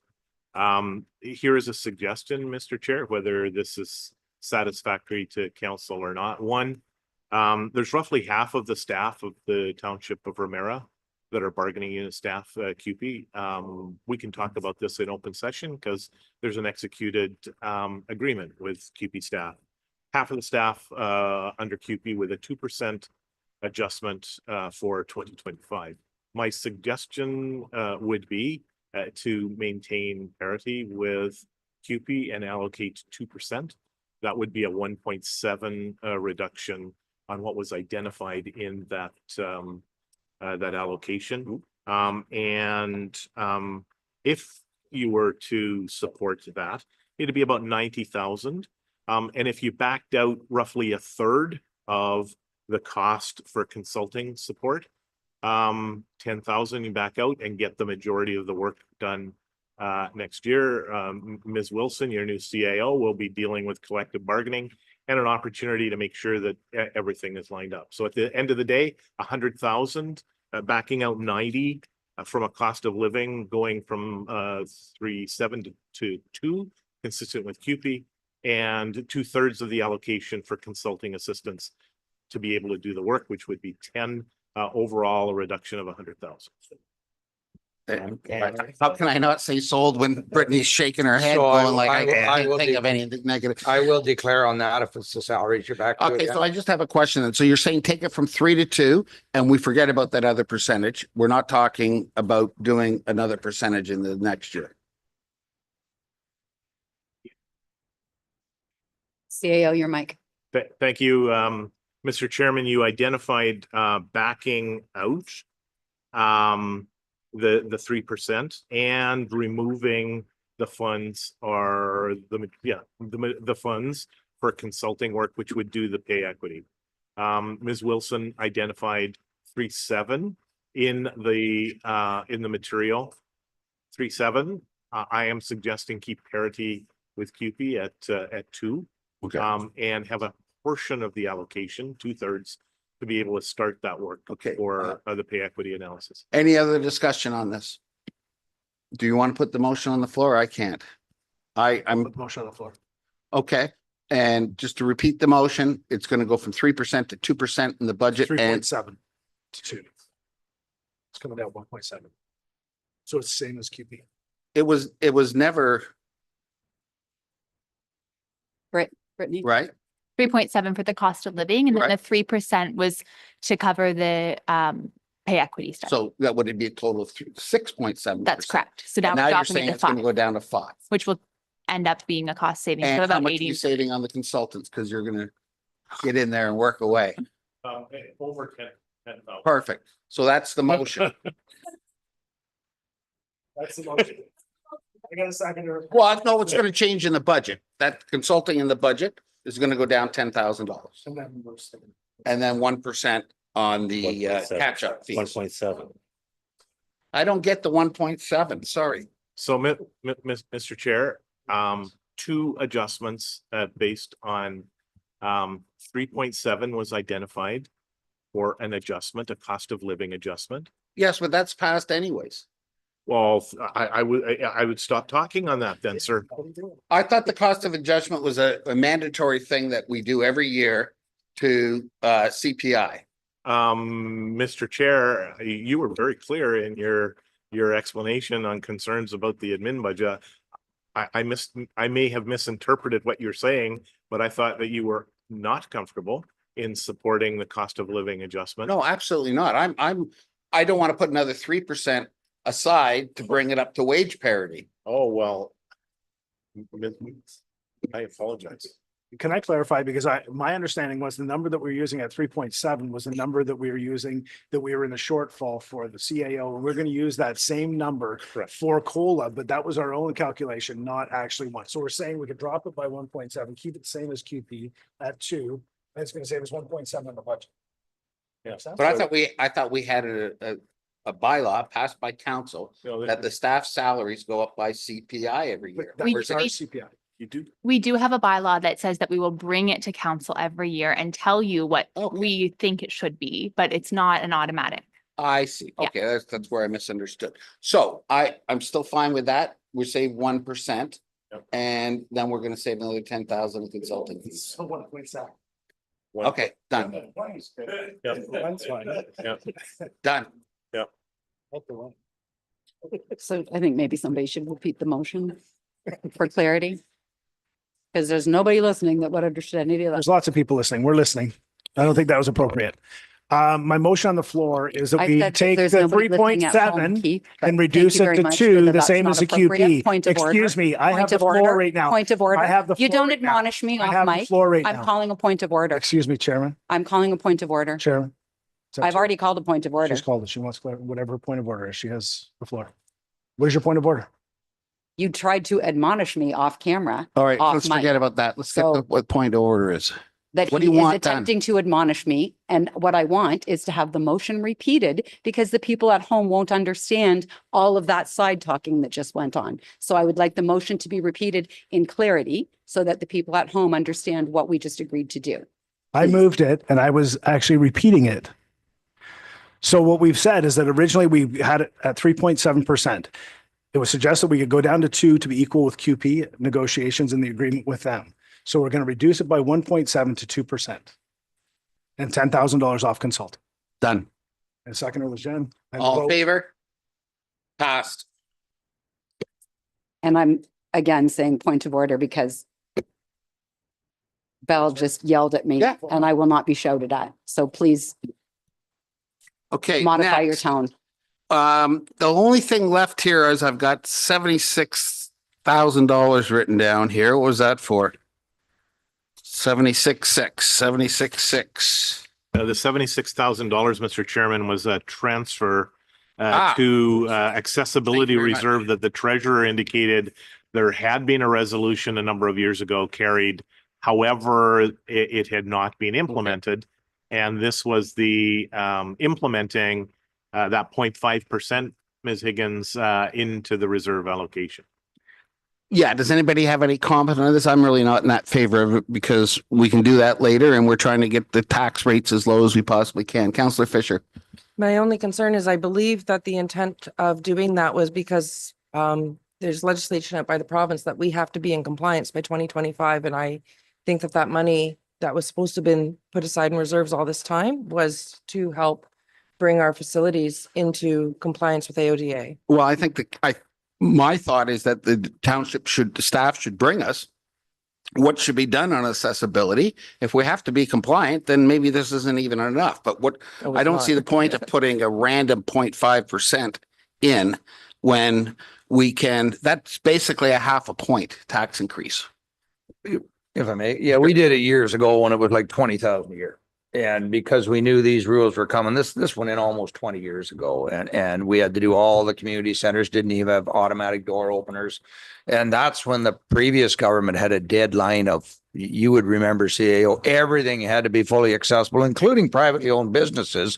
And that deadline's all been thrown out. So I know I'm fine with taking it out for now because every project or every building we go to redo, it's all part of the cost of the building. And a lot of times now there's grant money out there to do these projects. So maybe Amber can help us.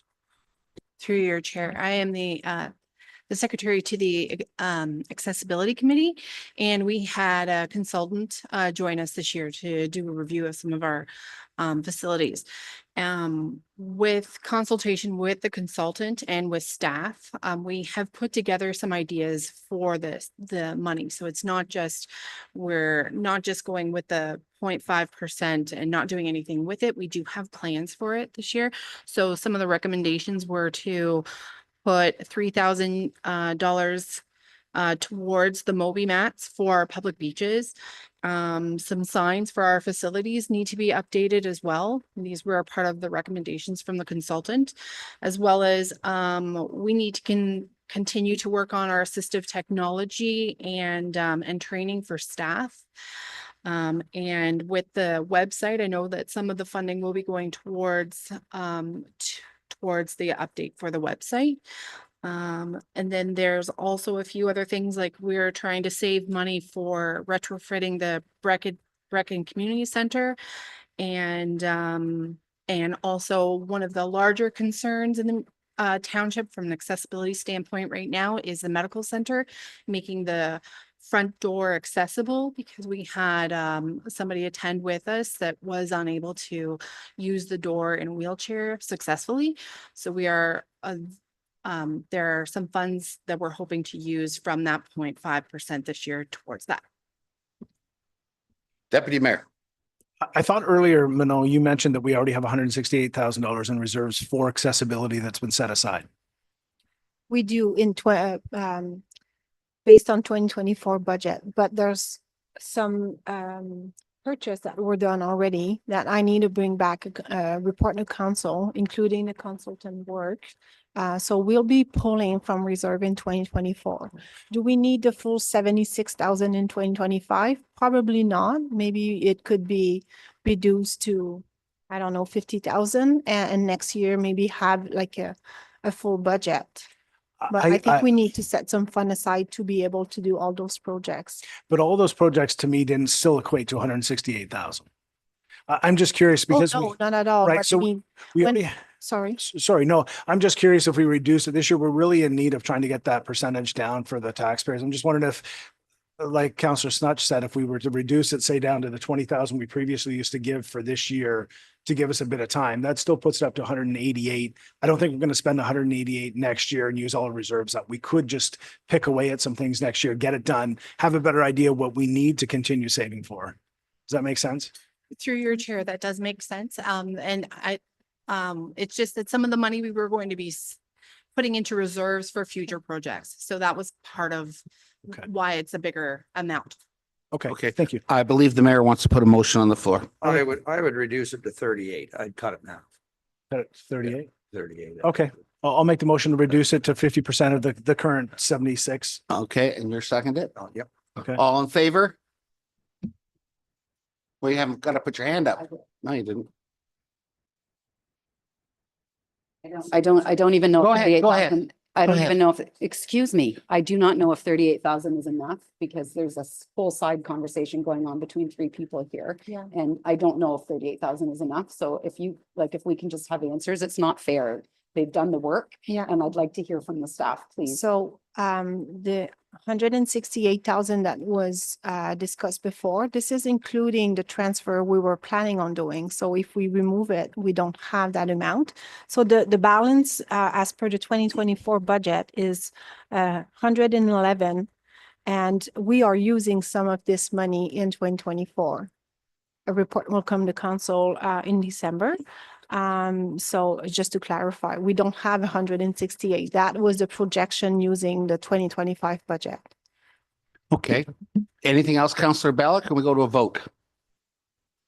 Yeah, I do have something else to say. I think it's short-sighted not to be planning properly for accessibility, just like it's short-sighted not to be planning properly for anything else that a municipality has to do. So what I'm hearing around the table right now is, oh, let's reduce this, and then that's the end of the strategy. So I just don't understand what we're trying to achieve. If we take it down now to 38,000, is that even going to give you enough money to do the things you need to do? For 2025, yes. For 2025, I believe so, depending, I don't know how much it costs to do the ramp at the medical center. I'm just thinking further down the line, if we use our reserve in 2025 and we have more projects coming in, we know renovations, how expensive it can be. So it's hard at this point to know, but we definitely, I think we have enough in 2025, but 2026 might be a different story. So I could come back and ask for more in 2026. So if I may. Yes, The go ahead, Mr. 175 was including this. Yeah, so I don't know if we can. So we're 168, you said now, right? No. Okay, including this 168, number. Yeah, No, but 168 is a reserve right now. No, right? No. no. What is it now? right now is 111, but Oh, okay. we're using it right now. So I don't have all the numbers because it's not completed, but we're using some of it right now. So I don't think we can lower it. So I wouldn't be able to support. I know I moved the motion, but when I look at it, no, we can't have the reserve fund at zero. No, but I think we need more information. I think this needs to be parked, and maybe this is an item that can come back on Monday if we can get some information as to what we're spending this year and next year and get us a better idea before we make that call. I think we need that. Or as soon as you can. I mean, a week isn't a lot of time to get quotes and numbers together, but you know what I mean? Any kind of a rough idea. Yeah, I thought there was already 168 in reserve. I don't know where I got that from. It is according to the budget. But if we take it out, it's not there. Ah, I got it. Yeah. Okay, fine. So we're parking this? All And right. Mr. So Chairman, that- from a staff perspective, we will endeavor to be back on Monday, failing that on the 6th. We may not have tendered values, but there'll be a little tighter understanding and some sequencing or staging of those projects through 25 and 26. I'm just thinking if there's anything else on admin, if anybody else has anything on admin, or are we finished then? We got the consultant, we got the 3%, we talked about the 76,000, we talked about all the grants, and we talked about the physician recruiting. And Mr. Chair, we're coming back on this one item, the 76 and an updated projection. Yeah, but there was another thing you're coming back on too. Pardon me, the updated projection of the projects for 25 and 26 on staging. True, but I thought we parked some other item too, and Jen wrote it down. Sorry, what's that? Rooted in Ramara. Thank you. Yeah. Okay. So other than that, then, do we approve the administration budget as presented? With that motions that were amended? All in favor? Sorry? Well, there's two items in that they're gonna come back to us on. Yeah. One is the shed. Right, but I thought that the other ones that we were still requiring information on, we were just kind of parking to bring back next time we talk about it. Oh, okay. Yeah. Sorry, can we have a mover and seconder for the amendment? Sorry. Deputy Mayor, Councillor Goff.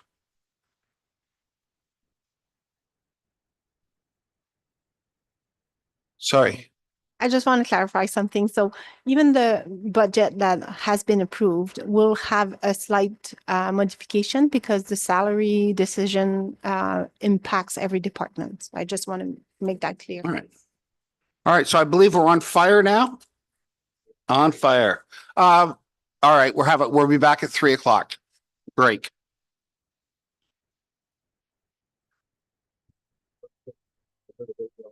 Yeah, point of order, don't take conversation. Yeah, I stopped after she said. I heard that from the back.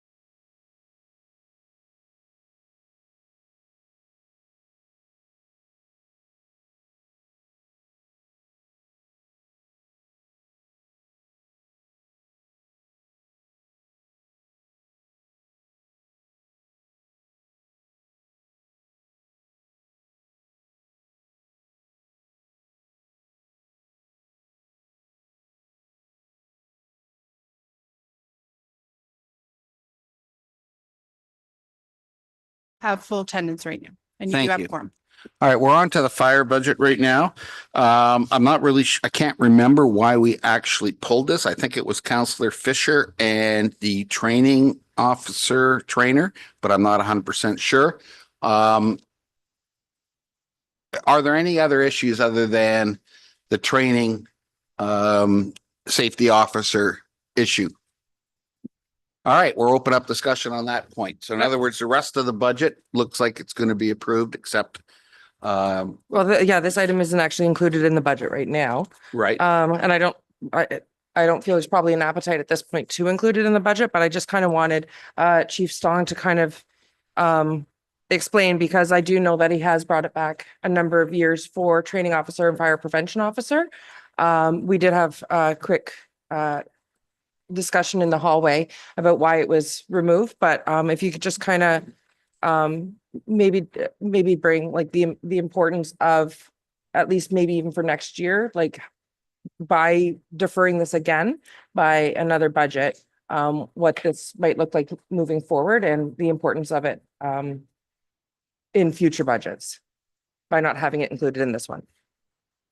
Through the chair, thank you, Councillor Bell. I appreciate the relevance and acknowledging the importance of this aspect of the budget. And I think I said that before by, I believe it's in its 7th year visiting council, and I'm glad that there seems to be attraction and appetite and realization of the importance of that position. So I thank you for asking me to clarify. As I said before, I believe the number was floated that you want to reduce budget by 400,000, and I felt responsible for our portion of the budget, and I felt that was the only place that I could afford savings. So not that I wanted to remove it, but in the essence of what we're doing here today, I believe that was the place that I could contribute. I really hope that, as I mentioned, I will likely bring it back next year because it's an incredibly important position.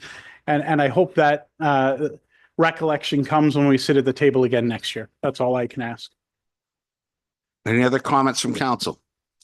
Jen, would you like to put a motion on the floor? Oh, just no, and I appreciate it, Tony, and that's why exactly why I asked this morning, because I think that it's, again, short-sighted, right? Because if the impact of having an employee there available to do some of the functions that would maybe reduce fire or maybe reduce some of the calls that shouldn't be coming to fire, similar to when you don't want OPP calls going to Bylaw or vice versa. So it's essentially the same thing, right? If we can solve this with an employee, then we can probably in the long run save ourselves some money. So I would put a motion on the floor to make room in the budget for this. I know I'll get defeated, but I'll put it on the floor anyway. And you're sorry. Clarification. So the amount that we had was 50%. What Chief Stong said was that the other township couldn't afford it. So we'd actually have to double the amount that's there to put it in the budget. No, I think Chief Stong said he didn't have an opportunity to speak to the other townships because he wasn't presenting it formally this year. Yeah, if I may, through the chair, for clarification, I haven't had the opportunity to speak with other municipalities on this. I'm not sure who could afford or not, but what I do know is that all of our surrounding municipalities, save one, all have full-time fire prevention officers. And a handful also have a full-time training officer as well. That's why I had proposed one position that was split between those two titles. So all I brought forward previously was that I haven't had the opportunity to research and see if there's an availability for that partnership. So do you think if we approved the 50%, that you might be able to find somebody to pick up the other 50%?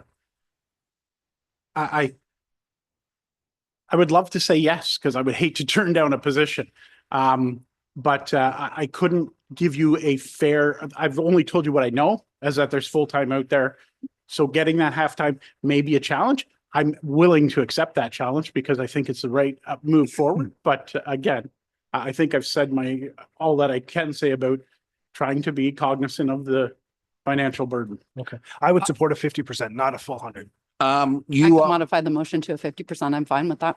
I mean, because I think if at 50%, then we're still, or it could end up I'm being. sorry. I'm talking. Well, it was my motion, so I thought he'd speak. Did Did you have, you said you also have a training manager in each of the fire stations?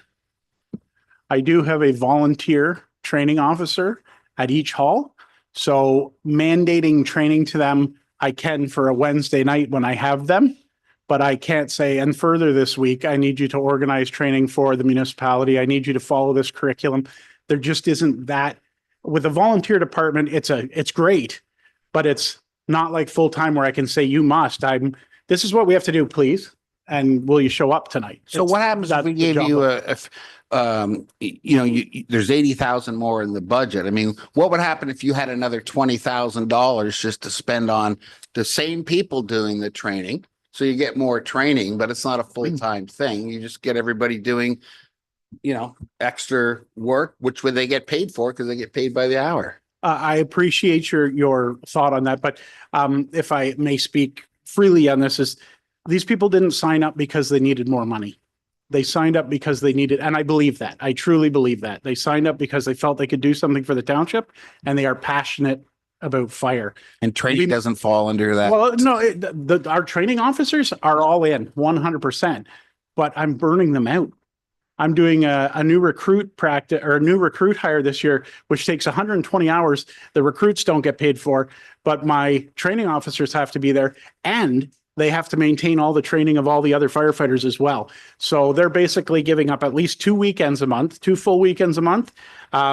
They do one evening Zoom training with them. And then they still have every Wednesday night training with the rest of the contingent. It's just the workload there. I got it. Okay. So the motion on the floor, is it going to be amended based on what the deputy mayor said?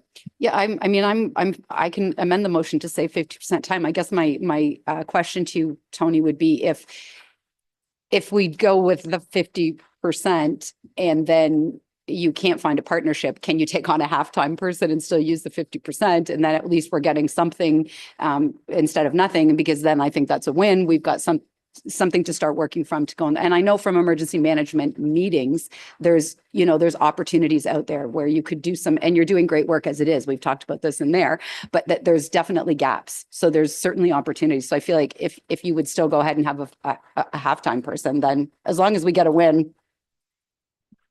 Okay, well, there is a motion on the floor. So are you going to amend the motion? I said, yes, I would be quite happy What to are you do amending it to? 50%. 50%. And you're I fine with that, asked Tony, seconder? I asked Tony a question is what I was doing, David. What- I asked, You're fine with that? okay, don't let Tony. Okay, and so all in favor? Oh, sorry, go ahead. Instead of adding this to the budget at this time, can we not as a council tell Chief Stong to pursue an opportunity of having a partnership with another municipality and at that time come back for a budget adjustment? And I think that might be the Mr. Chairman, if I could, if there is an appetite to support the half FTE, the half full-time staff member in the 25 budget, 2 things will happen. One, Chief Stong will go out and verify whether there's an opportunity to partner, and there may not be. 2, after that cycle, there'd be an opportunity to come back, Chief, and provide an update to council, at which time you then may be in a position to be able to determine staging a decision that may impact the 26 allocation if there is no opportunity to be able to get a half-time, or leave the complement unfilled. So why do we need it in the budget then? If Tony goes out and finds out, I mean, he brings back council anytime. Mr. Chairman, this is the time that council provides an allocation of funds to be able to do the things that need to be done in the subsequent year. I think I'd just like to add to that. I mean, my thought is that if we can't, we'll go to a part-time. If we can't, we've added to the budget this year, next year. If we decide to go to a full-time ourselves, which I think it's getting to the point we may need it, then that 50%, so we're really only increasing by another 50% to get a full-time. And so I'd rather put it in now and move forward with it. What's the dollar amount? I believe from clarity from the CAO, there was $60,000. And was that for half or is that the whole? That's half. It's a half. All right. Sorry, Counselor, to you. This might be a dumb question, but can you just clarify what the role of the prevention officer would be? Is that like the kind of guy that goes around to the schools and talks about, smoke alarms and all that stuff? Like, what do they do? Through the chair to Councillor to you, I will try to make this brief, but it really falls back on the mandate of the fire service. So we are mandated to provide fire prevention. We follow the minimum because it's what we could afford, which is by complaint and request. With a full-time employee, you can be more proactive, and then you can be into all of your assembly type occupancies, all your high-risk places, and do proactive inspections and enforcement. If I was trying to sell it today, right now, for sure, you have the opportunity for some revenue because there are large fines that come out of compliance with the fire code. So your fire prevention officer is, yes, a public educator and a person that goes in for code enforcement and really education of the people.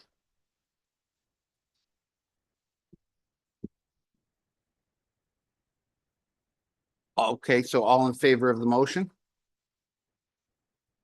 The 50%, yes.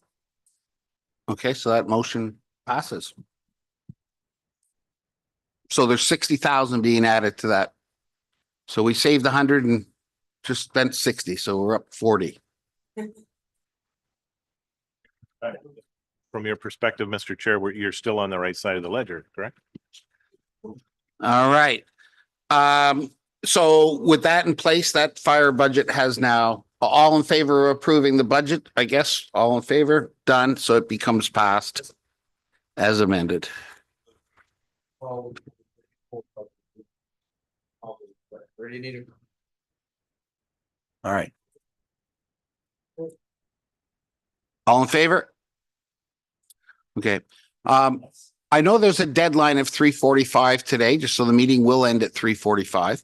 I'm going to try to get some of the little ones out of the way in the meantime. So we are going to move over to the economic development budget right now, which was parked earlier. And I believe what we're talking about here is the 2 students, the artwork on the windows, and the $40,000 for the economic development strategy. Comments from council? Mr. Mayor. It's the artwork. I can't support it this time. Listen, I'd like the buildings to look better, but we're in the process to even seeing the fate of the buildings. If they can't be moved, we'll be tearing them down. So I would like to delete that line out and I think it was 10,000, wasn't it? Or was it? Yeah. You want to put a separate motion on that, or do you want? I would move to remove the 10,000. I'll second it, but I'll make comment on that as well. I think when we met at the economic development, the reason for that is we didn't know that it would be so soon that we'd be looking at moving the buildings and renovating them. So I think that would be fine as well. So that's just my 2 pieces. Okay, so it's put on the motion was made by Mr. Mayor, second by the deputy mayor. All in favor? Passed unanimously. Okay. Now we're going to move on to the 2 economic student positions of 27-3. Comments? Yes. I'm very much in support of that aspect because we do not have enough information about who our businesses are and what they do. I have quite a bit of information that I've been able to gather over the last year or so to get a sense of how many home businesses, as you would call them, but I think they're more than home businesses. But I think without this, it's very difficult to plan a strategy to do anything. So I'm definitely in support of that piece. Councillor Fisher? And just to add to that, we do have on our Economic Development Committee a member from the county, and she is a member of other active committees in the county, and they've also kind of presented this to other municipalities in the county to kind of get the same idea, right? And to offer the same support. So this was kind of also a drive from that. So I don't know if Ashley can speak to it a little bit more, or if she wants to speak to it a little bit more about the benefits of supporting this. So for the students and looking at I was trying to find the exact name because it escapes me every single time, but it is called the Employment Survey Pilot Project. So this is done through the planning department through the Simcoe County. And anyways, through that survey itself, I sit on the Little R Economic Development Team, which encompasses both the townships of Severn, Ormadonte, the city of Aurelia, Rama First Nation, and for them as well, they're trying to spearhead the same kind of initiative where they're meeting with the different businesses. And yes, they're asking the questionnaire that the county's put out, but they're actually asking additional questions on top of that, right? So looking at what our businesses are doing. Are they looking at expanding to different areas? Because when you're looking at attracting and retaining businesses in the area, you're also wanting to know what their future ideas are. Are they looking to close down? Are they looking for a bigger piece of land? And maybe we know someone who's selling land and you can create that partnership, providing them resources, opportunities for grants, things like that, and supporting them. So this student or having these students help work on this project is just a cost-effective way to do it. Okay, I'm chairing, so I can't put a motion on the floor. If somebody else would like to put a motion on the floor, or I'll pass the chair. I don't think we should be doing the students. I think you can spend a lot of money going back to these businesses to try to find the owner and do the discussions. And I also don't think we should be, I think we should be deferring the economic development strategy for another year. We've been trying to cut in the budget. We haven't cut much at all. And we have to start somewhere. Otherwise, it's all going to come down to the last department that we do in infrastructure. So would anyone like to put that on the floor for me? Okay, Dana, go ahead. What you said, basically, that we defer this for another year. I don't feel we've got room for this. That, yeah, we park this for later. Both items. All right. Yep. Is there a seconder? Nope. That fails. Okay, so based on that, then we will be approving the economic development budget with the exception of taking out, or the windows will come out, which we've already approved, right? Okay. Oh, we already did that before. Now we're gonna have to leave Josh to the end because we're not being able to cut much. Now I've got the recreation budget here flagged, but I think that was because of the shed. Oh, the mailouts. Thank you very much. So are there any comments from councillors on the $22,000 expense for the recreational printing and mailing guide, which I think is a huge expense considering we're trying to cut back a bit? I guess to Justine, if we just put it at our community centers, some handouts, you got a rough estimate what you think you'd spend. And then I'd be in support of that. You'd have some of the library. So do we just say we're going to bring this back with the other few items? Well, oh, go ahead. The budget that, like, how we came up with the number was it would be $1 per printed copy. So we could budget however many we want at each community center, and that's what we could do rather than mailing it out. Yeah, and I don't think you need one per person. How about the schools? That's where all the kids are that go in these programs. Or I guess there's adult programs too, but yeah. If we went through the schools, we would have to get it approved by the school board to have advertisement in the school, but that's something that we could look into. Should we look? Sorry, go ahead, Deputy Mayor. So is this actually mailing directly to people paying postage? Is that why the cost is so high? The cost for mailing it is separate than printing them, but that was a total cost of $22,000. Because my total, like, I just recently, I'm just setting a campaign up myself. So for 18,000 businesses and homes with my small business, I save 10%. 16 cents is my mail out for neighborhood mailouts, right? So, and my flyers, the more, just a second, the more I get, the less it goes. So I think in total, it was only $6,000. So I'm not understanding the 22,000 seems very high.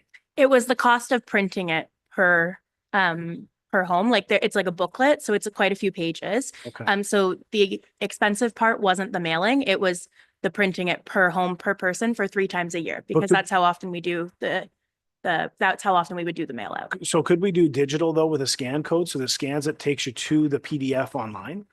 Yeah, and that's what we do now. So we have the digital online. And that was the plan, that if we were to print a few copies, we would have the QR code as well, so people could still access it there. No, but do a mail out with like a little brochure explaining it to people with the QR code so they can scan it at home, go on and see the actual PDF. I'm just saying you're actually trying to reach out. It's kind of a happy medium to cut the budget down a bit, but still get some of that out there.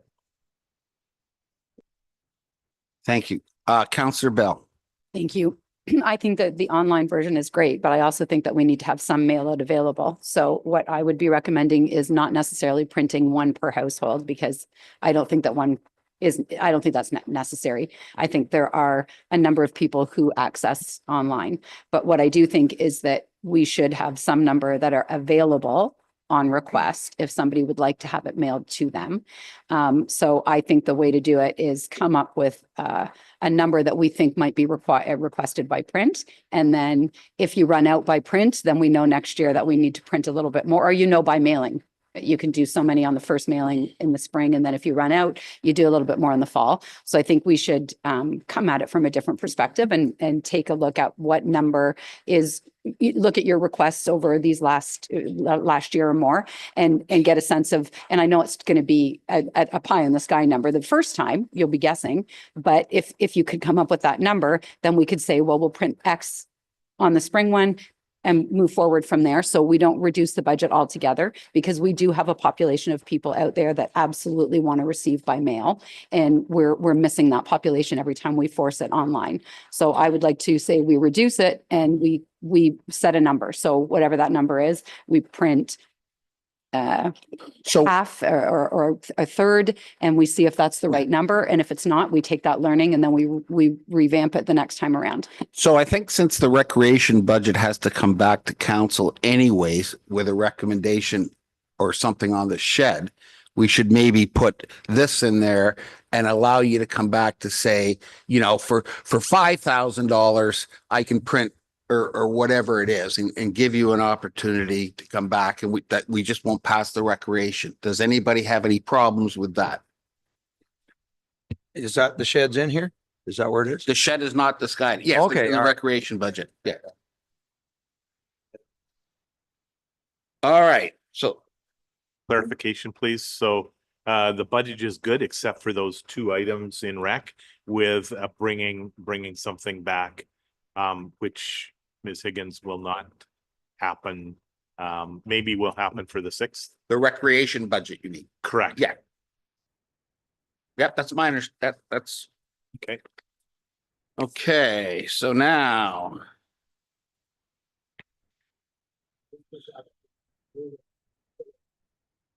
Sorry. You had planning, We- Mr. Chairman.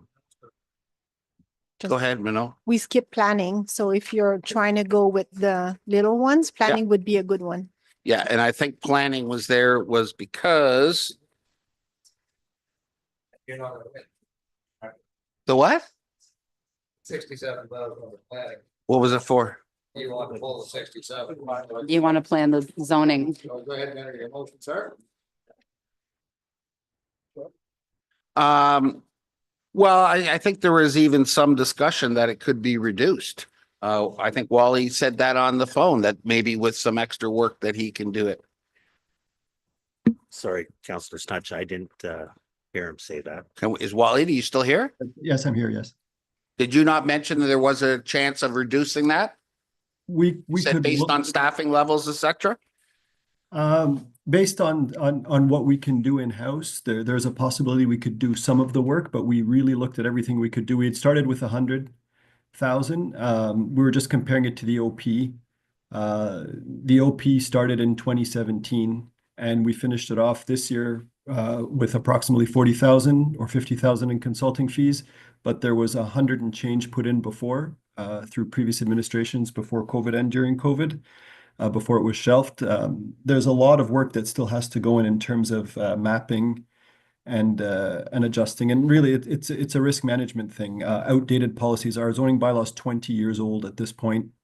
It should have been through its third iteration. It hasn't been through one. It puts us in a vulnerable position as there's more development pressure in order to be able to defend and shape municipal interest. It is an important document in terms of moving the municipality forward, and it leaves us open to challenges. We can do our best, but it's kind of one of those pay now or pay laters scenarios. We can spend a lot on challenges, or we can spend a lot upfront plugging holes. Yeah, I know we have to do it because our new OP and some of the new policies and the PPS are going to require an update on this.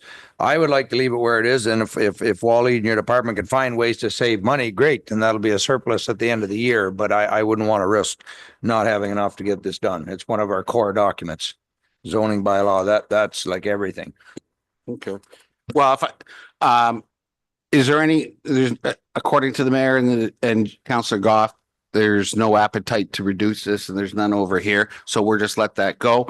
However, just a reminder, I think everything put together, we've only cut about $60,000 out of this budget. So let's move on to infrastructure, where we can make some. Yep, Parks and Waterways. Oh, okay. Do you want to do Parks and Waterways first? We'll stay with John Solution right now.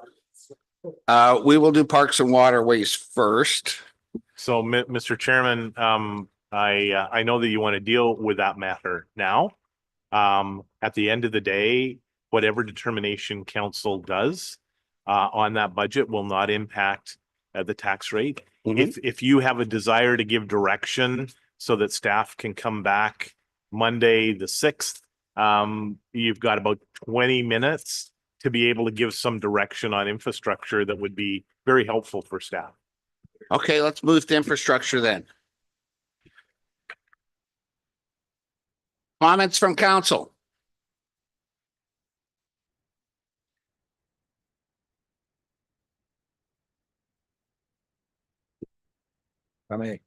Mr. Mayor. You heard me ask this before. So, you spend X amount of money improving our assets or infrastructure. Are we staying above that 50%? Because on PSAB, you have to, as the roads wear, you have to claim a depreciation. You want to make sure you're staying above that 50% out, fixing the assets prior to them being wore out. What's your feeling on that? Are we staying ahead of the depreciation? Yeah, so I can answer. I don't know if Manoj will want to comment as well. We're kind of just running that fine line at this point. We're pretty close to going under. But yeah, it's getting close. Even with the capital 10-year budget, we re-looked at everything this year to try and make a cost savings and do a cost analysis on the roads.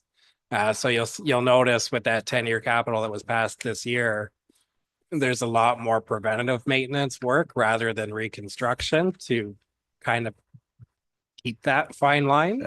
Yeah. But we're trying to balance everything as much as we can to be financially responsible for the township as well. But yeah, there's a lot more preventative maintenance work, which should work out better in the long run, but could end up costing more in the long run as well, depending on how the price of asphalt and road construction goes. So I appreciate you making that adjustment to try and push it out, because construction is just insane right now. But yeah, you see this all the time in municipalities. They're always cutting from their infrastructure, and all of a sudden their assets, the roads are beat to crap, and they don't have any money to fix them because they just kept kicking the can down the road. So we're there. We're at the line where if we don't keep up on our infrastructure, we're going to be basically financing our budget on our capital assets and wearing them out, and we're going to fall ourselves in a deficit position. And it's just, I don't want to go back to that. No, Ramara Road 47 was a prime example of that. If we had followed the initial schedule, it probably would have been $1 million per section. So a $3 million project versus almost a $6 million project. So, Deputy Mayor. Josh, as far as the brush and tree services, is that something that we're just estimating? Can we just keep the budget the same? And if we max out, ask to adjust the budget at the time? So this year alone, we're already at that $80,000 and we're not even through the year yet. So I was looking to try to do it over the next 5 years. The amount of calls and complaints we're getting for tree removal, especially with the ash, I can't do everything. We're basically quantifying the trees and taking out the dangerous ones. and pushing the ones that we think could last another year or 2 years to the following year when we do have available budget. Okay.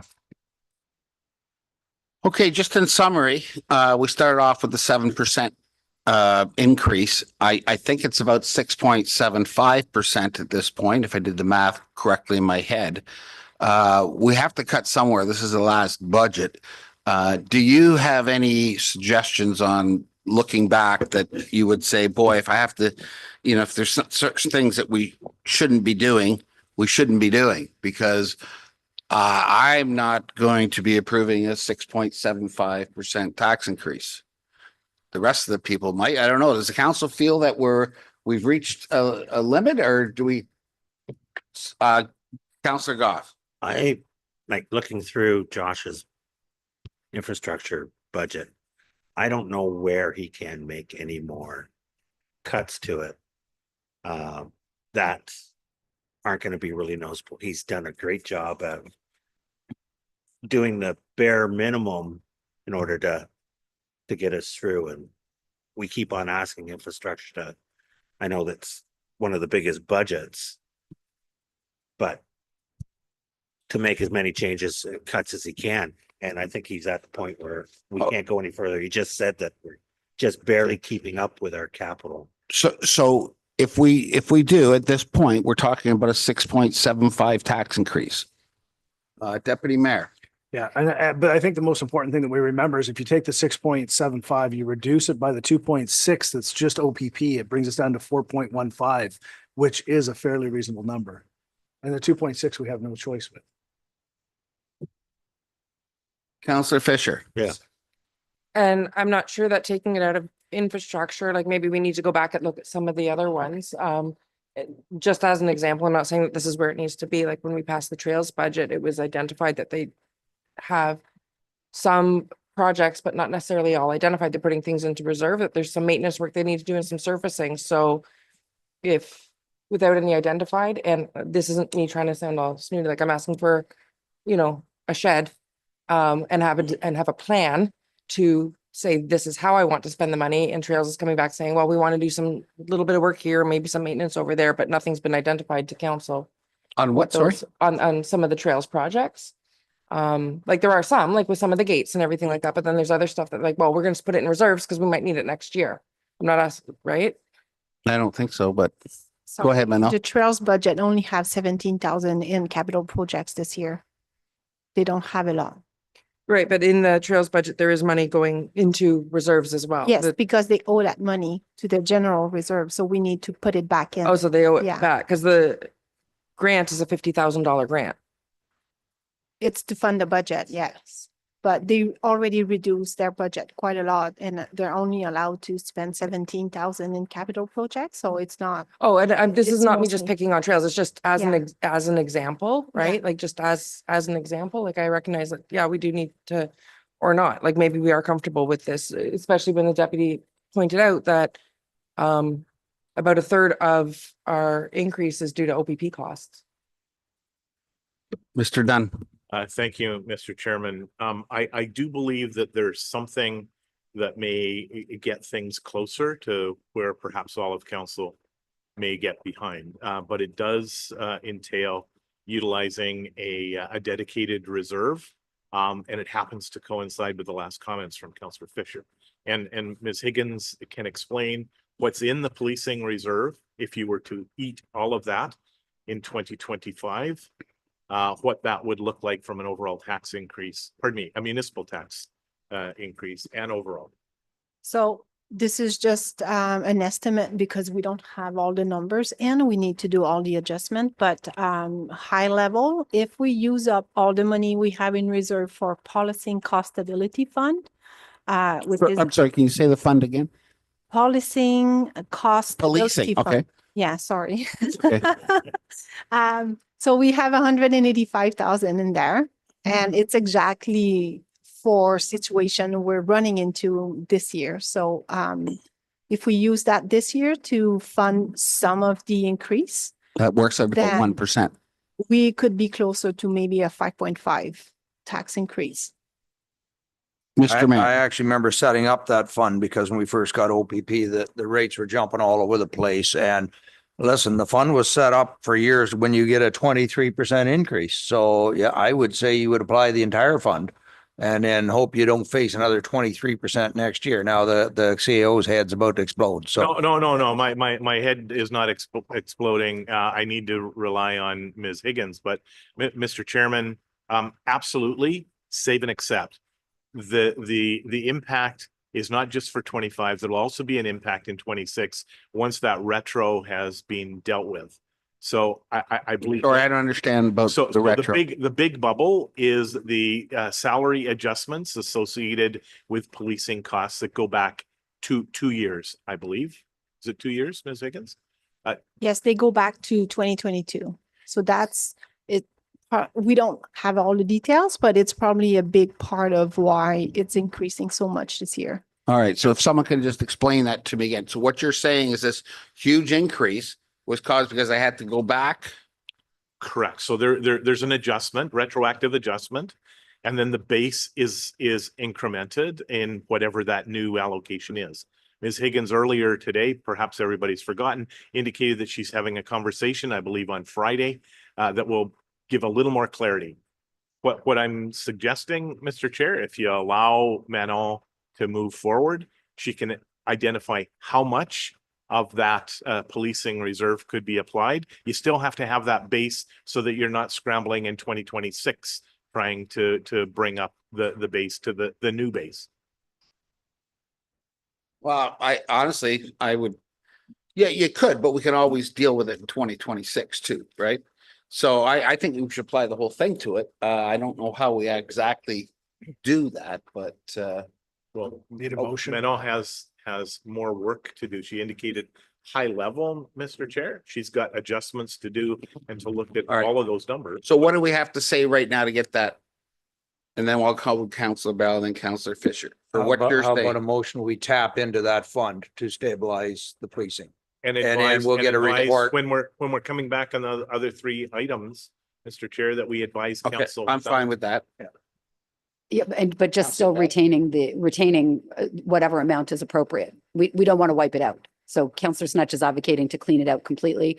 I'm saying we don't clean it out completely. We're going So- to get the report of council. We're going to say, They're gonna we want to bring- tap bring into it. suggestions. She'll bring a report. Sorry, Manon will bring a report of roughly what you expect next year. And we'll try and pick. Okay, yeah, so- as long as we're not wiping it out, that's a. And Mr. Chair, just so council is crystal clear, there's not going to be a staff report. In all likelihood, there's the equivalent of a memorandum with some tables to help the chair and council understand what the impact is. And it's not going to be distributed before the discussion because it'll probably be finished the morning of the discussion based on a follow-up on Friday, Ms. Higgins. So there's an awful lot of work to do to balance this, but it would get closer, Mr. Chair, if that's where council would have an appetite to be able to support a 25 at roughly fine with that? 5.5. Fine. Okay, so everybody's fine. Now we just have to figure out what we have to do here. So do you want to put a motion on the floor? Yeah. That we get that again, along with the other We two. wait We're for looking at a shed. recommendations We're from waiting for that staff. recommendation to come back, or at least the numbers, so we know what we're dealing with. Okay, so that would give us, we don't even know because it could be half of it. It could be the whole thing. Yeah, but it's 200. We'll get the exact number. Second, Councilor Goff. All in favor? Now, it's funny we got there because we were on infrastructure. I don't know if I can, I don't have anything specific on the infrastructure except for the food cycler program.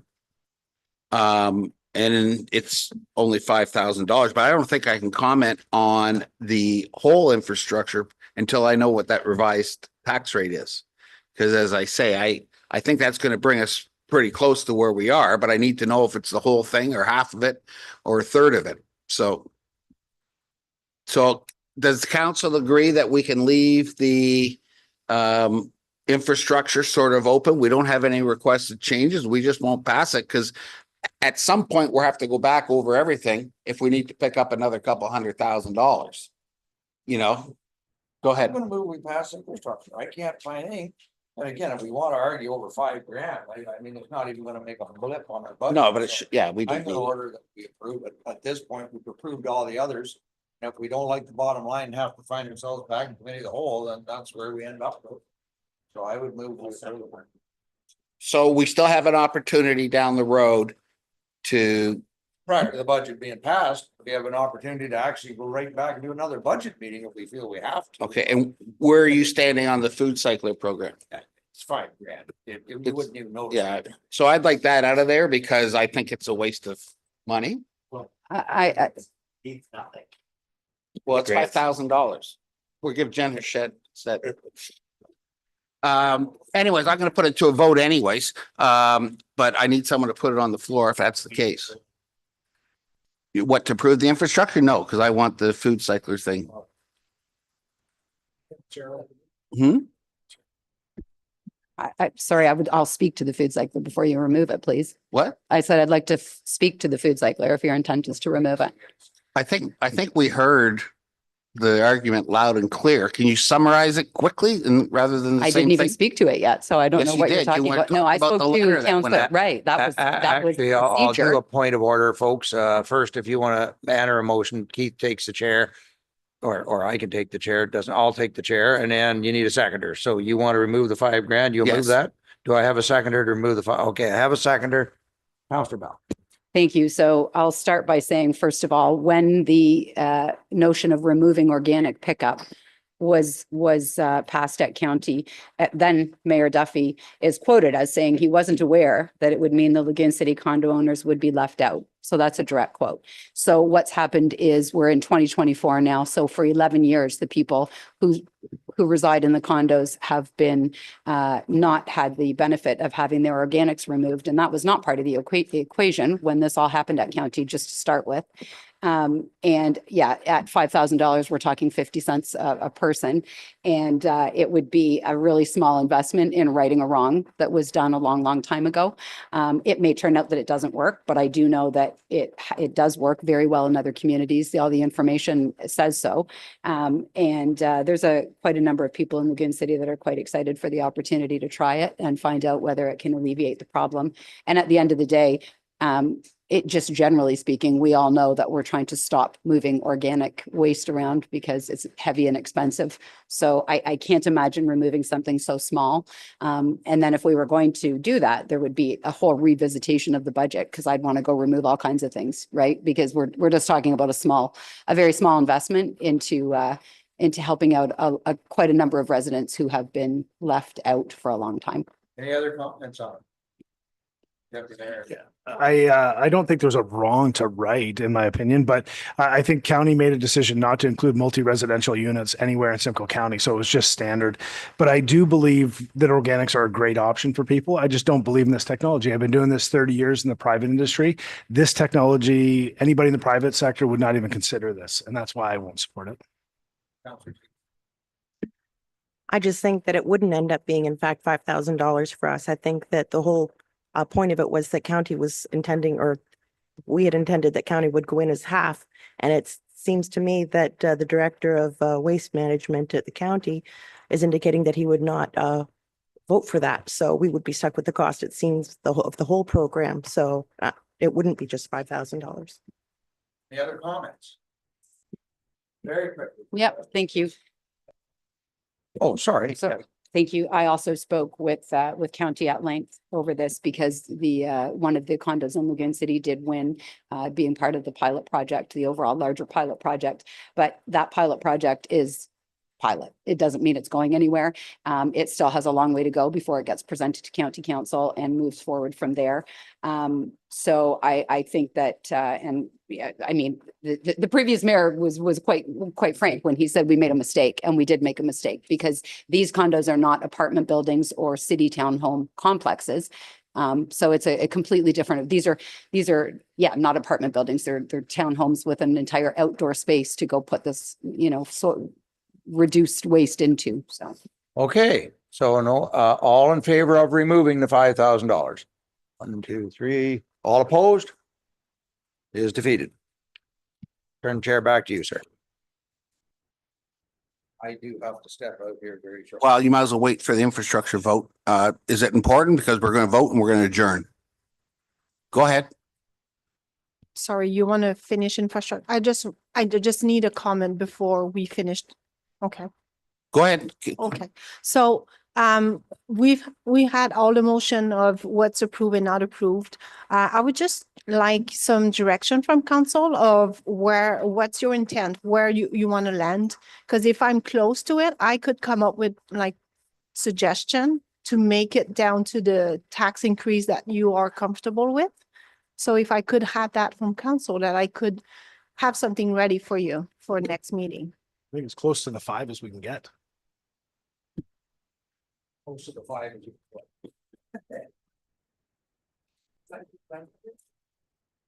is. No, our rate. Okay, and with that, we have passed. Other than as amended, it should say. So, Mr. Chairman, there is one more item, but you're adjourning this meeting. I spoke to the clerk about amending the agenda for Monday. Monday was water and wastewater. However, you've got Lagoon City that you need to walk through as well. So move that to Monday and deal with all 3 of those on Monday. I have to go. You indicated you were just going to adjourn, Mr. Chair, so I just wanted to make sure I clearly understood. There is one item left on the docket. Sorry, I'm unclear on why we can just pass the budget. There's no need to move it. No, I said earlier, we're adjourning at 3:45. Right, No, but but- it takes 8 seconds. All we have to do right now is say we're passing on. No, I'm chairing it, so I don't want to do that. We're due on Monday.